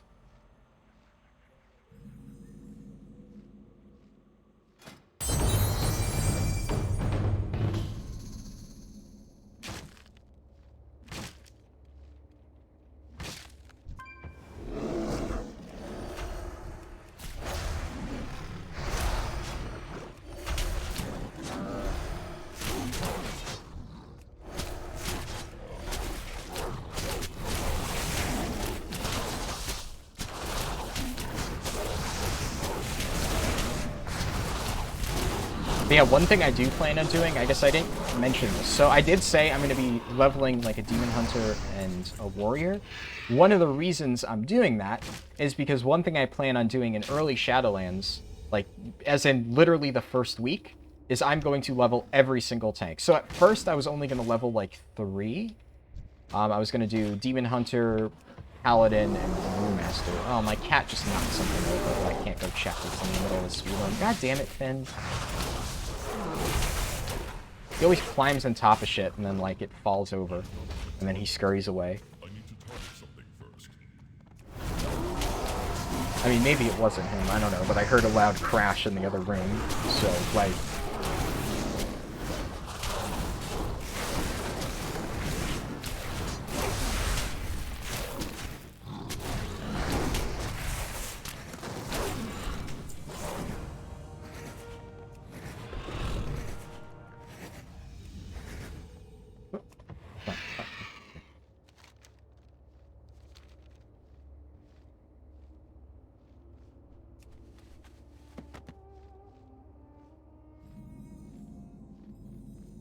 was about to think, I know there's an Ogron there, but it's like a quest Ogron, and yeah, I'm pretty sure like you can't actually kill him. Alright. So I have 1 hour. I have 1 hour to get 4 levels. Actually, no, I have 1 hour to get 3 levels. I think it's doable. I really do think it's doable.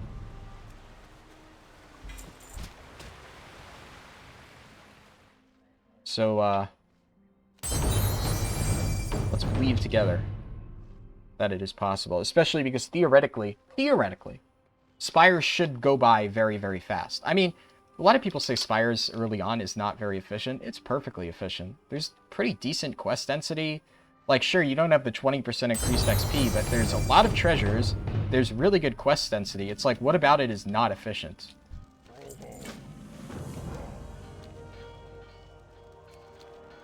You always choose Vol'jin's Arsenal. First of all, the ability is just much better. Does a lot more damage. But the main reason...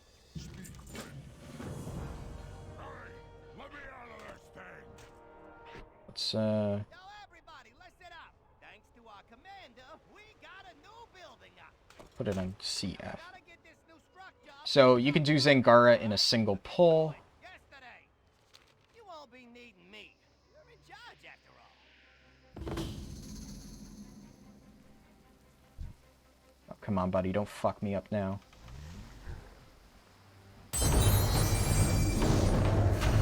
You can do Zangara in a single pull when there are not tons of people in it. Fine, though. Zangara is very few mobs. But I will say, I've done Zangara in quite literally like 30 seconds. You just do one big pull, you pop your garrison ability, and everything dies. It's nuts. Ooh! Now that was cool. Don't try to act like that wasn't fucking cool. Let's just pretend that was calculated. Now I just need to find the fungal giant. Fungal giant, fungal giant. Where are you, fungal giant? Here you are.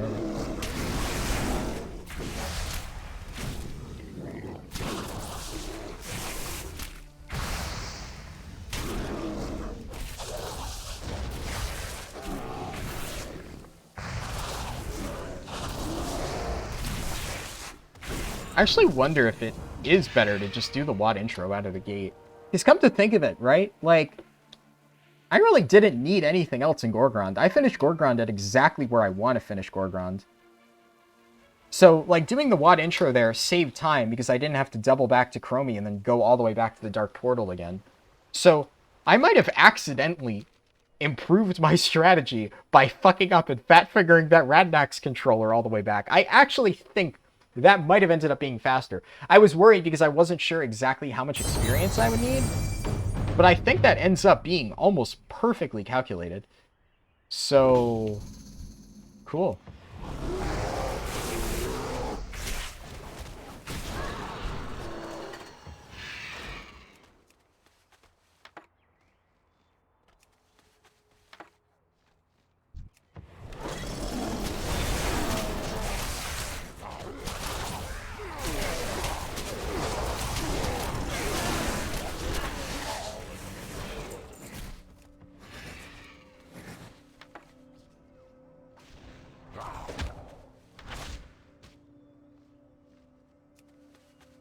So you see here, normally to get all that stuff, you'd have to, like, really go and pull, like, a shit ton of stuff, and it would just be a real hassle. Here, as a druid, I just fly right above it. So, once again, I really do not think... Let's give decent experience. It actually does. Fine.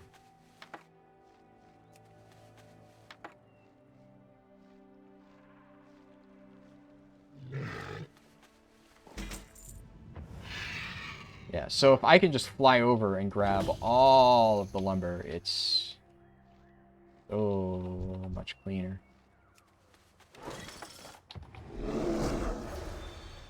And then you could do this double shredder pull, or triple shredder pull.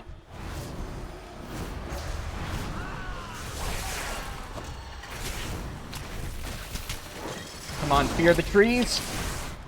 Let's kill this together. Hell yeah, fear the trees. Thank you, fear the trees. You're my hero. If you're watching this, that was a really sick pull. You saved me a good bit of time. Thank you.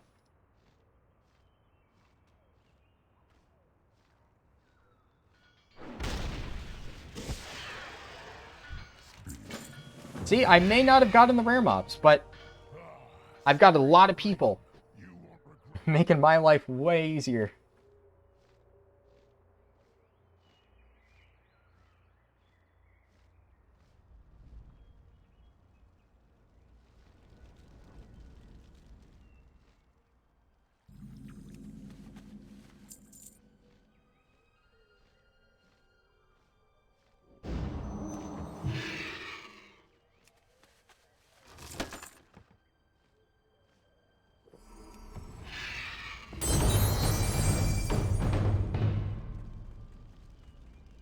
Fuck.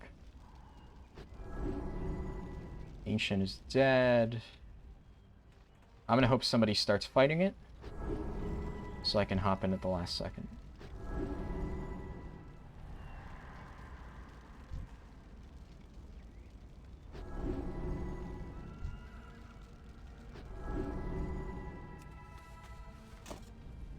Am I a genius, or am I a genius?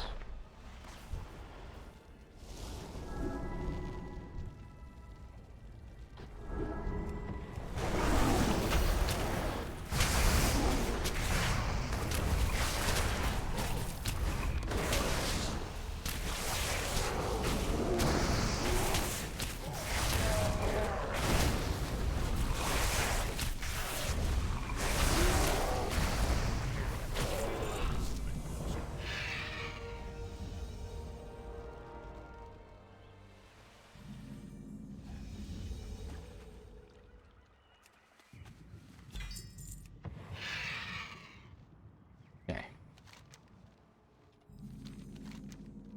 Good. And we head to Zorkra's Fall. We do Zorkra's Fall, and we just quest through Spires. Spires has a few good zones, and especially with all these buffs. So now that we're here, let's review the Spires buffs. 5% of all damage and healing, I heal for. So basically, that's just a lot of self-healing. Increase damage and healing by 20%.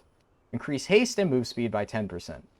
All damage I deal applies a 20% bleed, and reduces the cost of all my abilities by 30%. So basically, I move faster, I'm unkillable, I do 20% more damage raw, and then on top of that, I apply a 20% bleed, and everything I do costs 30% less rage. So really, really, really good.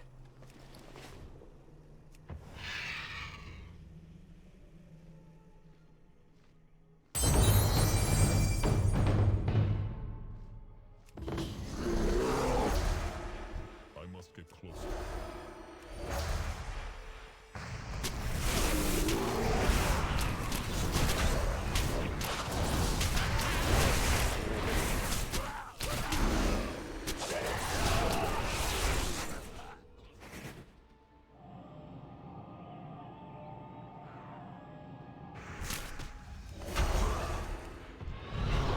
I am out of range.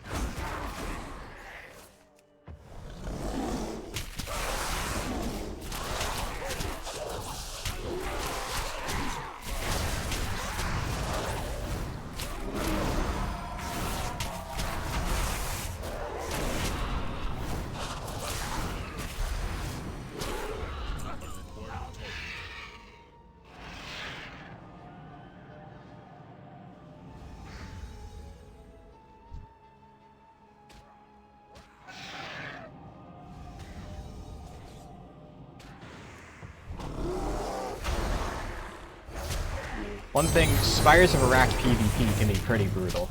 I am going in here with all of these buffs, but I will say, like, I have one Ogre Blight potion. That's it.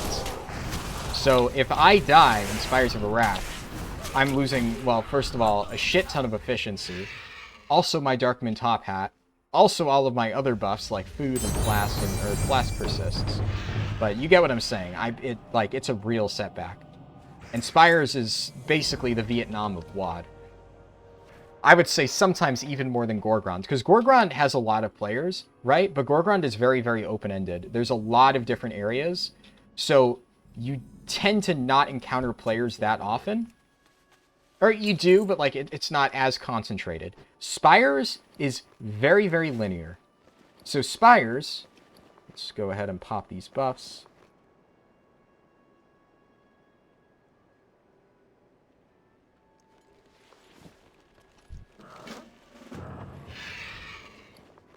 Yeah, Spires will bottleneck the shit out of you. If you get caught in one spot in Spires, you're done. That's it. If there's 5 people there, you're dead. They're going to kill you. You're going to lose that fight.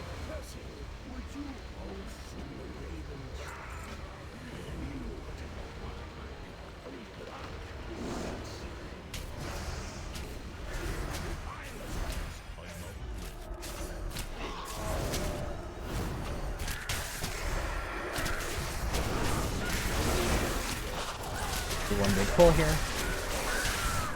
Missing one, but it's fine.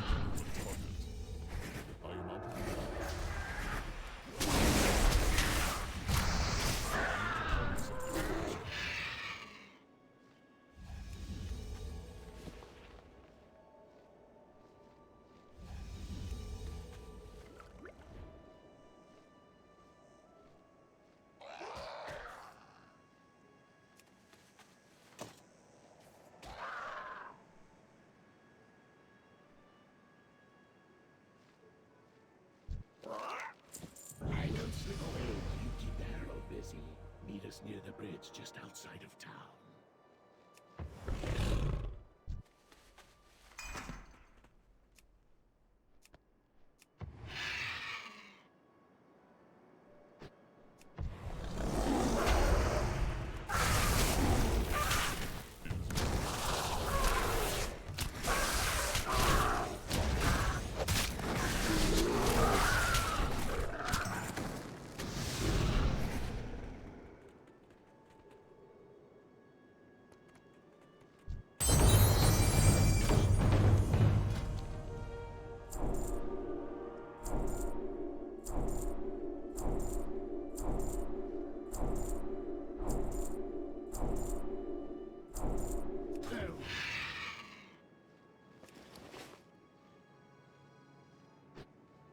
Never forget to train archaeology.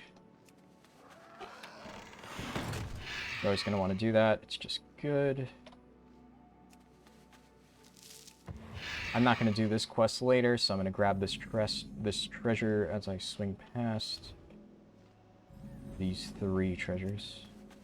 So you got this one. We have this one in the hut.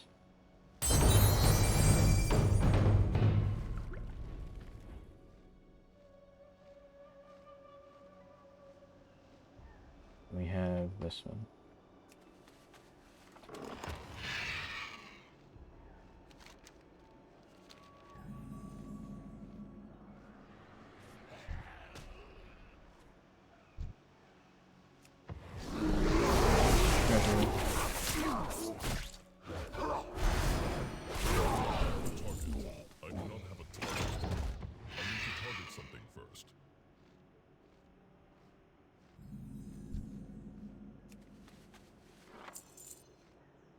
May not give a ton, but it's enough that it's worth going out for. Near this close.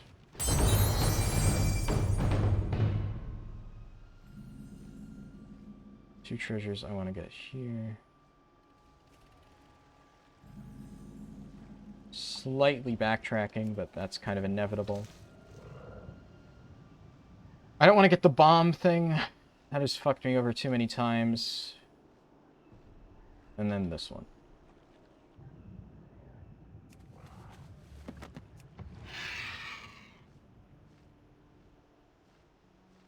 Luckily, I'm not seeing many Alliance players, at least in this area.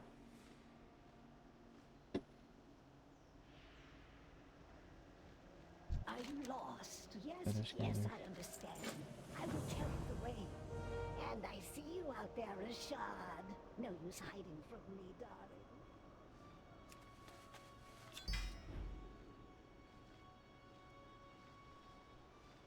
You too, Percy.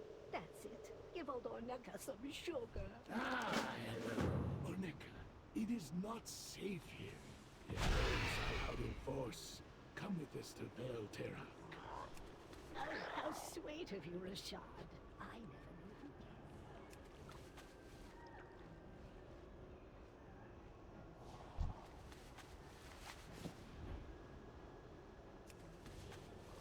Ideally, if there's another person doing this. It doesn't seem like there is, so I'm lucky. Step aside. Let us see if there's anything worthwhile. Mind the door, will you? Basically, while you fight these adherents, you want to pull Echo Hunters, so you want to head here as soon as possible and back off, dude. You're level 32. You have no fucking chance.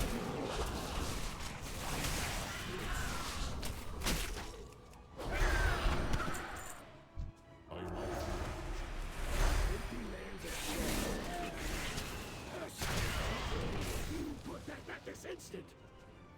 Ah, nasty bird.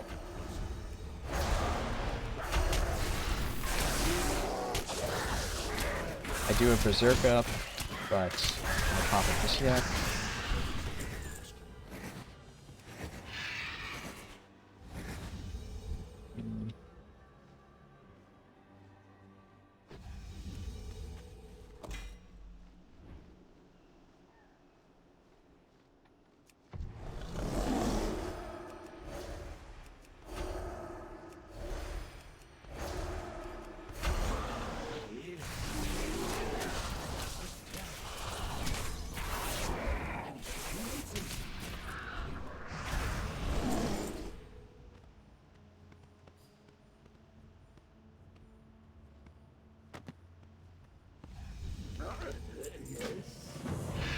Do the shadows for us, Percy. There's going to be Echo Hunters up here.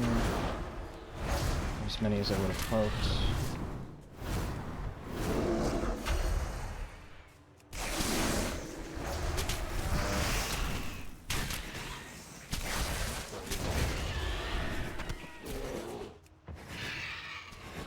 Need 2 more Echo Hunters. So 1.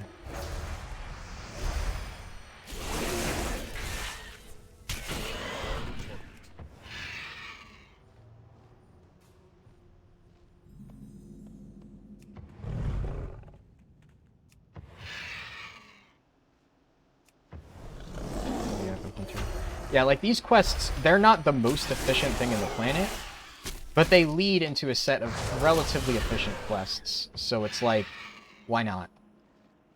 There's really no reason to not do them. Okay.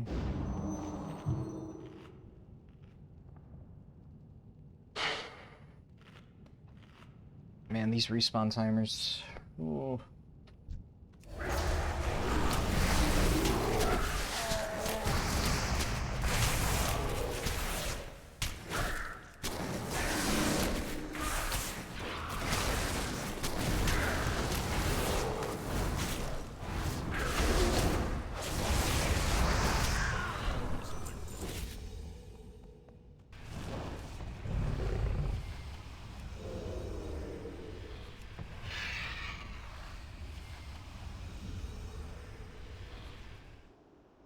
It's about time.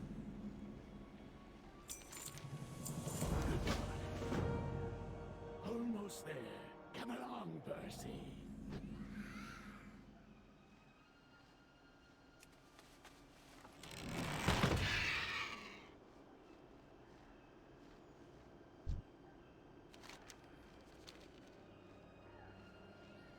Rastock, I need a shroud at that dig site. Kura, back shadows gather. Rashad, you survived Sketches. Yes, just barely. Are we late? The adherents Humans grow bolder each day. It's all we can do to keep Vale Terok shrouded from them. Do you have the relics? Yes, yes. And something unexpected too. Real much to discuss. Hello,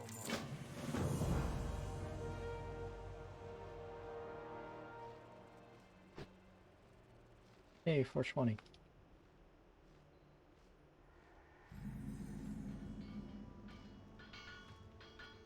Who you? Hey, Hearthfire Tavern. Go in, grab the wanted quests.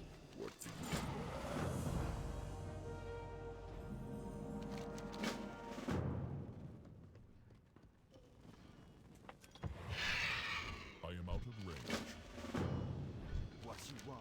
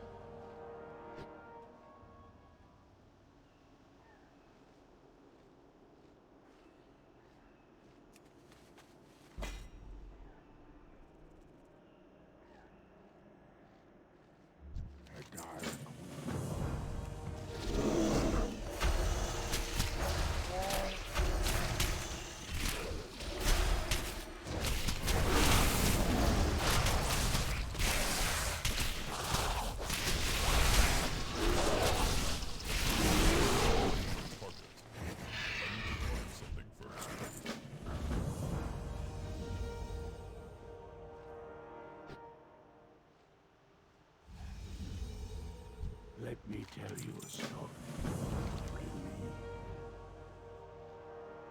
So maybe I did lose a little bit of time. I didn't think I would do this, but now that I think about it, I'm not going to do the entire quest line here, but I am going to do this. The Kaleri Whisper. And obviously talk to Shadow Sage Iskar because it's fast.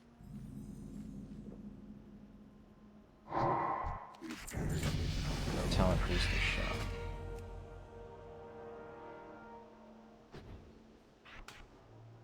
With this... Quest log is full. Ishal's Orb.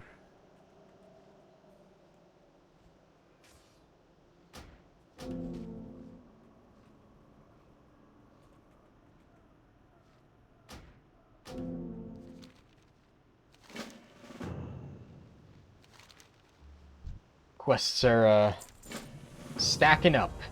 This is rough. Okay, Shadeback Ravagers, Shadeback Thorn Mother.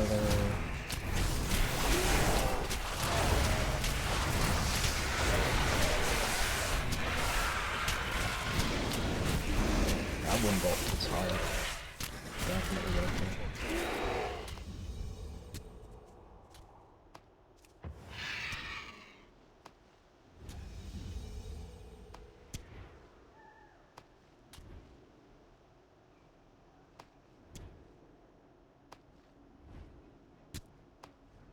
Then I need one more regular Thornback Ravager.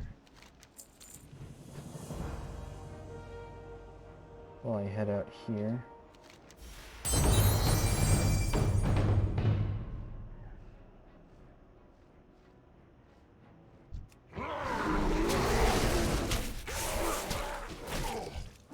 Quest takes obviously 2 seconds, so...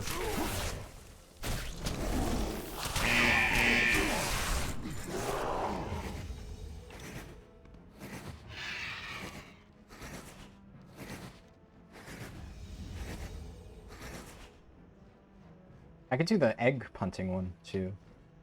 That also takes no time at all, but killing all the Shattered Hand orcs is a pain, especially as a druid. This is easy peasy.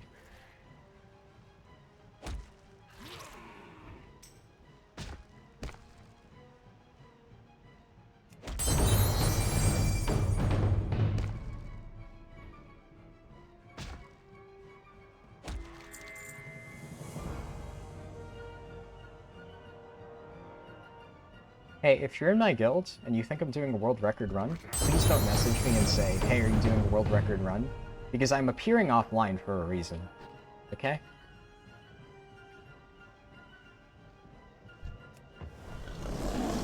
Shit. There's no Shadeback Ravagers. This quest has notoriously bad respawn rates.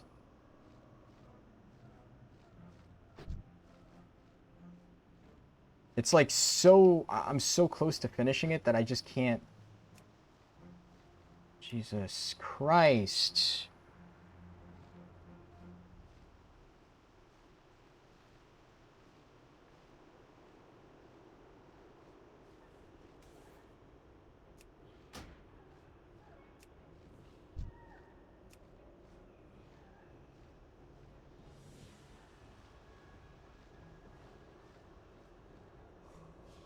Need one more. Just one more Shadeback Ravager. Come on, respawn, please. I can go to Talon Watch. This quest sucks. Yeah, this quest, it's like if somebody gets there before you, this respawn rate needs to be buffed. Badly. Very badly. Oh my god, what is this? It's like I've already committed. I need to wait.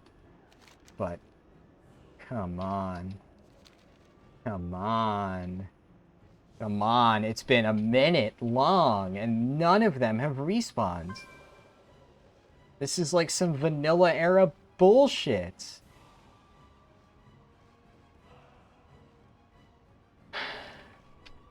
The fucking boss mob respawned already! And there's still no Thornback Ravagers!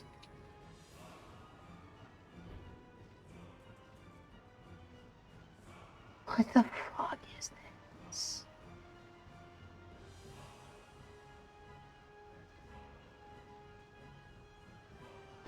This is genuinely bugged. I honestly think it's bugged.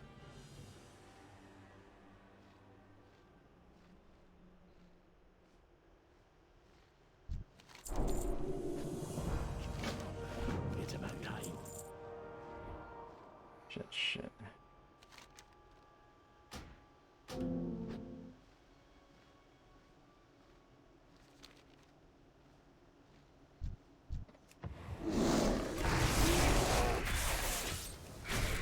Blizzard, please fix that respawn rate. God damn, that's so bad.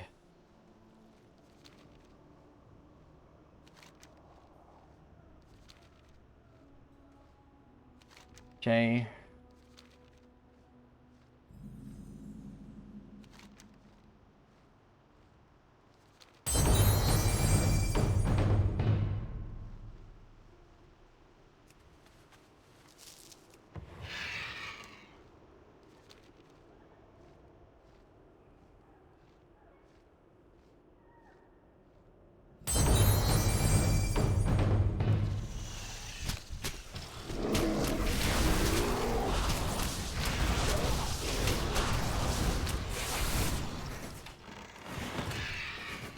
By the way, I hope I don't come off as rude putting my guildie on ignore, but I will say, this particular guildie, if you're watching this video, you know I've told you this multiple times.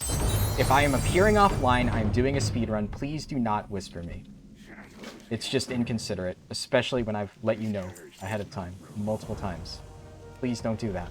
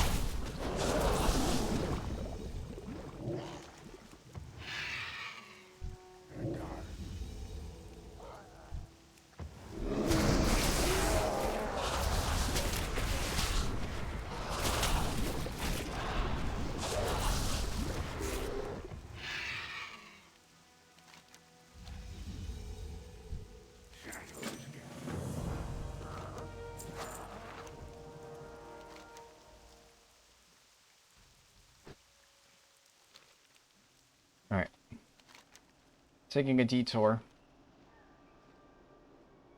I'm going to do something a little bit different here.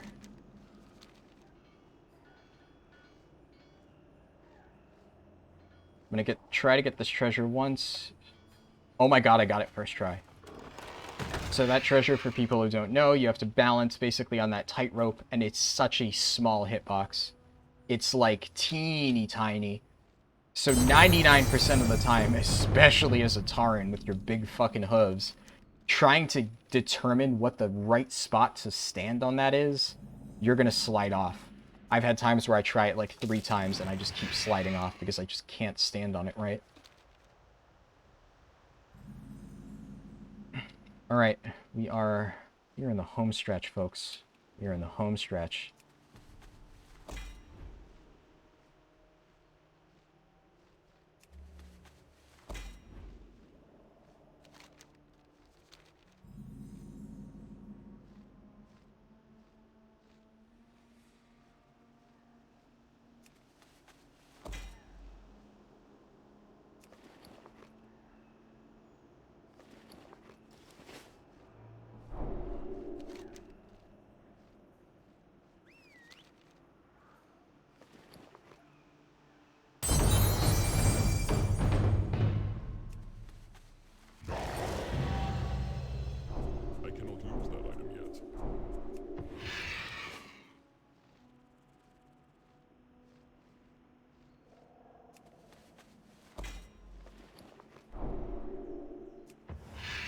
So the reason I'm popping all the rested XP treasures now instead of later is 99% of this is going to be used for the Gorgon Proof of Strength turn-in. But I don't want to basically waste rested experience treasures. So by popping it now, I'm basically just guaranteeing that like none of it's going to go to waste. Because especially with the heirloom set bonus, the rested experience is going to last the entire way.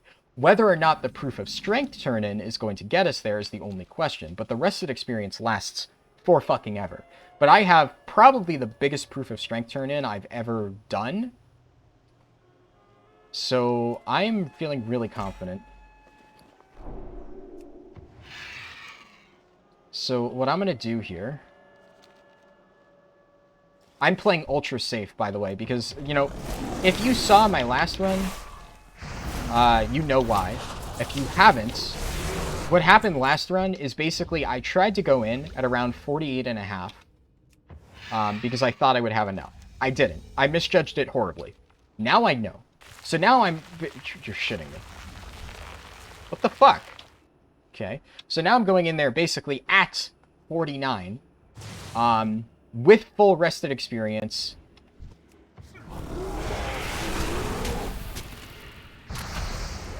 I'm wasting no time on this.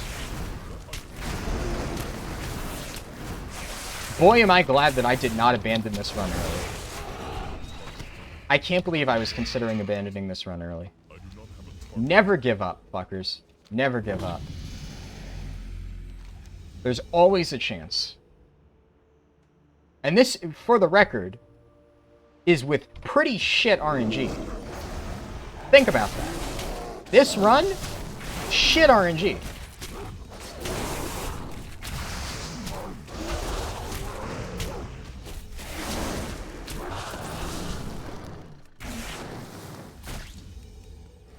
So if this ended up working the way it did,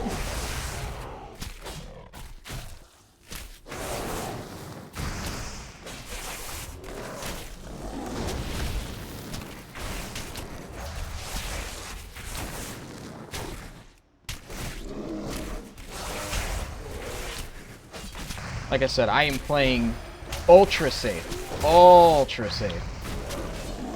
I'm going to assume that all those quests are only going to get me about 2/3 of a level. We're going to play it super duper ultra safe. Why?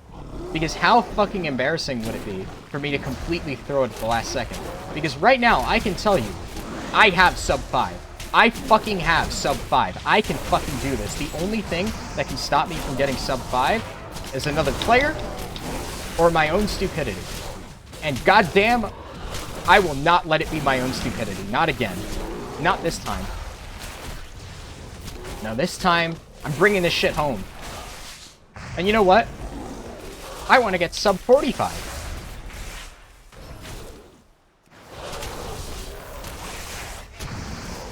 It's gonna be my last run. I might as well absolutely fucking annihilate my record. Last world record attempt run, I should say. For now, by the way, you know, in pre-patch. Obviously, in the future, if, like, rating dies down and, like, you know, we're... Like, I have much more free time, I might go for, like, you know, 10 to 60 record in Shadowlands. We'll see. Really depends.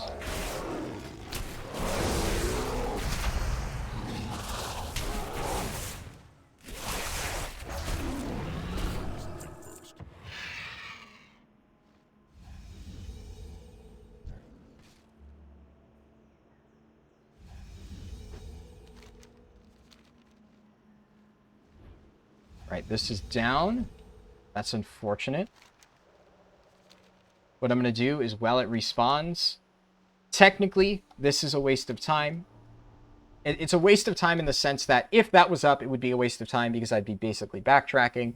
But it's not a waste of time in the sense that the mob isn't up, so I'd be either sitting here waiting or doing something that I would have to take a minor detour for. So I might as well just take the minor detour now, while I would have just been sitting there doing nothing.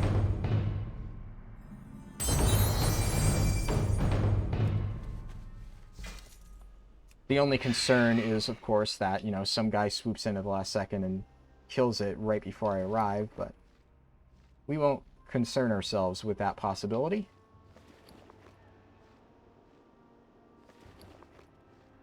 I'm checking because I really don't want to have forgotten to use one of my offerings of the Raven Mothers. Oh! Almost there! But you know what? That's calculated. That's calculated! That's fucking calculated! And now we already have it at half.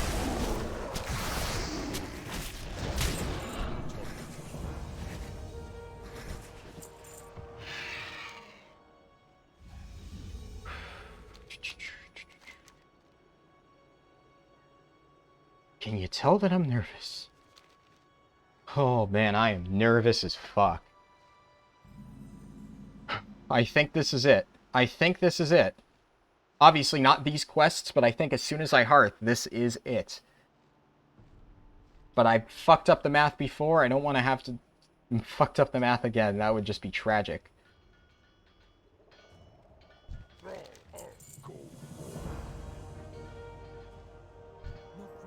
Nah, but these give really good XP. Let's go. Half a level with rested XP. I think Proof of Strengths will give that much. Remember, this probably could have been a good few minutes faster, but I am taking no chances. 0 chances. We take 0 chances. Because at the end of the day, it's still sub 445. So, who fucking cares if it's only a few minutes slower? It doesn't fucking matter. I absolutely fucking destroyed this record. God damn. Wow. I did not think I could beat it by this much. Alright. Alright. Here we go. Come on. Don't make me look like a fucking idiot for celebrating early. Give me that experience. Give me that experience. Level 50, baby. Woo! Yes! Ha ha! Ha ha! I am proud of that run. I am fucking proud of that run. That was a fucking insane run. That was by far my favorite speedrun that I've done so far. I played that so fucking well. Not to toot my own horn, but like, come on. Oh man, all of the optimization I've done over the past few weeks, all of the practice I've done with Guardian Druid, all of this fucking setup. Like 70k gold worth of setup, probably more. All of that led to this fucking fantastic run. Let's fucking go. I'm so fucking happy. Yes, yes, yes, yes. Okay. Woo! And with basically no rare mobs, too. Doesn't get better than that. It really doesn't. Fuck yes.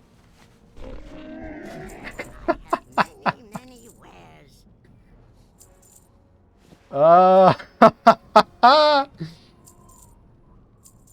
mean, that's the thing. It's like, you know, if I'm gonna stop speedrunning, like world record attempts, might as well end it on a good note, right? So there you go. For now, that is my last world record attempt. Hold me to it. I don't really care enough to continue competing. I don't really think I'll have to, if I'm being completely honest with a run like that. But, yeah, that's it for me for now.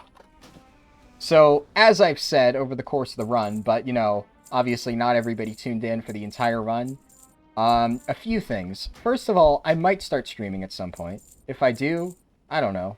Maybe I'll post it in my Discord. If you care about my Discord info, just message me. I mean, my Discord tag is in the description.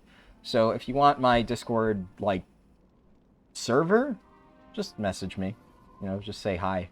And just be like, oh, hey, you mentioned the Discord server in your video, you know. And I'll be like, oh, yeah, here you go. Here's a link.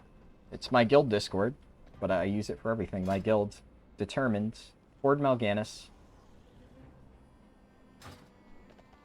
That was such a fucking good run. I am so happy with that run.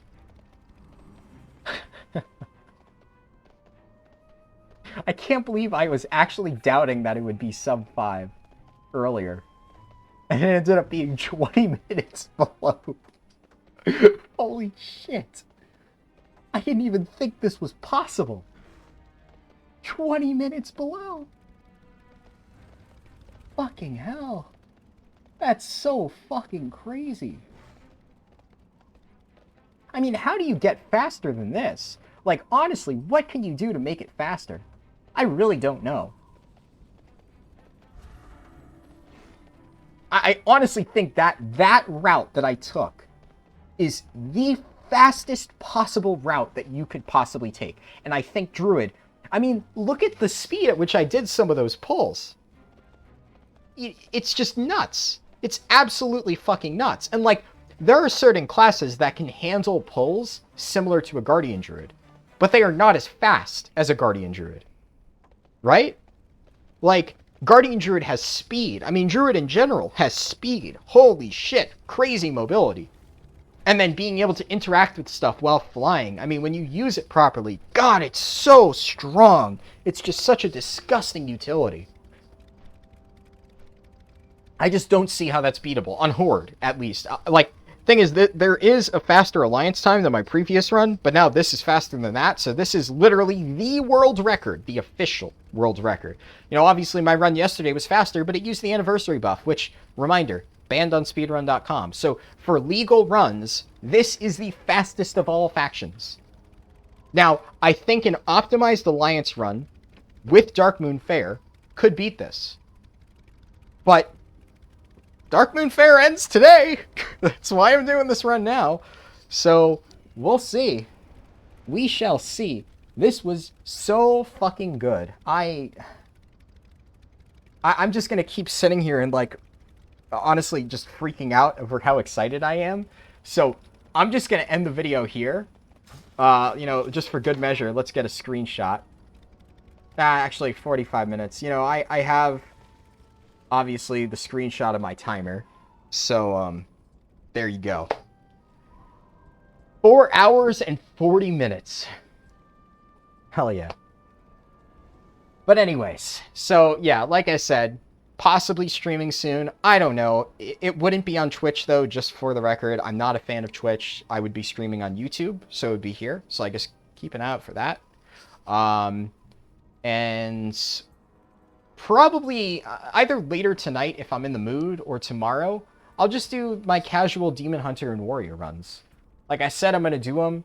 I mean to do them at some point. And the thing is, normally I have to set up like way in advance to do like my speed runs, but that's for world record attempts. I like do it early in the morning with like all this preparation. You know, doing an actual character, you just create the character, you get the heirlooms, you mail some gold, like bing, bang, boom, you're done. That's it. So, yeah. I'll probably do that later. But okay, yeah, no, I'm going to stop talking. I obviously have a tendency to ramble, especially when I'm like, my brain's just screaming, like, ah! So, video over. Thank you for watching. I hope that you thought this was as good as I did, because I really thought it was a good run, and I'm really happy with it. So I hope you liked it too. And let me know how I'm doing with the commentary. I tried to be much more vocal this time. I know a lot of people said they really liked the commentary in the speedrun, so I tried to do better at that this time, instead of like fully shutting down and going into focus mode for like tens of minutes at a time. So, you know, just let me know. I read every single comment, by the way, even if I don't always respond. Basically, if I heart your comment, it's my way of saying, I don't really have anything to respond to this, but I read it and I think it's good. Thumbs up or something like that. I don't fucking know. But yeah, so just let me know. Eager to hear from you guys. And yeah. This run was nuts. Hell yeah.